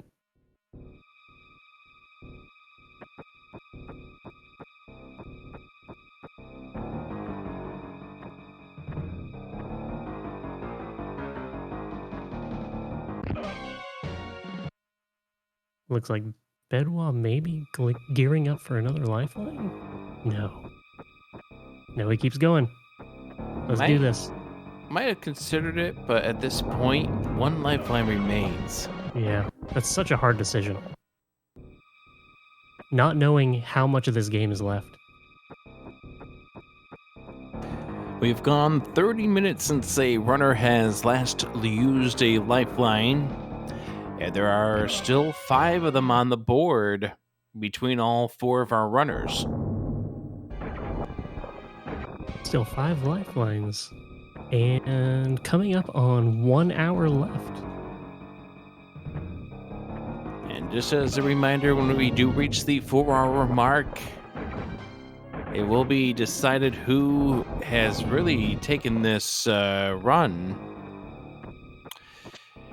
And I'm going to assume that it's going to be based on checkpoints, and if that is the case, I would definitely give the advantage to Bedwa at this point. Yeah, at this juncture, it's definitely Bedwa. I would say, still 4 ahead? 3 ahead? 4? I think it's 4, maybe 5. I don't know. I want to say 3 ahead of where Andy is right now. Oh, that's right. Indy just broke the wall. Now, trying to break another wall, but that's not going to work. Yeah. I think the problem is that wall kind of looks like it could be penetratable, but yes, it's not. The wall definitely looks bombable.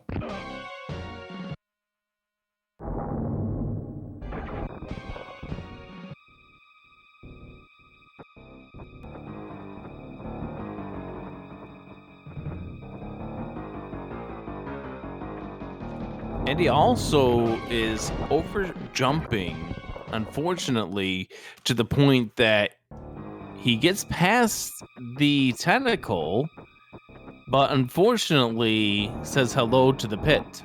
Right, he needs to jump. Yeah. So he needs to jump over the tentacle and then take the leap. But he's just walking straight off into the pit.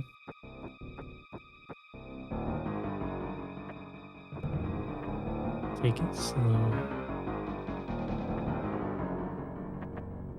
There are so many points in this game where you need to just take it slow and be deliberate with your actions.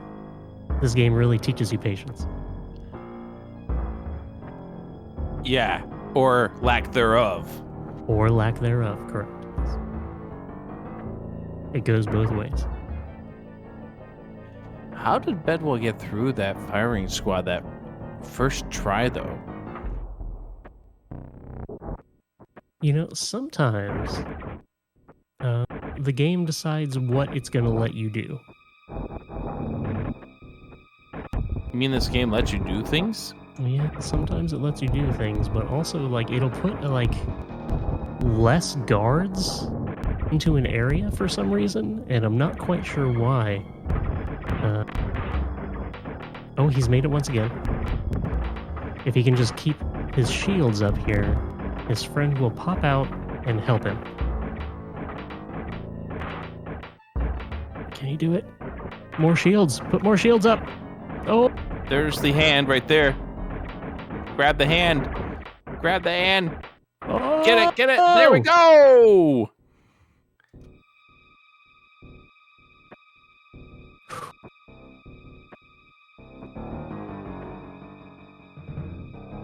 And with that, Bedwa has now made it out of the cave and up to the main ground.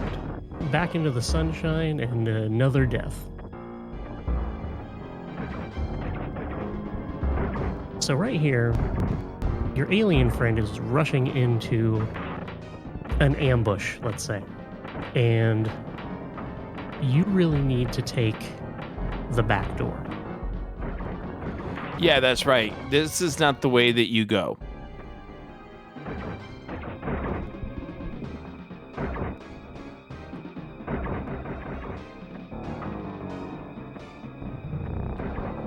Now, it's not really apparent that the ledge in the background is something that you can stand on. So you kind of have to go to the left and then up as if it were stairs.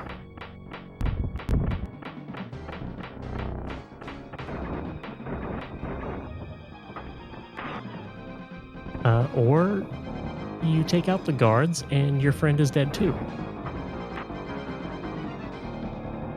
Looks like Bedwa is trying that, and it's not going to work out.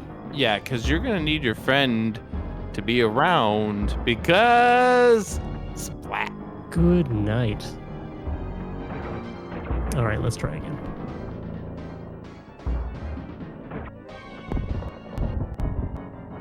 Just as a reminder, our runners still have lifelines available 50-50.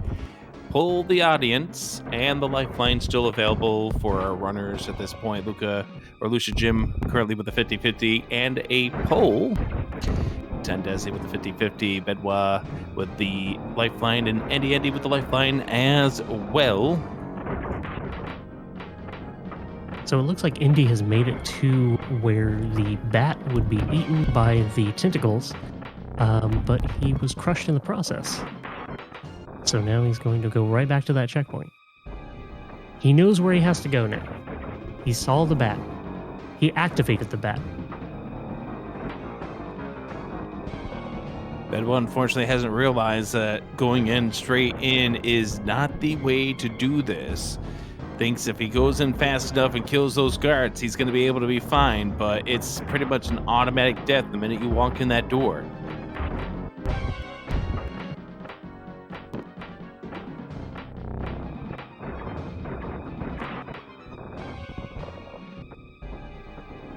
Yeah, like I was saying, that that ledge in the background is not apparent that you can stand on it. So going back to the left is really the only way to get up there.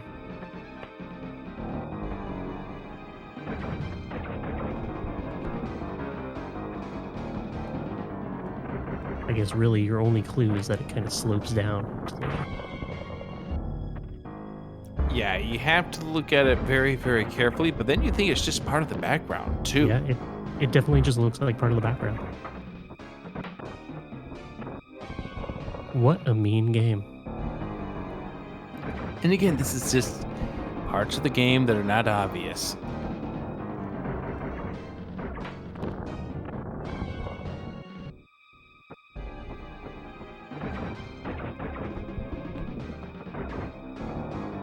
Nintendesi shooting the bat. Andy trying to make it back to the bat.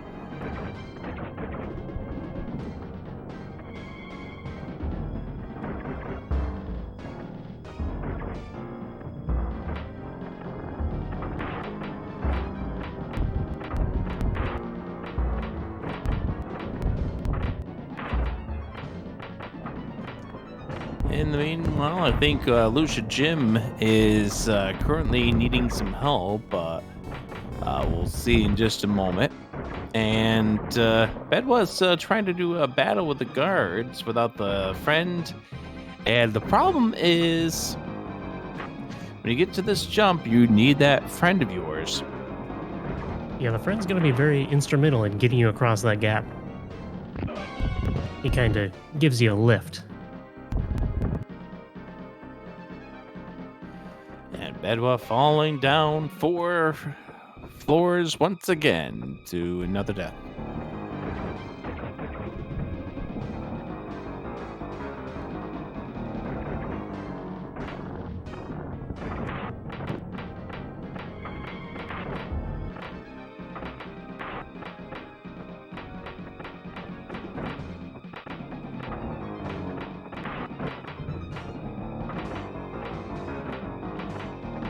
But it is very, very important that you have your alien friend throughout the entire game.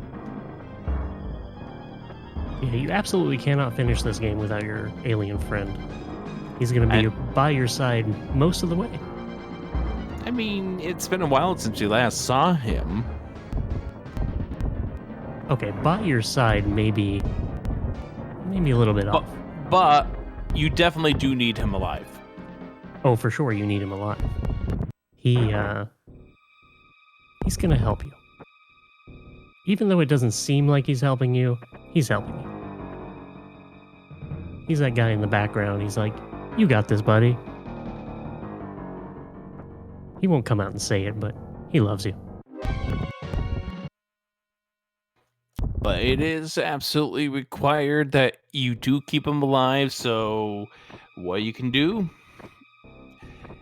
is figure out how to keep him alive. And I will wonder if Bedwa's going to need to be in a spot to require an assistance with this.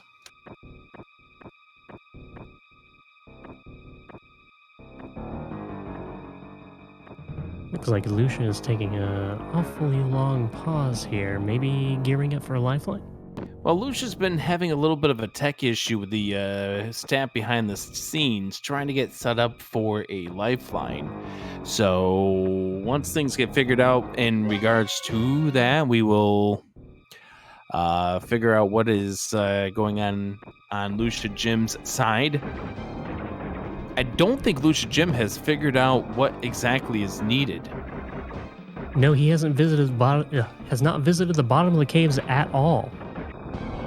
So we have Indy, who has made that checkpoint, blasting the wall all the way to the right. I don't believe Nintendesi has made it across there to blast that wall, one checkpoint behind. So effectively we got Bedwa in first, Indy in second, Nintendesi in third, or no.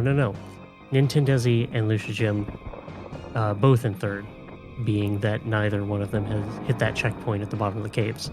Yeah, and neither do them realize that they haven't progressed to that second stage or that second checkpoint of this cave area. Right. And you cannot trigger that progression until you hit that wall.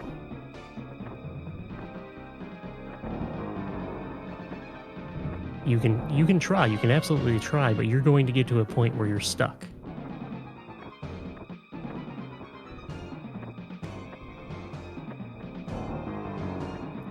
Bedwa trying the same tactic and getting the same result.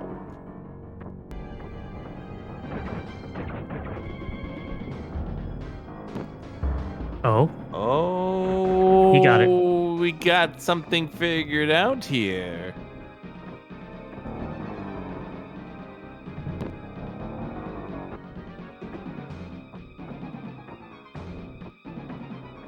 Bedwa now deciding that the back door might be a better tactic.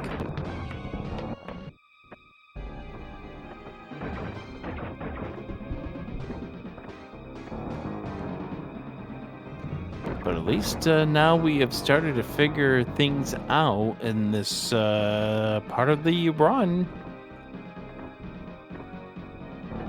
So your alien friend crawls through all of these tunnels, helps you out, immediately gets captured.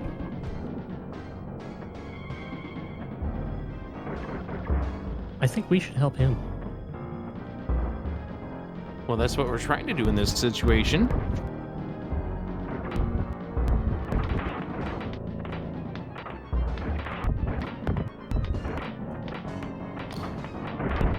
Alien friend really taking it to that guard. He can easily tackle. And our friend has now survived this entanglement with the guards. And he's encouraging you to move on forward. Come on this way, buddy. I'll help you across. There we go. We. Oh, he's coming too.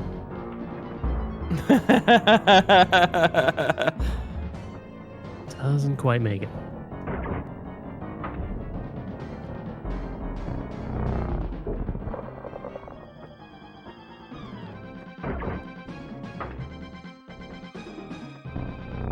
Not how you did it.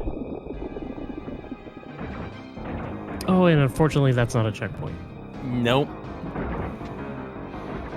So you gotta do this part all over again. And what you want to do when the alien friend throws you across is take another leap of faith to the left. And Yeah, then, you saw that awning on the other side. yeah, right after that, you're dealing with guards right there, and they're not nice. Have we met a guard that is nice? I mean, I'm gonna go ahead and assume that your alien friend at some point was one of these guards. And he just decided to have a change of heart when he saw you and met you in that cage. He said, "Hey, we can be friends." Also, you broke us out of this joint, so let's go. What do you think he was in that cage for? Money laundering. It was probably money laundering, yeah. Yep. Oh, not Oh, work. dear. That didn't work.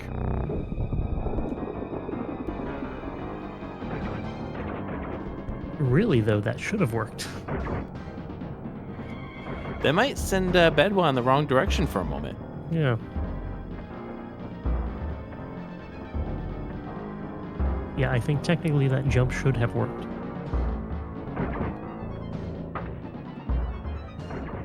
By the way, shoutouts to Andy, who's now made it another checkpoint ahead. Oh, nice. Indeed, releasing the Great Flood. And the drought.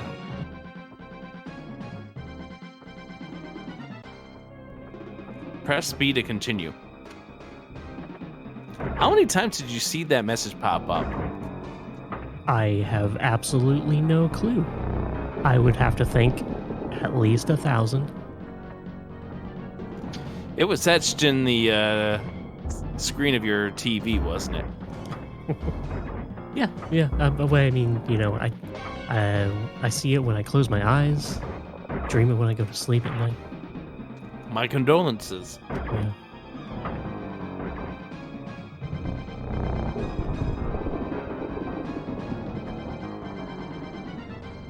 And Bedwa has gotten it and gets immediately tackled and back to the previous checkpoint. But now he knows that is the progression. Well, more than he knows that immediately once he gets this jump, he's got to have his gun ready. Those guards took me more than a few times to take out. Let's see how Bedwa deals with it.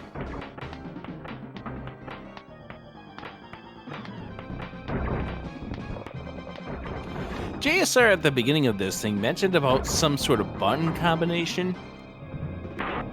Now, the button combination isn't going to come into play until, I think a couple scenes from now. So we haven't even made it near to where the buttons come into play. Not yet, no.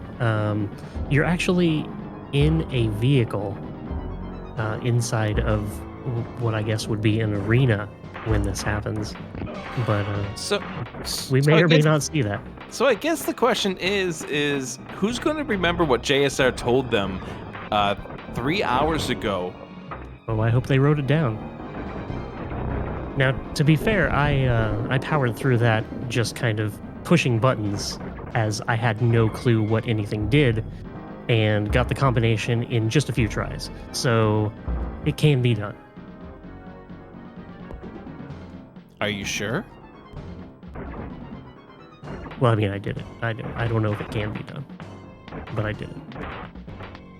I mean, you may have just gotten lucky. I absolutely could have gotten lucky. I was just pushing buttons. I mean, really, that's what I'm doing most of the time that I'm playing video games. This game has been pushing our runner's buttons all throughout. And unfortunately, Bedwa does survive, but is not going to survive this jump.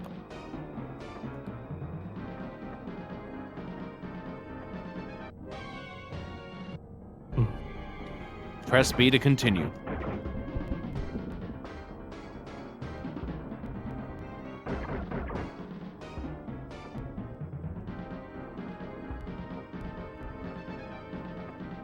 So it looks like Lucia Jim has made it to the checkpoint where he blasted the wall at the bottom of the caves and is trying to make his way back left now.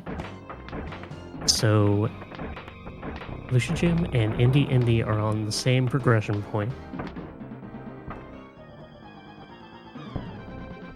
And I believe that puts both of them in second place. And Bedwa in first. Desi is currently in last. But being able to power through this game for 4 hours makes everyone a winner.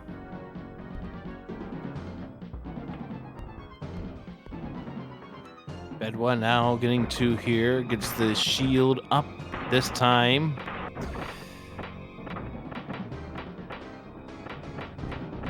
Trying to blast through their shield. Nice penetration. Oh!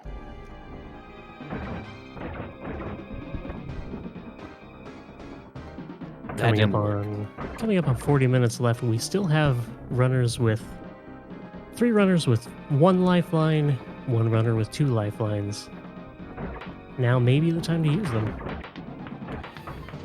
Yep, Nintendesi has the 50-50, so does Lucia Jim, and that is the lifeline that allows a hint to be given to the runner, the right answer, and a wrong answer, and it's up to the runner to decide which one is right, which one is wrong. We have the poll, the chat, so one final chance for the chat here to be polled, and then we have for Bedwa and Andy, the lifeline itself.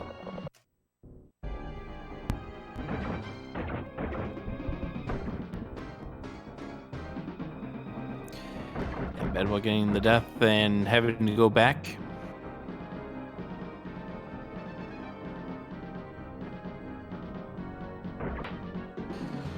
But if you are tuning in late here, if you're wanting to figure out which runner is the furthest ahead, that would be Bedwa, and that's by a very decided margin at this stage.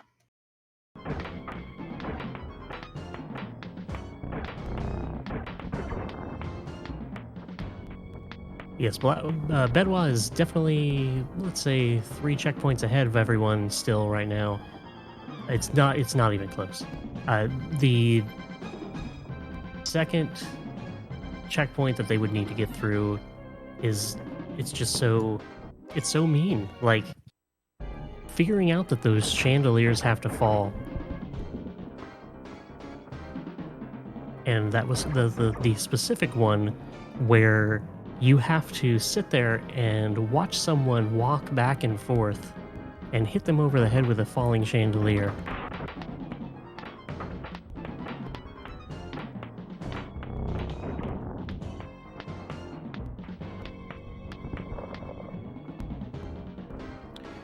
All All right, Bedwa got through the guards once again. Now heading back to the next section.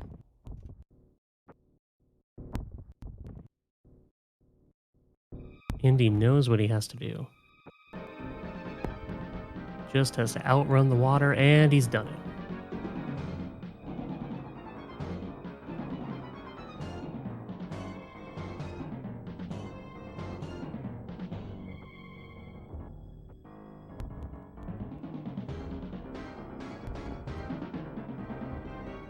Now, Lucia Jim, unfortunately, is on the wrong side of the rock, and this is not going to work. Yeah, that's unfortunate. He knows now that the rock falls one way. Really, all you can do is take the death and go back. Unfortunately, that checkpoint is all the way back to the right.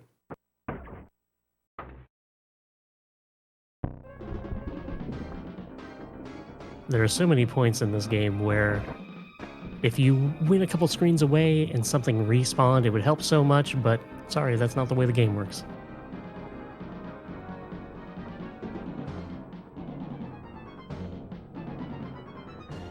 So Bedwa now continuing on over here and looking to engage in the fight to free his alien friend. Andy has seen the alien friend down there, and we'll have to piece together that the chandelier is to do something at some point. And I believe making it up to the top here, Indy has unlocked another checkpoint. Yes, Andy is definitely in second place of the Forerunners at this point.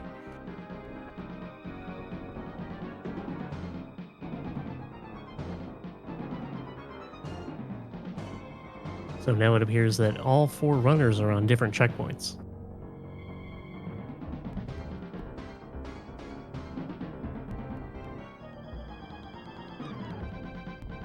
Bedwa thinking about it. How is going to go ahead and take that leap, and now time to set up the shields rather for these guards.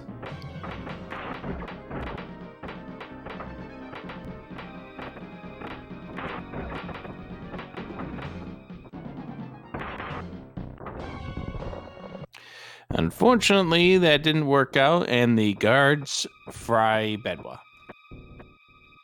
Yeah, so in that area where what I ended up doing is falling and walking just a little bit more towards those guards, setting up my shields there.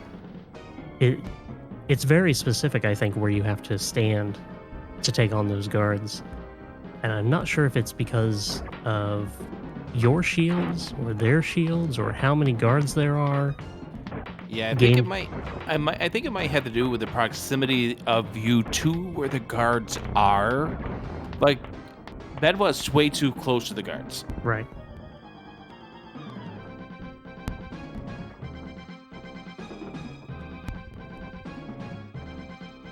But again, for those you that are just tuning in, Bedwa is definitely in the lead here, several checkpoints ahead. Andy is the closest of the other 3 to Bedwa. And then what would you say? Who's currently in third? Well, since Nintendesi has not made it all the way right to break that wall, unlocking that checkpoint to make it to the left, Lucha Jim would definitely be... Oh, excuse me. Lucha Jim would definitely be in third. Nintendesi would definitely be in fourth right now.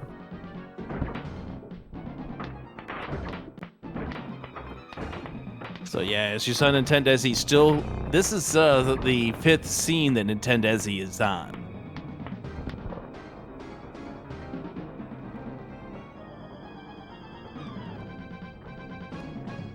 So Bedwa now getting back over to this jump, the double leaps of faith, gets the alien friend to help over. Alien friend really wanting to make that leap of faith too, but his a little too far. And I think the issue here is Bedwa is still... I mean, he might be close enough. Yeah, because that guard comes a little bit closer. He does. When that second guard moves away from that shield, gets enough close that you don't have a chance. And you don't have time to turn around and get farther away.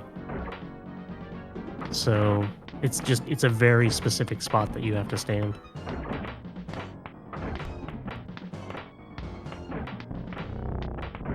But we are now getting down to 34 minutes left in this run.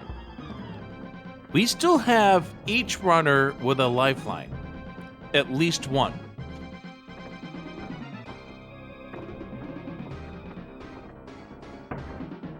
Yeah, Bedwa and Indy both with the lifeline, and then Nintendesi still has his 50-50 left. Lucia Jim with their 50-50 and Pull the Chat. So at this point, I think what Bedwa needs to do is move over to the right. Not the left, but the right. Because this is going to be way too close. Because that one, yep. So we're saying take out one guard, move to the right, set up shield, set up shop right there. Pretty much.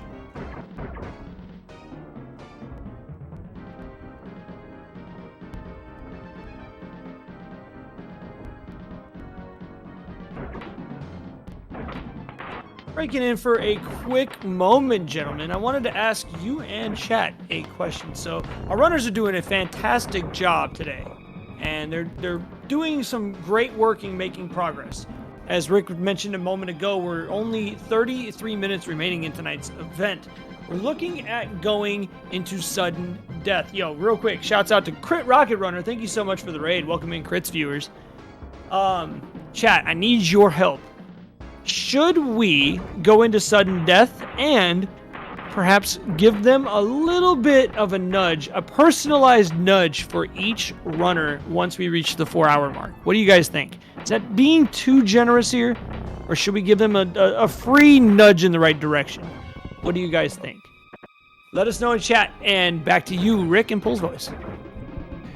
If only we had a poll. If Polls would be only nice. we had a poll to ask that question. So, problem is that we also have runners who are going to need some help. Like, for instance, I think we're going to get a chant of a runner that needs some help over here, and I think I can figure out which one is needing some help based on the pause screen that has popped up, as I think Bedwa hasn't figured it out yet that he needs to move over to the right to tackle those guards. Has everything else figured out on this stretch. It's just getting to the next section. And now we bring in JSR. Once again, we need somebody with some help, right? Operators are saying Absolutely, Rick and Pull's voice. Thank you so much. Bedwa, it is time for the lifeline. At the end of our session here, I will let you know to put your controller down for 2 minutes. You may not move until that our hosts have let you know that you may resume. Are you ready to ask your question? Yes, sir. Go for it. How do you get past the 2 or 3 guys at the end here after I fall down and grab the cloth? Okay, so you have the right idea. You need to land and put up a force field and take them on. And unfortunately, you're doing the right thing. It's just very hard. You may have to back up towards the ledge to buy yourself a little bit more time. I would put up a shield, then back up. Once you get through there, go left a couple screens until you see stairs. Go past the stairs. You'll see a bunch of aliens running. One of them will get trapped. You want to hold him up at gunpoint. He'll hit a button. That'll open up the next way. After that, you want to go up those stairs, jump to the right. There will be a guard on your left. You need to put up a force field so he doesn't shoot you. He will start throwing grenades. Those grenades will go down and start exploding. You need at least 6 of them to explode before you kill the guard. Once that happens, go down and you'll see a hole. Take that hole, and that will be the way to go from that point forward. And there'll be a checkpoint pretty close to that too. But there's one last thing I want to tell you before your 2 minutes begins. When you get down that hole, you will eventually reach an area with a dark screen. The next screen, you want to stop. Wait and make a very careful jump, otherwise you're going to die. You want to jump because there's a lever on the other side of the hole. Once you pull that lever, then go back and you'll see what I mean. Good luck.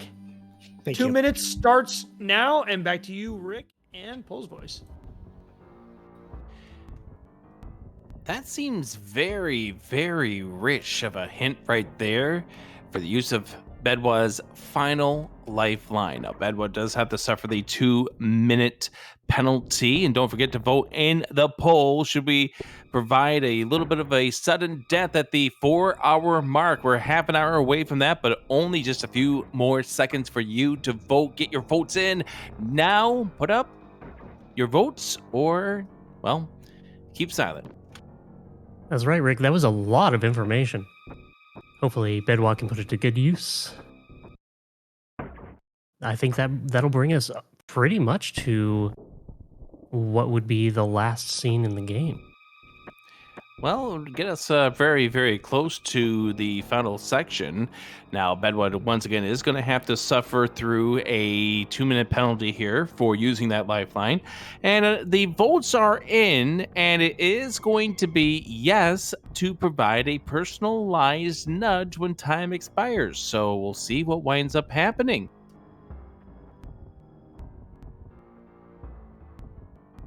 I would love a personalized nudge myself playing this game, but we'll see what they come up with for our runners. Looks like we're definitely going to make it for 4 hours. Unless Bedwa is going to be down to 30 seconds left on the 2-minute penalty. Unless Bedwa can perform some miracles here.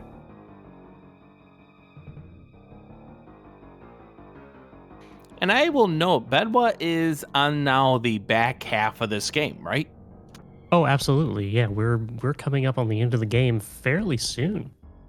You know, depending on how long it takes to figure out these last few scenes. All right. Bedwa has had 2 minutes to think about what was told by JSR. The 2 minutes have expired. Bedwa is allowed to resume play.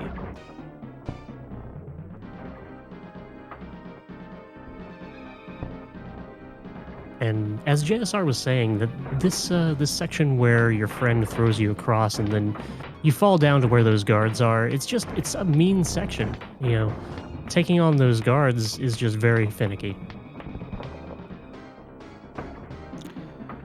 All right, Bedwa has now taken care of the guard and now getting ready to be thrown over the ledge. Gets the assist from his alien friend, and now here we go. This is where we get to see if he has taken the advice. Does move over to the right, so that's going to be beneficial. Moves over to the right again. Oh! No. Yeah, it's just a hard section. He's moving in the right direction, though. He is, but I think the issue is that those guards started to move. Right. He needs to do some sort of progression against those guards as he's moving to the right.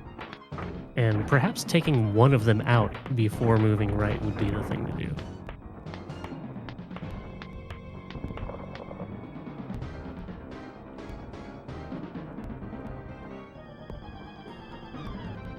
By the way, during that lifeline, did Lucia make it to the next checkpoint? I was not paying attention to Lucia's screen, but it does appear that way. They were they were in the caves, all right, and then they would have had to take out the angled rock, remove the water. That would, yeah. I think that they made progress. Oh, this is going to get dangerous here for Bedwa. Come on. Those guards are giving all they can. Can we get it? Can we get it? Yes, we got it. Nice.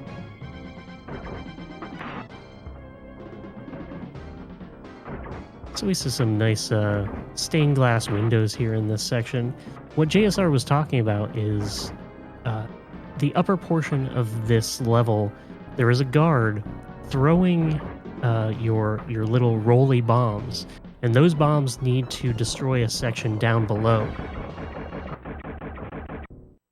But there's a very specific, like everything in this game, a very specific way that you have to complete this portion. And Bedwa no longer has to deal with those 2 guards on the shots.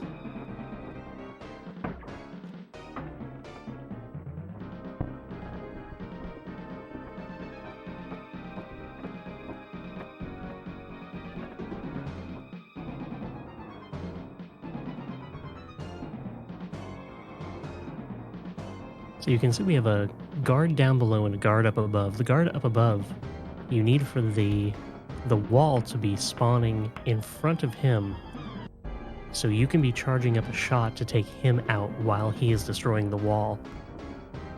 It's a lot. This game is a lot. This game is a lot.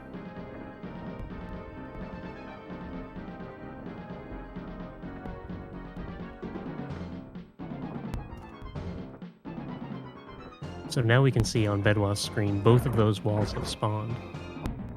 And we can go upstairs to the 2nd floor. You know, unless Bedwa just wants to take that guy out, which is fine. As long as you make it out of that room.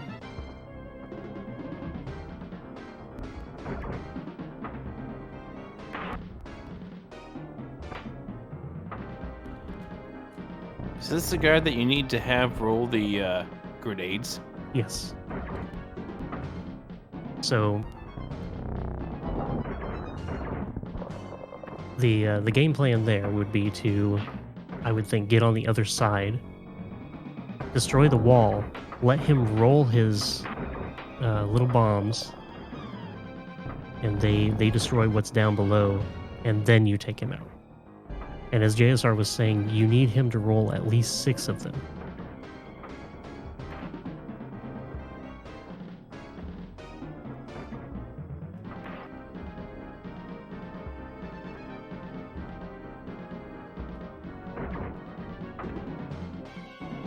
And what's the importance about the 6 grenades? So the 6 grenades are going to roll down to the bottom level and open up a hole in the floor.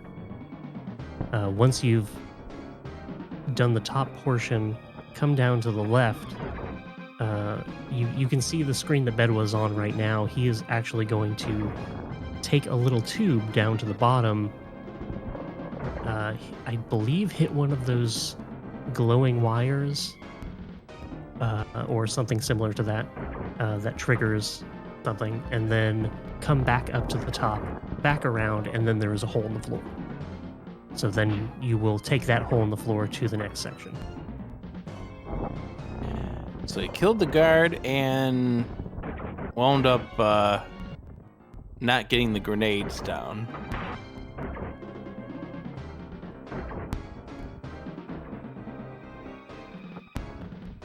So it appears maybe Benoit did not note what JSR was saying about the grenades.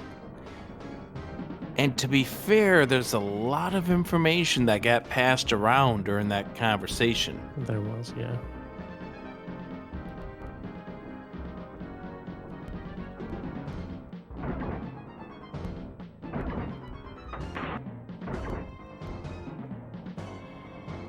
So what he needs to do, Bedwa needs to do, is open up this gate, let the guard drop down his bombs.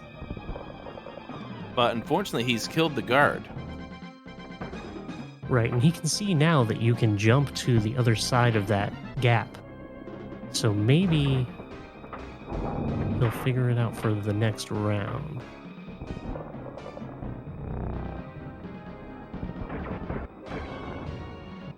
I think once you destroy that wall and you're on the other side of the gap, the guard will start rolling the grenades.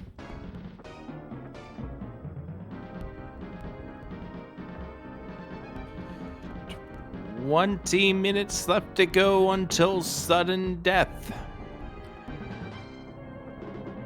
3 of our runners still with lifelines at their disposal." Boy, 3 hours and 40 minutes has just flown by in this game, right? It has seemed at times like we've been watching the same thing multiple times, watching as runners start to figure out what this game wants them to do? This game wants nothing more than for you to learn how to play it. Unfortunately, sometimes it's not very good at telling you exactly what you need to do. I mean, yes. So Bedwa has now taken care of that one guard. The problem is, well, how are we going to get to the other side? So Bedwa doesn't realize that he needs that guard to roll his grenades to open up a hole in the floor. He's going to be stuck right here. There is nothing else that you can do.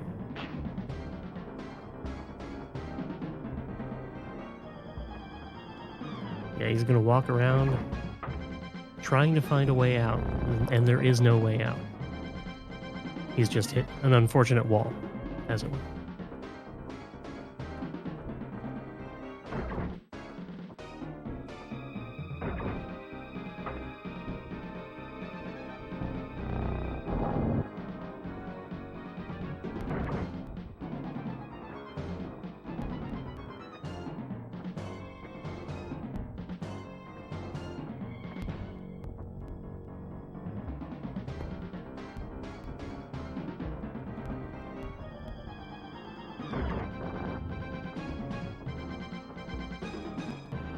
And I think at this point, Bedwin just needs to have something happen to allow him to reset. Bedwa's going to take the leap of faith down to the bottom of the pit. At least he probably should. Yep. Not before he exhausts all of his options. Now, don't forget, Bedwa is without a lifeline.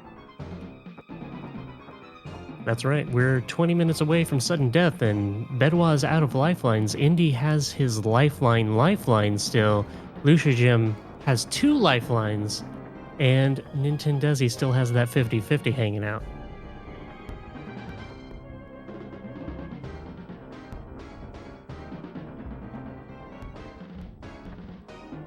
And at this point, when we hit sudden death, it appears that we're going to get some personalized hints.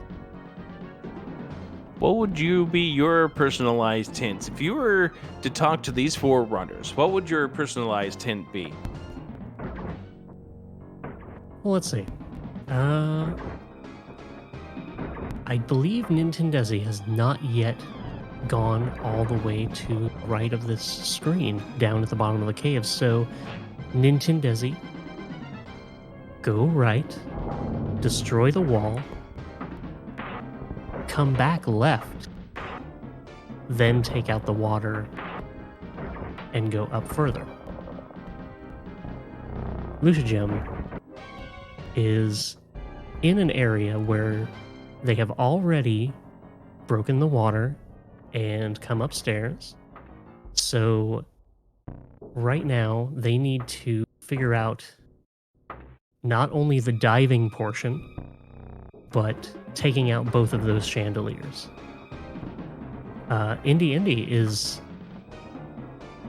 almost in the exact same spot. I would think that the hint would be very, very close.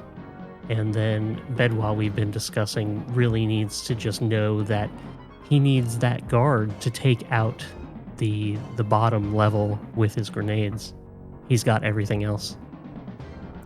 It's not that obvious, though. It's not. It's really not. Like, you see every single guard in this game, and you're thinking, why would I want a guard still alive? Exactly. And it's definitely not obvious that you need to hop across that gap and let the guard live for a while he does this thing. Yeah.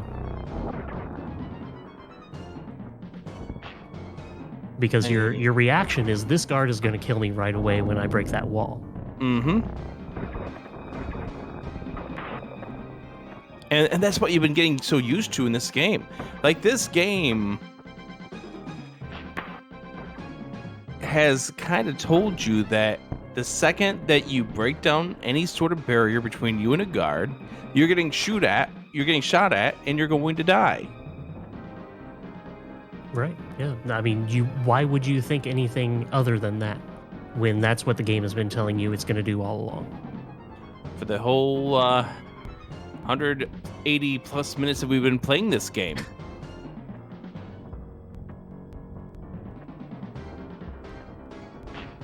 And if Bedwalk can figure this out, we don't have that much longer in the game. It would be exciting to see at least one of our runners get close.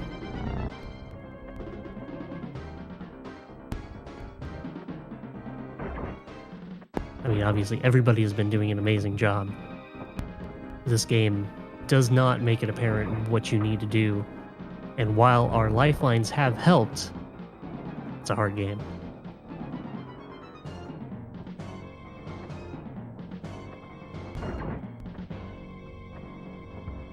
I think the screen that Bedwa is currently on, where there are guards shooting at you from the foreground, is very interesting. Like, it doesn't tell you anything, really.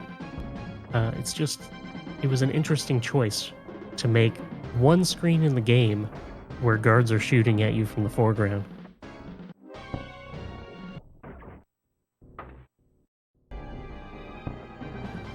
Andy back over here on the bottom right is back with that the ornament puzzle, and hasn't figured out that the only one that moves is the left one.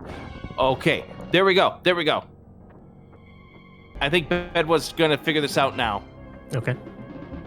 Because you just saw he just broke the wall and then let the guard do what he was doing to him. Here he goes across the gap. Oh, he got it, yeah. So now he's got to count to 6. 3, 4, 5, 6. All right. And there's that hole in the floor. That should be it. He knows that he has to go down and hit that wire now. Unless the wire doesn't reset through deaths. It looks like Nintendesi made it all the way to the right and broke that wall, giving himself another checkpoint.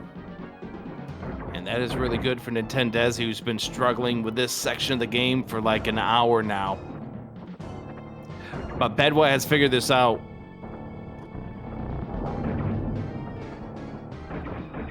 Oh, he's most definitely on the right track.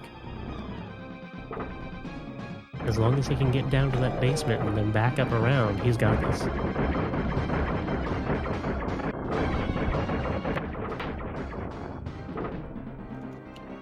Bedwa vanquishes the guard, now down here to the bottom. Has done this section a few times.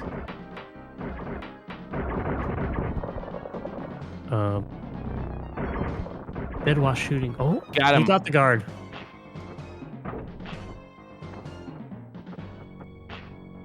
Bedwa knows he's on a crunch. He's taking it really fast now.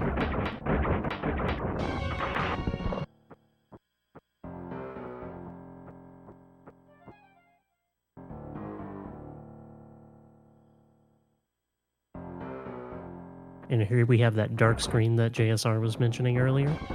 So we want to walk or run, really, straight through that screen. Oh, and that was not a checkpoint. But Everyone knows what he needs to do, though. He knows what he needs to do. So that dark screen, you want to run all the way through and then immediately stop, because you will fall and die on the next screen. And on that next screen, you need to make a jump across. And there's a lever, which is not really apparent. And it's great that JSR mentioned that in the clue.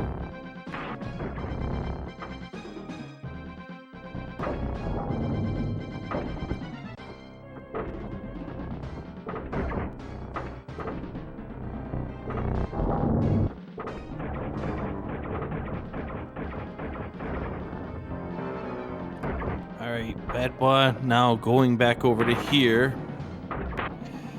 to engage in that one remaining guard.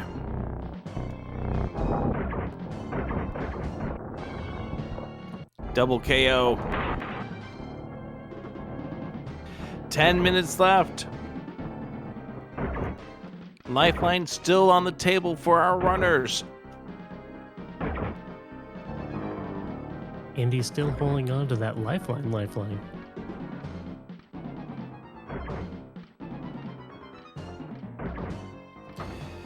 And he's trying to time this out to hit the guard. He got it that time. I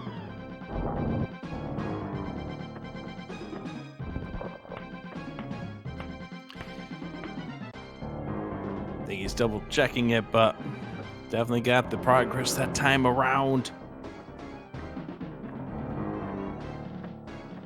Now, did Indy get the second chandelier? I have not been keeping track of that, but at least he's gotten the ornament down.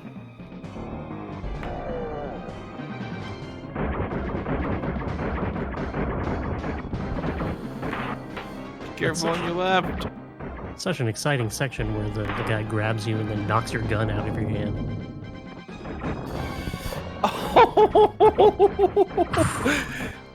That was a strat. Yeah. But he does get to got the checkpoint. Yeah. Can't deny the results.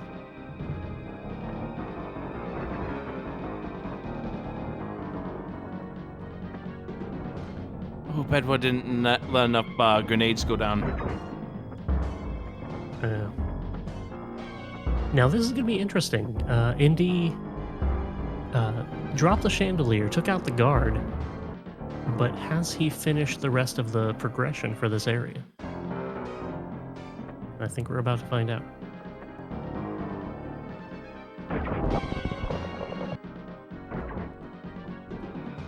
Well, I think he got immediately zapped, which tells me no. Yeah, I'm going to say yeah. That's probably correct. So now he's diving down. I think that's what that gate does, or that thing The that wire, you hit. yeah. The wire will cause the door to shut, at least long enough for you to escape.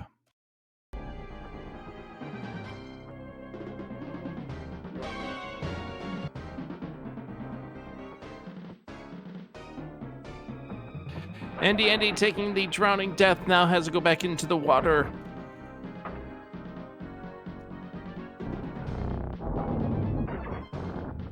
Now it seems like Indy knows that there is something down here.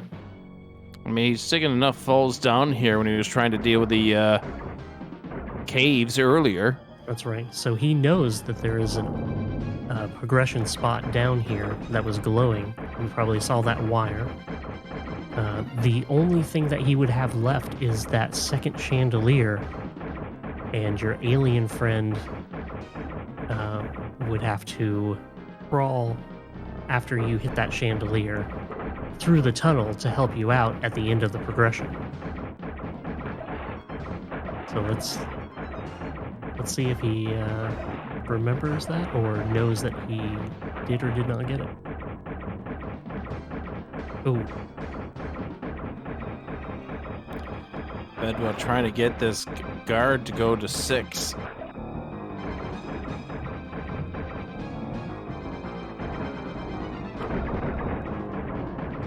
think he's at 5 now.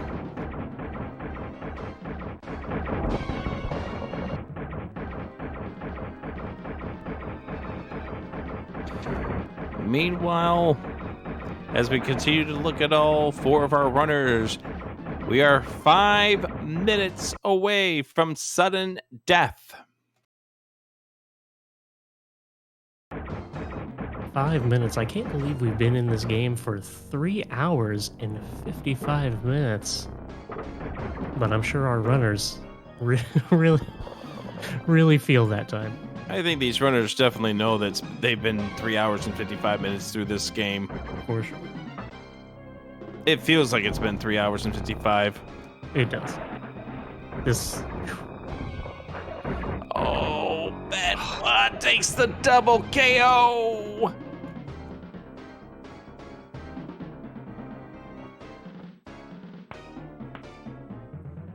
And then gets pummeled by the guard. Just out of frustration, just runs straight into the guard.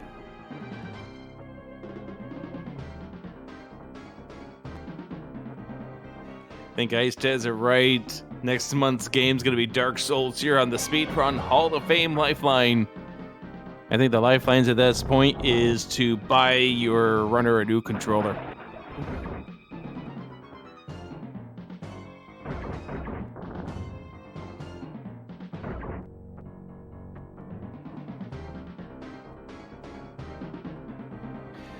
By the way, I guess what we should say before we get to sudden death is to, if you've enjoyed the content that you've been watching here on Lifeline tonight, be sure to give all 4 of our runners the follow: Nintendesi, Lucia Jim, Bedwablackburn, Andy. Big thank you to the Speedrun Hall of Fame staff for having us on here to talk about this for the last nearly 4 hours of this broadcast. I mean, I've enjoyed it.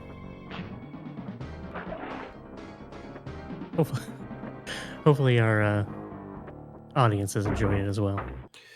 All right. There's Bedwa. Drops down.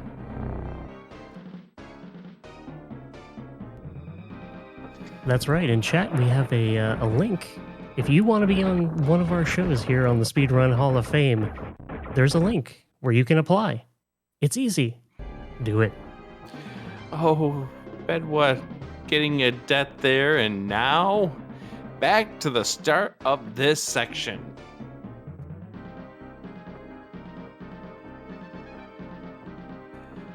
But yeah, definitely enjoy Lifeline.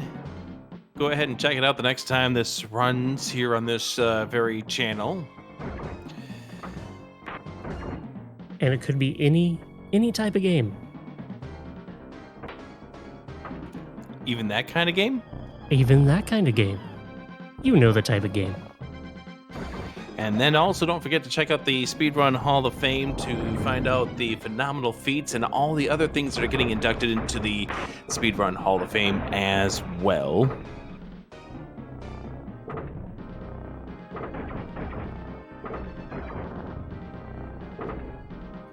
So we are now down to 95 seconds left until sudden death begins.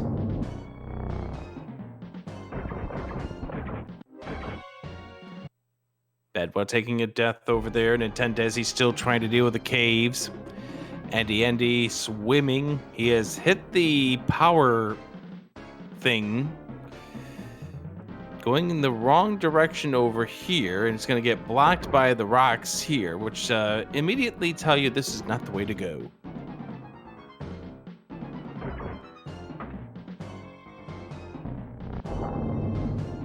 Andy, please get out of this. Go get some air. Max, that is absolutely correct. All the deaths in this game are very sudden.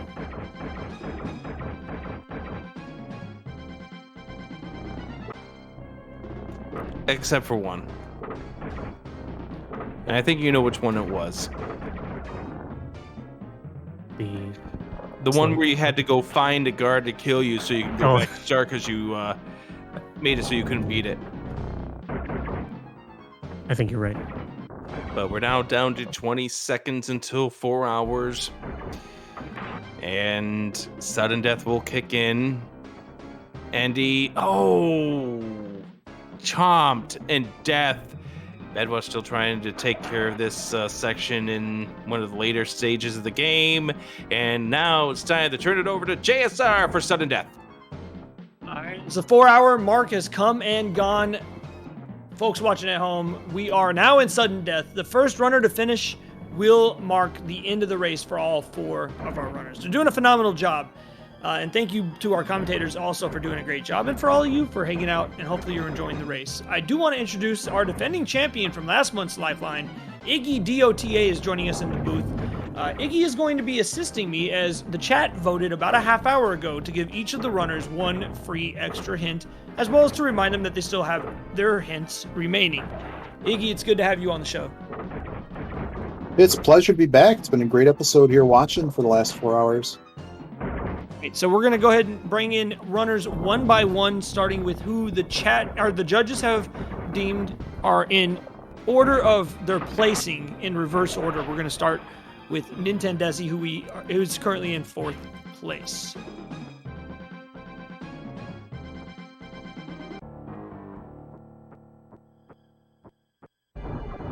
Hello there, Desi. Hey. We are bringing you into the On the Air booth just for a moment to let you know that we are reached the 4-hour mark. We are now in sudden death. We are very close to having a runner finish. We wanted to give each and every runner a hint to help push them in the right direction. And for that, I brought last month's champion, Iggy DOTA, in. He's going to give you a personalized hint. Would you like it? Yes. Also, a reminder that you do still have one of our hints remaining as well. All right, Iggy, take it away. So, stop me or any of you. Let's see. So you made it all the way to the right-hand side, and you know you have to get all the way back to the left-hand side, right? Yes. So the trick here is you don't. I don't know if you figured out. You don't need to run jump over the claw things out of the ground. You can make a neutral jump across all of them, and their hitboxes are a bit generous on that. So just to make it consistent. And the boulders can't hit you when you're climbing up the backside. So just to make it a little bit easier on you. So there's a bat. You have to hit the bat, let the bat get caught by the thing. I think you figured that one out. You're going to, instead of jumping down, so like when you get the bat caught on the tentacle guy, when you're standing on that ledge, jump across, and you should actually collect yourself on the stalagmites.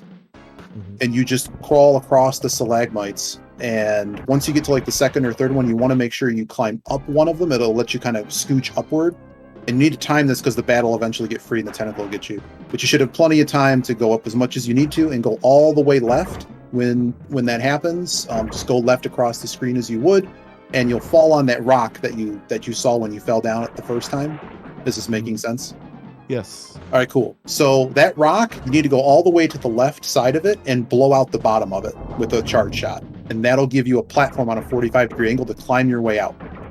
Once you climb out, have you seen the part where you can blow the water out and it'll flood the area? Yes. That's the part that you need to have it be flooded out. And these do require running time jumps. It's probably the only time in the game that this matters. Yeah, you got really close there. But you just that first one's kind of weird, but after that you'll see it. You'll make it. But anywho, so you jump, you basically run as fast as you can to the left, and the water will, if you get to the far left-hand side, the water will shoot you back up. It won't be chasing you anymore, and you work your way to the right, blow out a door, and you're in the next area. Okay. The next area, there's a whole bunch of notes. So do you think I'm going to give you some more information on the next area? Would you like to know more? Yeah, sure. Cool. So this next area, it's kind of like a little temple. There's 4 things you need to do. Your buddy comes back. You'll see that he's kind of like dieharding his way through the tunnels. There's a chandelier in the room that's kind of like, there's basically like 2 levels. The bottom level on the left-hand side has a big chandelier in the middle. Shoot that with a charge shot, and you're done with that. Freeze your friend. There's going to be a water pool from this thing that you just freed, that door that you blew out. You're going to eventually be there with water in it. You're going to swim down, basically that spot that you just jumped across with these little slugs. There's a hole there where you would fall and die. You can swim in that hole, go to the right, and there's a security panel to shoot out. And you will, on the way over there, have to swim upward to get a breath of water. There's like a little, it's basically, you know the pit I'm talking about. You just jumped over it. You'll know. The game will not let you go anywhere else, but you do have to get air and then go back down. So you'll shoot out a security panel. You're going to shoot out a chandelier. All the way in the top right area of this next area is a guard. The guard will, you're going to want to, there's like 3 security doors, and if you walk towards them, they'll open, and the guard will not only be shooting at you, but rolling grenades. Your goal is to put a shield up right before those doors and lure him to roll a grenade at you, and then walk back so the door closes and flips the grenade back at him and kills him. That will then let you access to his right a chandelier-looking green ball. You want to shoot down the green ball, but it's really important that you either see the enemies. You're going to basically knock out one of these guards with this ball that's below it, and you want to make sure that there's you can see the wire going up and back like it's a little ornament. If the wire is completely vertical and not swaying, if it's completely vertical, that's the moment to shoot it. Or if you see the reflection of the guy in the thing, but I think it's a lot easier to see the wire straight up. So after that guy should be dead, and then you should be able to proceed across the water channel that you swam down into the far right, and that'll get you to the next area. Now it's a lot. I do have a text version of it if you need it. Okay. But I hope that helps. Yeah, I got it on as best as I could note it down. Awesome. Well, good luck, Desi. Keep on trucking. You got this. We'll see you in a bit. You're doing great. Great job. Thank you.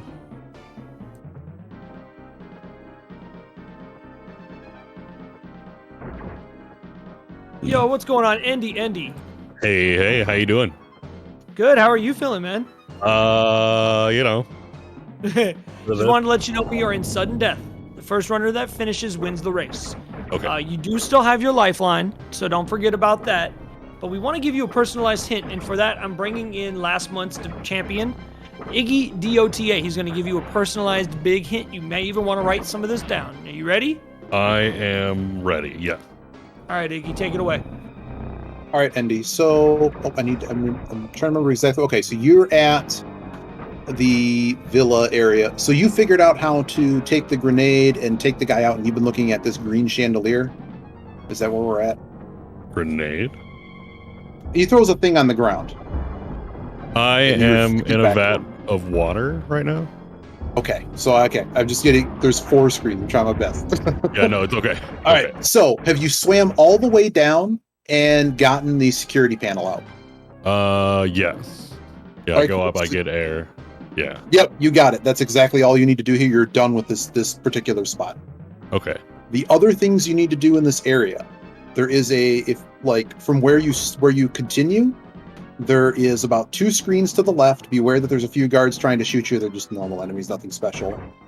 Just beware of them. But there is a chandelier that's like a line chandelier, because we're talking about a green orb. This is not the green orb. It's a chandelier about 2 spaces to the left of where you spawned. You're going to need to use a charge shot to shoot that chandelier out. It frees your friend for later and it lets you continue the game. The other thing you need to do is, to the right, that there's this guard that has a green orb, and he just kills you. We got to take care of him. So you have to go basically up and to the left. So you're basically going to go up some stairs. I think it's the little warp thing that flips you up. You basically go back up the stairs, and you need to go to the right where there's a little door.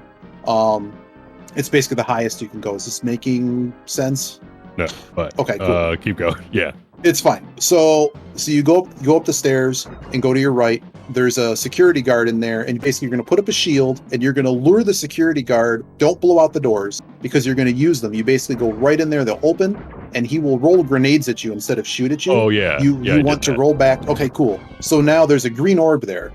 Once you go past him, the trick to this room is when you see the swaying orb, you can see a reflection in the thing. I don't think that's the easiest way to do it, but you're basically trying to land the orb on the dude below's head, and that's how you move on. Oh, I did that too. He's not dead. Oh. So after I shot the orb from the reflection. Oh, I did see it. No, you did get that. You did. Yeah, he's dead. He's dead. So can you go to the right? After he hits this panel. He needs to hit this panel first. Yeah. Okay. You hit the panel, knock out the chandelier, and go to the right. I've done it, and I've died. Because I'm... Oh, not here. Not here. No. Because I'm not good at the game. So after you hit that panel, you want to go back up and head right. Yeah. And then... There's a trap door or something. It just takes you to the next area. Oh, I guess. Oh, I did shoot it right. But if you haven't shot out the chandelier, I don't know if the game lets you continue. You get ganged up on. Yeah. Okay. And then when you do drop into an area with a lot of people shooting at you, big shots from the left, as soon as you land, Yeah, that part. You want to shoot the door on the right immediately with a big blast. Then just run. Just regular run right. Hard as you can. Get all the way to the end. And when you do, you just want to defend. You stand your ground. Just make sure you hit that panel first so that your buddy can come and save you. You just want to stand your ground for about 25 seconds. Oh yeah, that panel first. Like go to the left from the top of the vat of water. So you already went down into the water and did the panel, right? I hit the thing. Yeah. So now go right. Oh, okay. You should just be able to go right. If that dude's dead, you're good. Yeah. Now you can go. So that's what I'm saying. When you get down to that drop, and you have those shots coming from the left, you want to blow up the wall and then run immediately. Okay. And when you get to the end, stand your ground on the far right side of the room for about 25 seconds. Cool? Okay. Yep, and he'll offer you to climb out. So just stand your ground. Okay, got it. All right, thank you very much.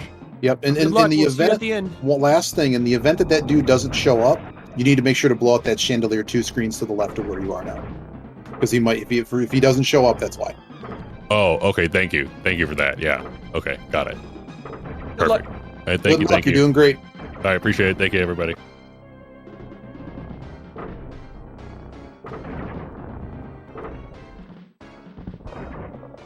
Hey, Lucia, how you feeling? I am feeling stupid, but what kind of hints you got for me? Well, we wanted to let you know that we are in sudden death overtime. The first person to finish wins the game. We're going to go until we determine that, okay, that's enough. They've had enough. No, I'm just kidding. So we're going to give you a personalized hint. But before I do, just want to remind you, you do still have your 50-50 and your pull the chat. Okay. So I also am bringing in last month's champion, Iggy DOTA. He's going to give you a personalized hint for where you're at going forward. Are you ready? Would you like the hint, Lucia? See? You want the yes. hint? Would you like the hint? Yes, please. All right. It's all yours, Iggy. All right. So, you're in this area. I believe you have shot out the chandelier, correct? Not this one on your right, but the other chandelier that frees your friend. I've done the chandelier for the Microruba guy and the green one as well. Yeah, so the green one, the key thing with the green one is it only works if the guy below is actually dead. He needs to be knocked out by it. To make sure he's knocked out by it, is the chandelier still up to your right now? Oh, I already took care of it. It's already down. Oh, is he dead? Yes. Okay, cool. So, were you able to go to the right? The right? From that part? Yeah, if he's dead, you should just be able to go to the right. The only other thing you need to do in this area besides freeing your friend is swim down in the pool of the water, where in the boulder area you were before, and you swim around and there's a security panel that you shoot out, and those are the only 3 things that should be blocking you from going to the right. So that room with the green things that you shoot down, you can't go right from there. You have to go back, right? You have to go down and around. So when I go down, there's 2 guys that come from each side, and they always kill me, so I can't go right. So there's the 2 other things you have to do in this area. Step 1 is I see where you are. You go down and go to your left. Make sure the chandelier is actually shot out. Should be. Just make sure. It's either this or the security panel. There's nothing else in this thing that should be. All right, that's cool. Gone. So go back to your right with the pool that you start the area in, or how far you've gotten to this area. Oh, the pool where the water is? The pool where the water is, yeah. Have you swam? To the left. Have you? No, to the right. Oh. No, we're done with the stuff on the left. I don't know if you can actually go back there anymore. Let's see. Because it's all flooded out now. All the way to the right, it should be where you're currently spawning.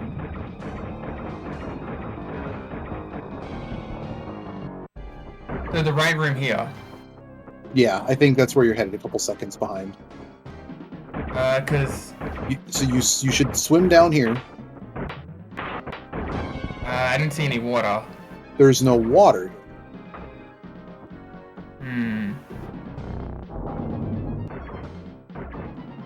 You did flood the area, right? Go back to the right.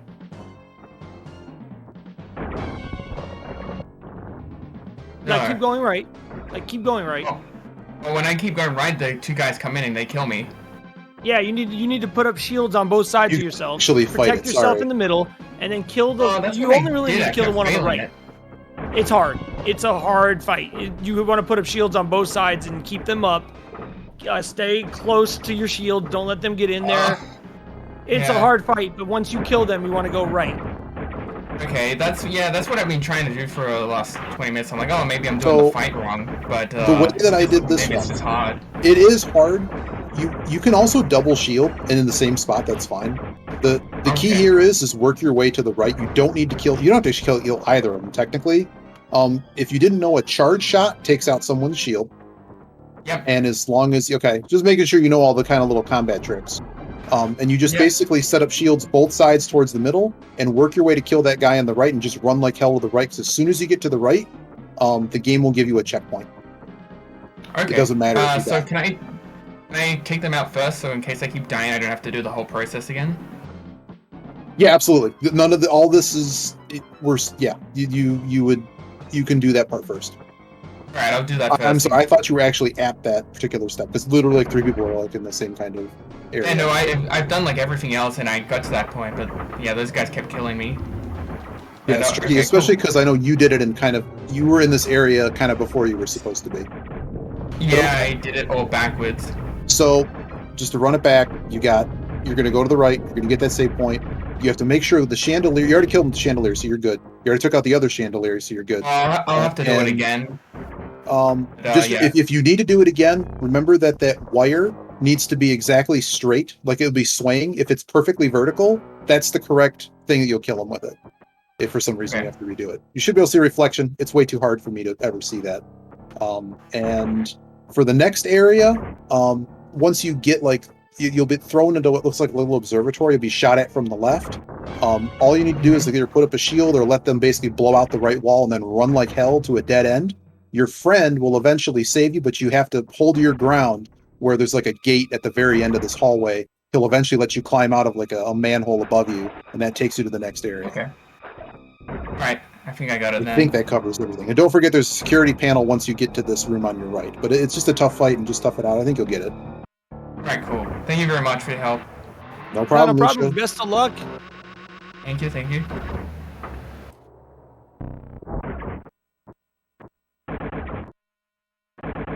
Hey, Bedwall, how are you feeling, man? Nervous? All right, you're doing fantastic. We just wanted to let you know we're already 18 minutes into sudden death. We have one personalized hint to give you, and I brought Iggy DOTA, last month's champion, to give you some pointers to help you towards your next goal. Iggy, take it away. As long as Bedwall, would you like the hint? Yeah, would you like? Yes. Please. All right, now Iggy, take it away. All right. So, do you remember what was said 4 hours ago? 4 hours and 18 minutes ago? Yes, the up, down, down, left. Yeah. If I remember correctly, everything you need to do here involves hitting green buttons. The goal here is there's an escape pod in the ship, and basically be like a little kid in a candy store and hit all the buttons until it shoots you out of the thing. You're not trying to kill anything, but I'm pretty sure you keep hitting buttons on each panel until it's just hit all the green lights. I don't have the exact combination, and I think when I looked up a guide, they were like, hit buttons till it works. But they were right. I think it was JSR that gave the hint at the beginning. I think you hit the green button. I think you hit Y to hit the buttons. And it should continuously open panels, and you'll have it right when eventually a panel opens up on the far left-hand side, and I believe you punch the top left button in that case.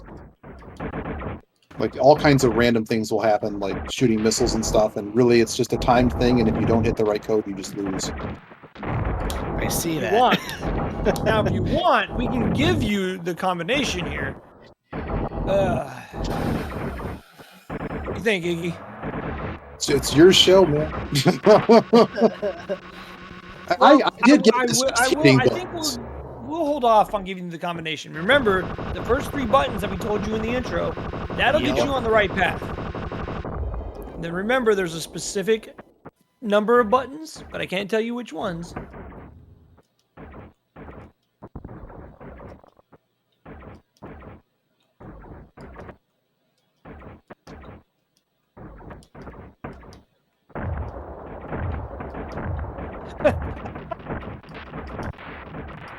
We code actually is found 12345. Chat says.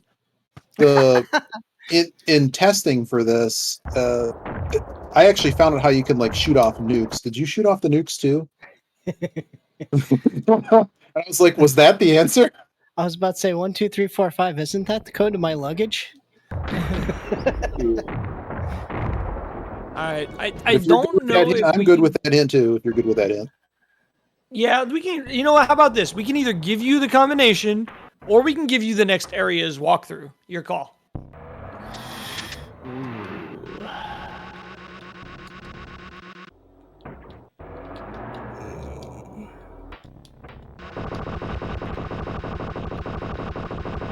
How about the next area's walkthrough? Iggy, may I? Yeah, absolutely. All right. So after you get through this, you will eventually get out of the tank in an escape pod. You're going to land in a very Jody Smile pool. That's all I'll say about that. After you land, you're going to want to run right, and you're going to have some really tough firefights. But if you get through the firefights, eventually somebody's going to shoot the ground and you're going to fall. When you do, you're going to get beat up and you're going to be crippled. There's a thing you have to do that is very specific during that part. Look around the room, try to figure it out. That particular thing is going to save you. You'll see what I mean when you get there. There's going to be a very specific event that happens, and the thing in the room is going to save you, but it's going to involve some timing. I don't know if I can give you more than that, but if you can figure that out, maybe try it on yourself too. Very And that interesting. That's all I can say. And what do you think, Iggy? Is that pretty good? Yeah, I think that's pretty good. All right. All right, Bedwab, best of luck. And we will let you know either when somebody finishes or when we run out of time and sudden death. Thank you. Still luck, you're doing great. And Iggy, I want to thank you for rejoining us on Lifeline. Did a fantastic job helping me out with that. Thank you so much. No problem. Thanks, JSR. And this game is amazing, and if you haven't had a chance to play it, just to enjoy how laggy and how much struggle that it's so much different. Like if you get it on PC, like I think when it was being tested, it took like 30 minutes to beat it, and it's like it's just a much different experience. But once you play it, like it's pretty fair. But you can see it's really tough, and you can get stuck. And our runners have done a really good job, I think. Playing game blind, particularly one that has some tricks to it. You got to learn the mechanics, and you got to figure out some puzzles, and you got to repeat stuff. It's always a struggle. And it's always fun watching everyone kind of figure it out as they go, and they've done really well. I think. Exactly. All right. I need to hand it back over to Adirondack Rick and Pose Voice. Thank you so much, and take it away. Thank you very much, JSR, as well as Iggy. And so, Bedwablackburn currently is in that stretch of this game where buttons are going to help you get through your sequence here. And Bedwablackburn at this point does not trust that. There we go. Looks like, Bedwablackburn got the magic button. And we're on to the final scene. Yeah. And I think that was a pretty legitimate hint there that was given to Bedwablackburn here to try to get him through this last stretch of this game. And this really is the last stretch of the game. Literally the last stretch. This firefight right here is basically the last fight. The final scene is interesting, to say the least. The final quote-unquote boss. By the way, Andy has now made it to where he's about to get ambushed.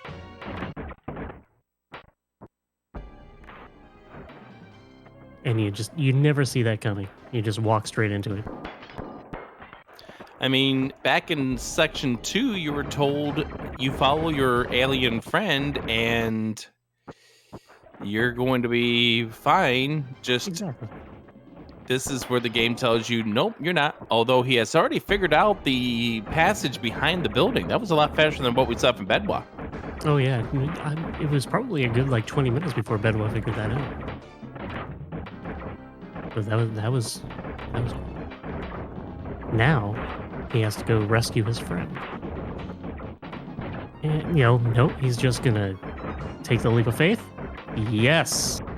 And splat.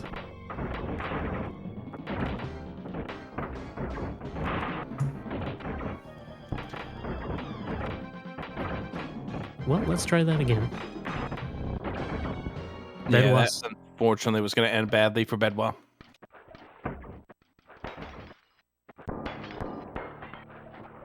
And this firefight that Bedwa is trying to go through is most definitely the hardest in the game. You have to fend off the guards while keeping your shields up and then charging up, firing through their shields, and then blasting them. It's a back and forth thing. It was rough. So, throughout the last stretch of this game, just as a reminder, we do have some unused lifelines here for some of our runners. We do have some unused lifelines. Nintendesi still with a 50-50. Lucia Jim has a 50-50 and also Poll the Chat. And then Indy still holding on to that lifeline. I mean, they're still good to go, I would guess. All right, Bedwa trying to get through this firefight. Gets through most of the guards, but another one pops up. Oh! Yeah, that's unfortunate.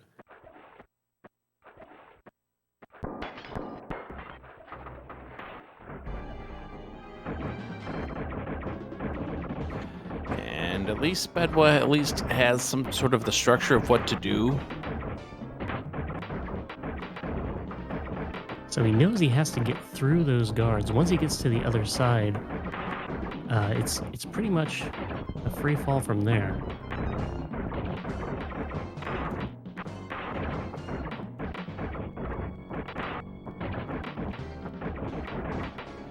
This is just got to be a lot of patience to get through this stretch. Absolutely. Like I was saying, is the hardest firefight in the game for sure. And it's just like Bedwa was struggling as you do with that section where Indy is currently falling down. Guards are right there, and you have to take them out. It's a very specific thing that you have to go through on this screen. Putting up your shields, blasting through them, blasting through their shields, blasting them. It's a nightmare.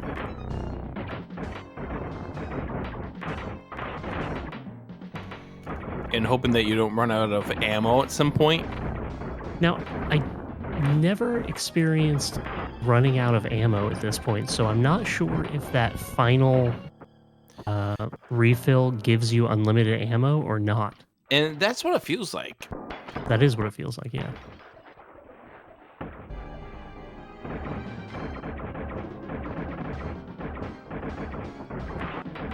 So I would say go crazy with the ammo.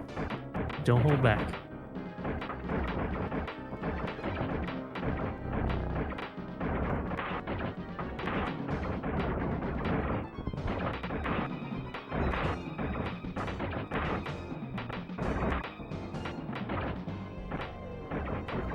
Problem is that those guards are here on your right are starting to move in on you. So if you wait too long, they're going to get inside of that shield and have a free shot at you. Now, my strategy was basically taking them on right as I walked into the door. So, oh, and he's through. So... And there's your friend right there. Just keep running. Just keep running. Oh. Alien friend, please save us. He does. And now you'll see our alien friend. Oh, wait, is that our alien friend? He has glowing red eyes. It wasn't our alien friend all along. And now here he is going to tackle. And this is where you've got to stretch. Stretch and get that lever. You see the levers on the right-hand side. While your friend is trying to take care of your buddy over on the right-hand side. Come on, make a stretch. You got to get over there. Move every muscle of yours. Come on, Bedwa. Get that Now, lever. The timing of this is so important, and if he hits that lever right now, evil alien friend is going to now come get you and just kick you right off the edge. So what he needs to do is time that very specifically. You can see that our alien friend is tangling with evil alien friend, and at some point gets kicked off. And like he did just then, started walking towards us. That first lever will fire a shot from the ceiling, and you need to time it really specifically so it hits the evil one. And then there's a second lever that turns on a transporter or a teleporter, I'm sorry. And you need to actually crawl back towards the middle of the room. It's a lot. And when you mess this up, you go right back to this section right here. The firefight that you didn't want to deal with yet again. What a mean checkpoint. Well, do you want to tell the chat? I'm sorry, tell the chat about? This is the last checkpoint. I mean, I guess it's the end. This is the end. This is the ending sequence. So this is the final checkpoint. When Bedwa gets to the next checkpoint, it's with a screen that says the end. It is. It literally is the end in giant letters. So once you crawl back to the center of that room, it teleports you up to the roof, ? And there is a... Well, we'll see it. Well, yeah, we'll let some mysteries apply.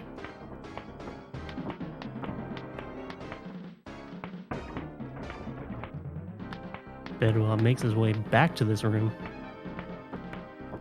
fairly quickly after that firefight.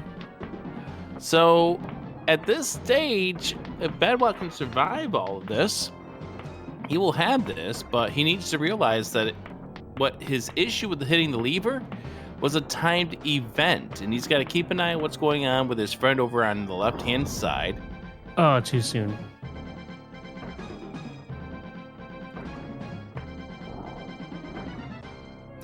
I think he got close to figuring out it, but just got to put 2 and 2 together. So if you're rooting on the other 3 runners, now what you need to do is hope that they can have Bedwell get hung up on this firefight long enough so they can go ahead and make that comeback.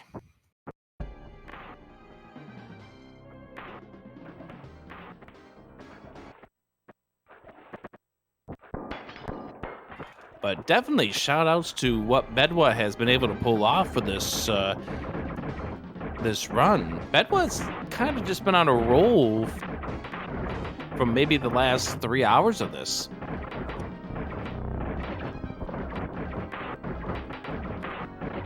Yeah, Bedwa has not slowed down this entire time, and just progression after progression. But he has also burned all 4 of his lifelines doing that. Also, our only contestant who has gone through all 4 lifelines, you would have to think that has helped. Which is more the moral of the story. Use your lifelines. And we still have 3 contestants with lifelines ready to go. Nintendesi holding that 50-50, Lucia Jim with a 50-50 and a poll the chat, and then Indy not giving up that lifeline. Andy's now made it down to the bottom, but gets vanquished by the guards.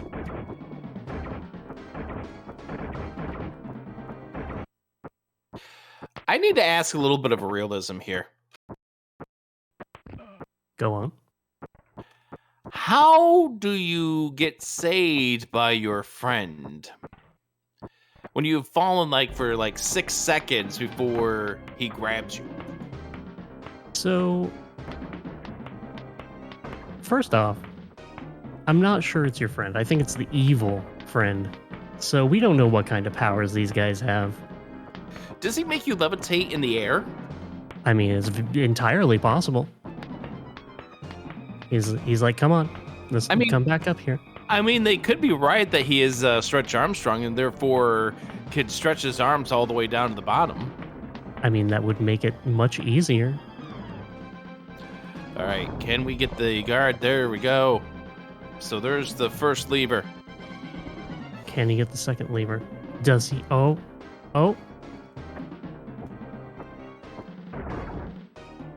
No. Yep, there he gets hit. Ouch.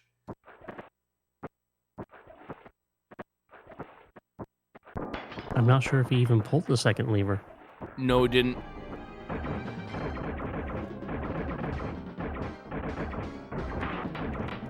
That might throw him off a little bit. Although chat's saying you might have.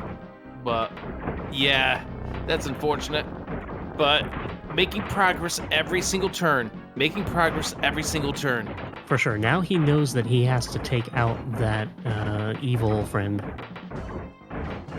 And then there's something very specific he has to do after that, before the shooting happens.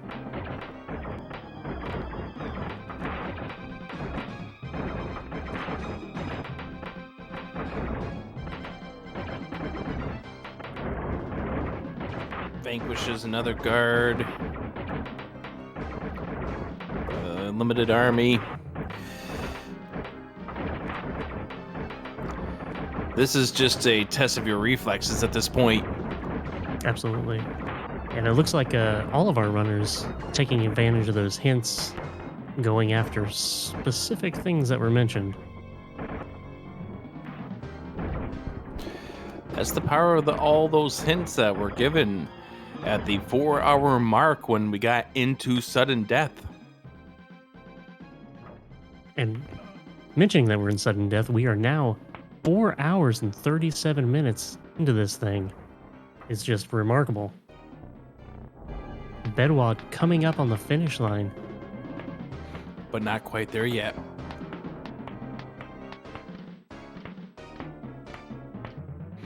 And this time. The big thing here is we remember how long it took these runners to get through section 2. How long it took these runners to get through the caves. Absolutely. Those sections were at least the first couple hours. The caves are just so mean, back and forth and then up and down or down and up. And there's several spots where it makes it look like you can make some progress. Bedwalk, but going backwards, did he hit the switch? The sky is open. Could he be there? We're about to find out. He got it! And Bedwablackburn? now up to the roof. Just needs to get over here. This is not a trick.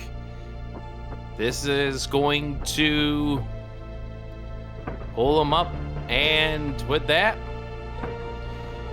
Bedwablackburn has won Lifeline. GG's, Bedwab. Thank you. That was an adventure, to say the least. Wow. That was... Thank you. I'm just... wee bit speechless, but other than that... tired. I mean, you've been playing this game here for 4 hours and 38 minutes, so that's definitely a marathon in its own way. But first of all, what were your thoughts about going through this? What did you feel was the trickiest part of this game? Maybe the most saltiest part of this game? Oh, I would say before I figured out you could charge the laser. Pretty early on, but I mean, You just had to keep building and building and building upon what you had beforehand. So definitely without the hints, I'm not sure I would have got it on my own. Well, that's 2 races in a row where the winner used all 4 of their hints. Yeah, you were the only one to use all of your lifelines. And how much did those lifelines help you get to your goal here? Tremendously. As I said, I would not have gotten there without them. Period. I can hands down say that. So, but yeah, I'm gonna go. Oh, I'm sorry. I'm just gonna go ahead and break the news to the other runners and bring them in. So, I'll be back in a moment. Thank you.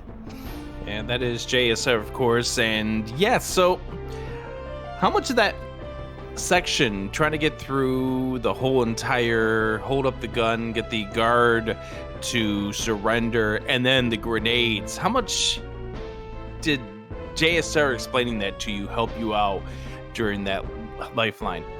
I probably would not have understood how to get through that section otherwise, because the biggest part there is to make sure that you hold the guard up in between the 2 doors so that they see you on the camera, so that they go, oh, hey, we're going to go ahead and lock everything down, which gives you the opportunity to charge and get them to do the things that you need them to.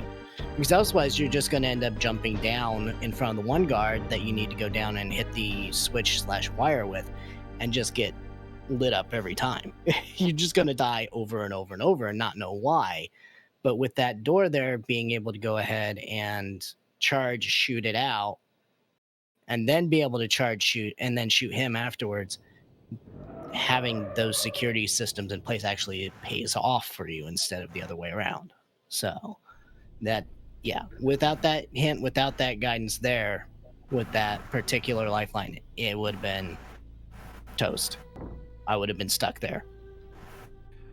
We also welcome in our other participants of this lifeline. We have Andy, Lucia Jim, as well as Nintendesi. GG's to all 4 of you. GG's. Yeah, GG everybody. GG Bedwa. Thank you. This was brutal, but it was fun too in the end. So just to come in real quick, I have the results from the judges. Obviously, our official winner is Bedwablackburn with a time of 4 hours, 38 minutes, and 53 seconds, according to our timer. We will go back and check that later. Judges have called the other 3. We have Andy in second place, Lucia Jim in third, Nintendesi in fourth, and believe it or not, y'all 3 are not that far apart. The order in which you switched changed many times in that last hour, and you were all pretty much about maybe 30 to 45 minutes from the end of the game if you wanted to keep going, if you wanted to finish it like on stream or something like that. I wanted to go first to Desi. Desi, it's great to have you on the show, and I hope you enjoyed, even though this game was probably tilting and awful at the same time. It's a game that I hold dear for many reasons. How did you enjoy or not enjoy tonight's game, and was there anything in particular you liked or disliked about tonight's run? So, no comment on like whether I liked or disliked the game, because I mean it's a difficult game. But in terms of what made it so frustrating for me was just being able to see, like, I didn't know that there were certain checkpoints that the game wouldn't give you unless you got to. So like I was near the green ball area, but because I didn't do the checkpoint thing, I was actually really far behind because I'd have to keep flooding the earlier area. And maybe you even needed to do that, I'm not sure. But it was just hard to see what the game wanted. It was an order of operations struggle here, and I was just constantly trying to understand what does the game want. But it was a fun puzzle. I enjoyed it.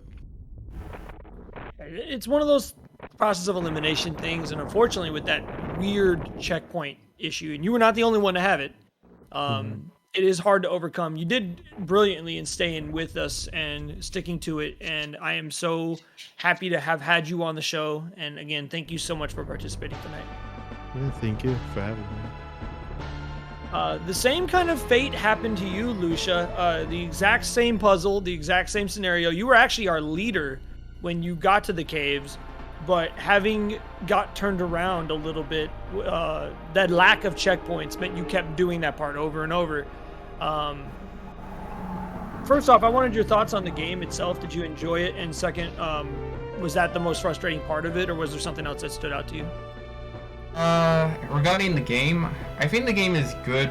I just think that it's not blind friendly. It's not first playthrough friendly. Unless you really have a mind for, I don't know, deduction of this kind of stuff. The checkpoints, yeah, a little bit frustrating here and there. And the thing that was most, I wouldn't say tilting, but a bit strange for me is the game will let you do certain things for a long time. Like, I kept flooding the cave, right? But it doesn't like stop you and say, oh, you messed up, go back. It lets me go on for a while, so I could keep thinking I was doing the right thing or whatever. And then ages later, I figured out, oh, actually, you should have done this boulder zone, which I think I started with, but then I was like, oh, well, this pattern looks really silly, so I probably won't. You're probably not meant to go by here. But you did, so. But, yeah, no, it was good. It's just, yeah, a little bit of trouble with what to do and when, and yeah. Well, thank you very much for appearing on the show tonight. I hope you did enjoy the game and maybe give it a shot trying to finish it later. And this goes for all four of you. If you have access to the modern versions of this on Steam or the Switch or the PS4 or whatever, give it a shot. You will be surprised at how much better this game runs on those, to the point where it's much more playable and enjoyable. If you enjoyed tonight's, try that. But anyways, Lucia, thank you so much for joining us tonight.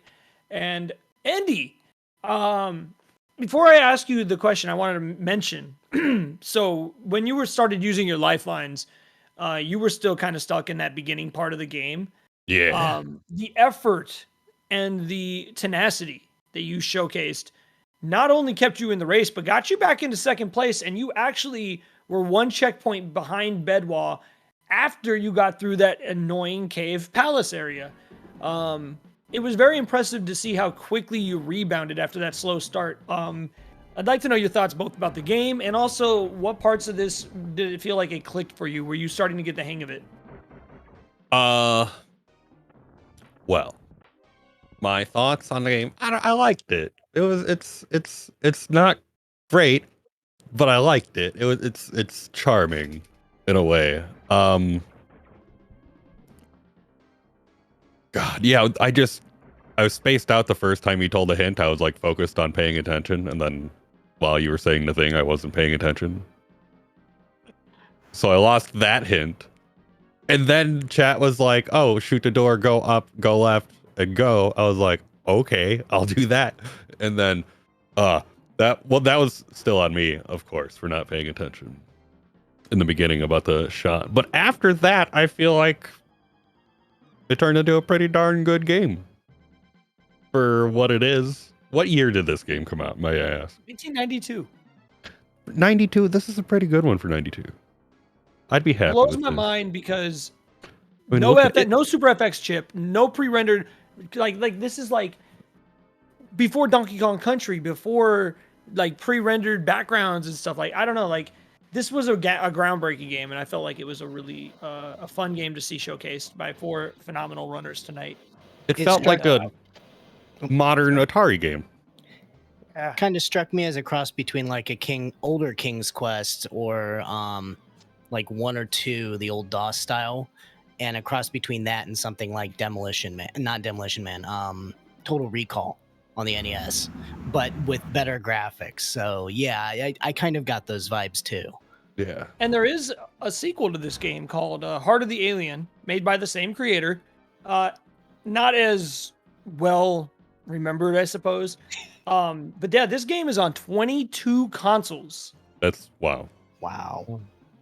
Like, sincerely, this game's on everything. And then the better versions are like the modern ones, PS4, Steam, Switch, etc. And it plays very, very good. In fact, this game's been on 4 different Nintendo consoles: the Super Nintendo, the Wii U, the 3DS, and the Switch. It is. Wow. So definitely, if you enjoyed it, check it out. Also, the same people made, I believe, Flashback, I believe was made Okay. by these guys, as well as Heart of Darkness on the PlayStation 1. Another really good one. Gotcha. I do have. But anyways, Bedwa, congratulations, my friend. I just wanted to say real quick, and then before I headed back over to Rick and to Pole's Voice, I wanted to say, first off, congratulations. You are now in the winner's circle here at the Speedrun Hall of Fame. For those that don't know, winners of Lifeline will be invited back after we have 4 winners. And next month's match makes 4 winners. So you will be invited back for our regional matchup against the other champions, which are Proton John, Iggy DOTA, and next month's winner. So I'd love to have you back for that if you'd be willing. Yeah, if I can make it, I'll be there in a heartbeat. All right. Well, we hope to see you there. And in the meantime, congratulations again. We hope you enjoyed being on Lifeline. And I'm just, again, all for you. Did such a good job with this very frustrating game that had everyone behind the scenes ready to kick each other for picking it. But thank you. But thank you so much for sticking with it and giving us a phenomenal show tonight. It was a lot of fun to be a part of. Thank you for having us. Thank you. I have one suggestion for a Lifeline. The older brother to do the hard part for me. I would like that. Good call. Yeah, that would have came in handy for this game. All right, I will pass it over to Rick and Pole's Voice if they have any other questions for the runners or the winner. I will give it back to you to close out the show. So thank you so much, all for you. Take it away, Rick and Pole's Voice. Well, thank you very much. Let's give it up for all 4 of our runners: Bedwablackburn, Andy, Lucia, Jim, and Nintendesi. And I would like to have that Lifeline, but I think that would be more reserved for a in-person event. Wouldn't you say, Pole's Voice? Oh, definitely. I would love to bring a sibling to an event like this. I think like what we do here is very family friendly, and if you have family at home and it's not too late, let them watch. This is nothing but family friendly fun. Absolutely. So big thank you to the staff of the Speedrun Hall of Fame for assembling this program and inviting both of us to come on by and spend the last 5 hours together with you. So let's give a big old thank you to JSR, as well as Mia Culpa, as well as to the rest of the staff of the Speedrun Hall of Fame. Be sure to visit them online and catch what other great programs they've got coming up here down the road, including the phenomenal feats. And I think it's time for us to say goodnight for this broadcast. What do you say, Pole's Voice? Yeah, I think we just about wrapped it up here. Thank you for being co-host with me, my wonderful co-host, Adirondack Rick. This has been really fun. Thank you to everybody at the Speedrun Hall of Fame. Had a great time. Hope everybody else did as well. You want to wrap it up? And thank you very much, everyone, for joining us here on Speedrun Hall of Fame.